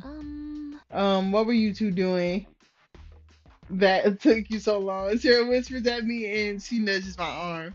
Nothing. I whisper back in return, though the smile on my face is far from innocent.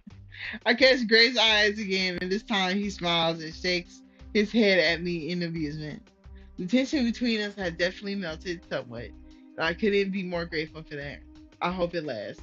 I look over at Sarah and Jed and the way they're holding hands, how easily they laugh with each other. As far as I know, Sarah hasn't told him she was part of the gang that rivaled his rivaled his in, rivaled his in high school, and the two of them seem to be getting along just fine. It seems to me that even if Jed knew, she liked Sarah too much to care about it, but it's different for them. Neither of them was the leader of the gang, and Gray and I were. Neither of them did anything as horrible as getting one another expelled from school. I drum my fingers anxiously against the armrest between Sarah and me. When I tell Gray, will he hate me? I suppose we have a good reason to. First, for what I did, and secondly, for letting him get so close to me and knowing him. A pit forms in my stomach as I imagine his reaction. The pain and anger he'll surely feel. Even so, I have to be honest with him.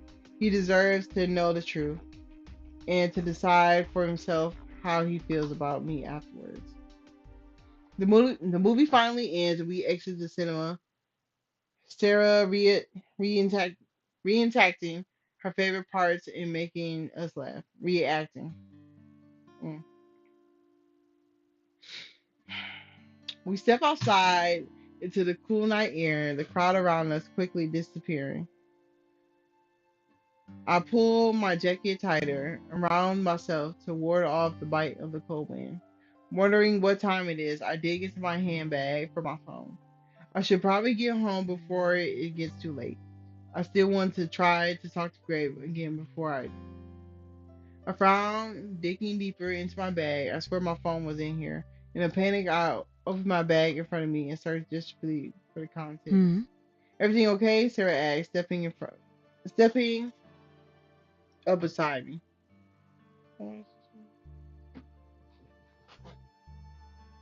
Yeah, I just fell off. Maybe it fell out of my bag in the theater. I'll be right back, I say quickly, hurrying back to the building.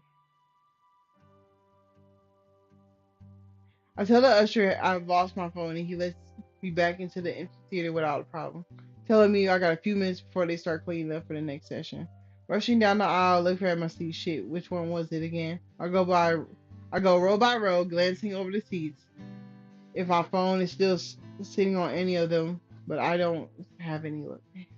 The lighting's terrible in here, and I was so distracted while we were waiting on the movie that I didn't pay attention to how far back we were sitting. When I reach for the final row, growl beneath my breath, turning with a frustrated stomp.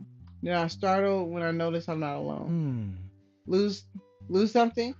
I find Gray pacing the aisles towards me and his his hand in his pockets and his eyebrows raised. Yeah, I think I lost my phone. I think my phone might have fallen out of my bag, and I can't remember what seat we were sitting in. I confess, feeling like a forgetful idiot. He nods slowly and then points to the row near in the middle. It was this one. Should I call you? You could try, but I put it on silent for the movie. I was say with a sigh. Gray takes out his phone and dials mine. With Gray's help, I find the seat I'm sitting in, but to my annoyance, my phone isn't there. Ducking down, I search the ground in the area, and the floor is littering with popcorn, candy wrappers, and some sticky gross touch my hand. I rather I feel rather silly crawling around on my hands and knees while I'm desperate to find my phone. It feels weird to be so dependent on something so small, but I honestly don't know how I live without it. Then I then I finally see it. A couple of seats over, my phone lays on the floor, screen lighting up on the bottom of the chair. I reach out for it and glance at the screen, seeing Gray's name flashing across from it. How many times I hope to see him calling, and now that he is, it's only to help me find the phone that I stupidly lost. Thanks, I say, and as I thanks, I say as straightening up and brushing myself off, watching Grace back into his Hmm. pocket. No problem, he says. Mm. After turning the sound on, I stash my phone into the pocket of my coat, keeping it close at this time. There was a couple of awkward seconds that passed before I speak again. Can we talk? I finally asked. Yeah, okay. Woo, come on, girls. Tell them, please. I let out a sigh of relief. But now that I said yes, now that he said yes, I don't really know what to say. All I know is that I don't want it to turn into another argument. I hate fighting with you, I say with a sigh. I just want us to be Hmm. friends again. I don't know, he says quietly as he looks towards the darkening screen, all amusement from earlier disappearing. I'm not sure I can. Hey, man, you are a monster! Just tell him! Ah, just tell him! Bro, please just tell this man, bro. My heart drops down to my chest. It doesn't mean that. He can't he can't mean that. That really sucks, Gray. The last thing I wanted last thing I want is to lose you. Huh. Is it? Ooh, because you sure don't act like it. He scuffs, flipping his switch in an instant. My phone rings in my pocket, vibrating against my side, ignoring it, raising my hand in front of me. I'm trying to do what I think is best, truly, and I appreciate how patient you've been with me. I plead. So what's happened? What happened the other night is how you repay the favor. He draws, and I shiver back at the coldness of his Huh. voice. When you reject me. Mm.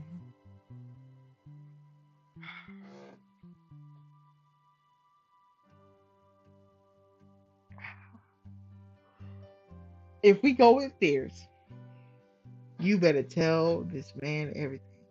Please tell him. We gonna tell him. I wanted to kiss you, I confirm, finding it easier to talk about my attraction towards him. My heart beats like a hammer at my chest, and I feel abnormally hot all of a sudden. But I know I couldn't let you. Huh? And why is that? Gray asks, his eyes going dark. Because you know why.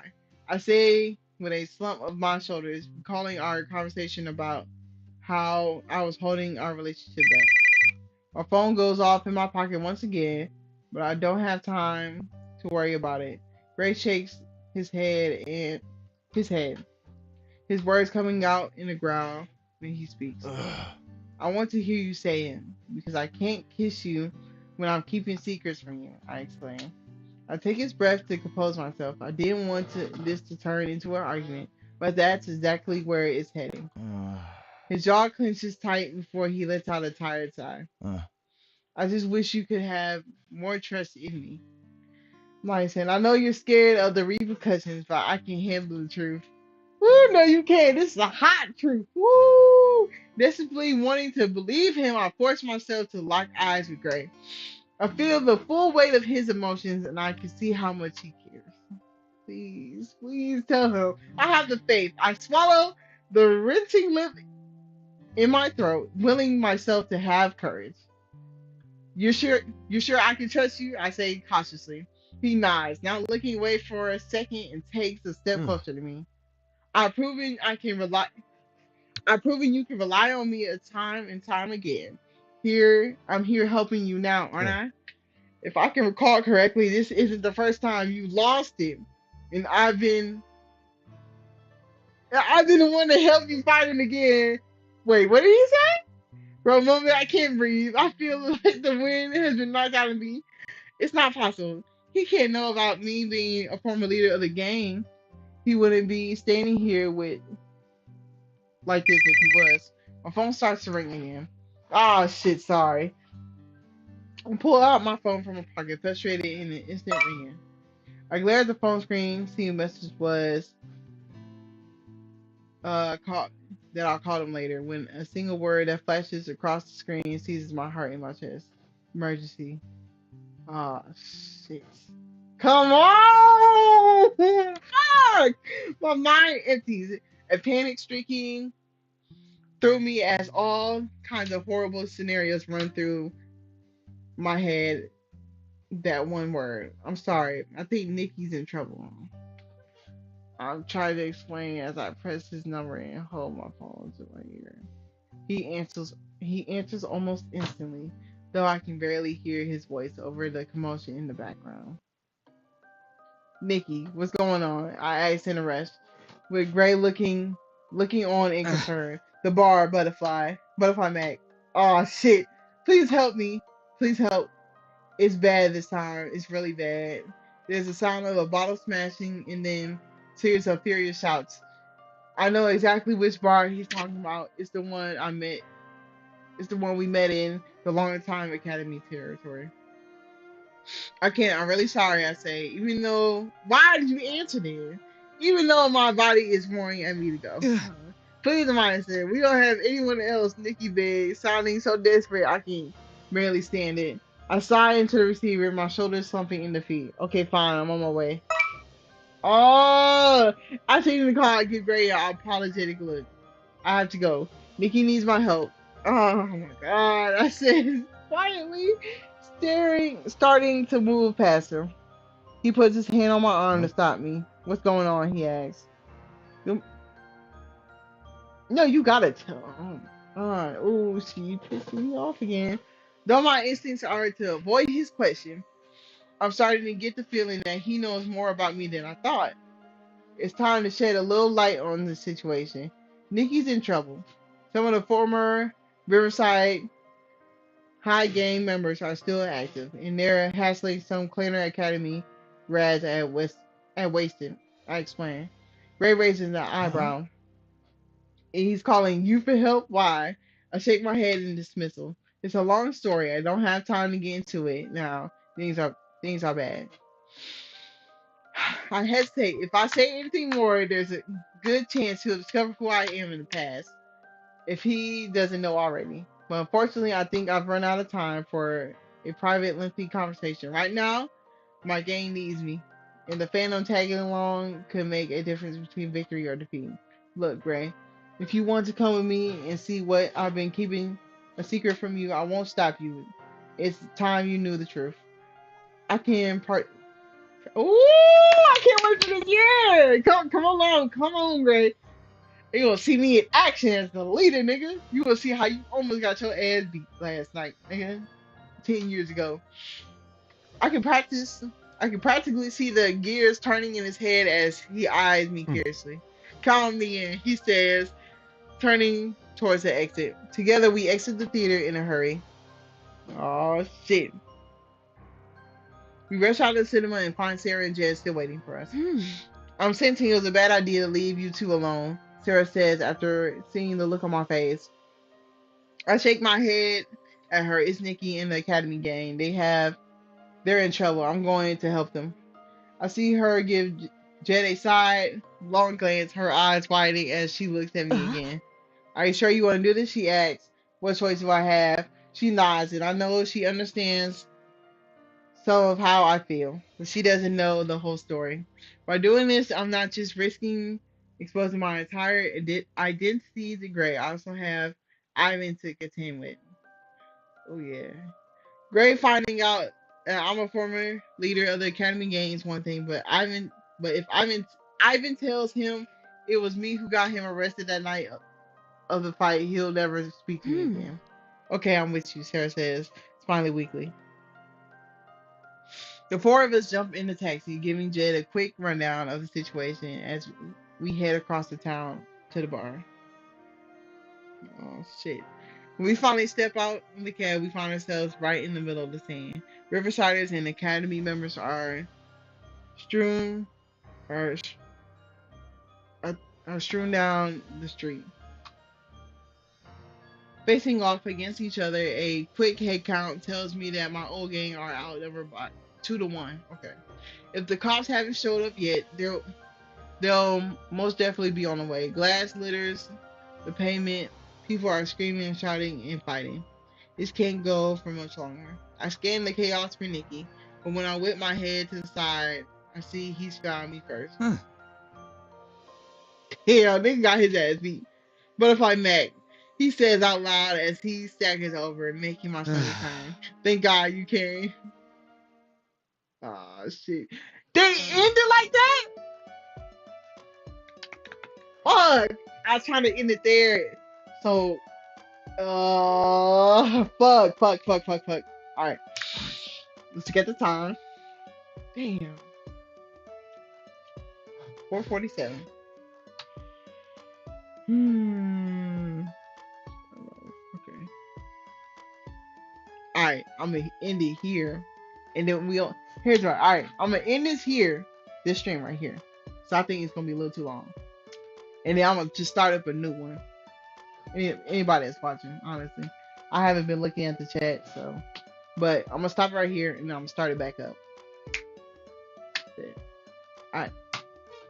See y'all.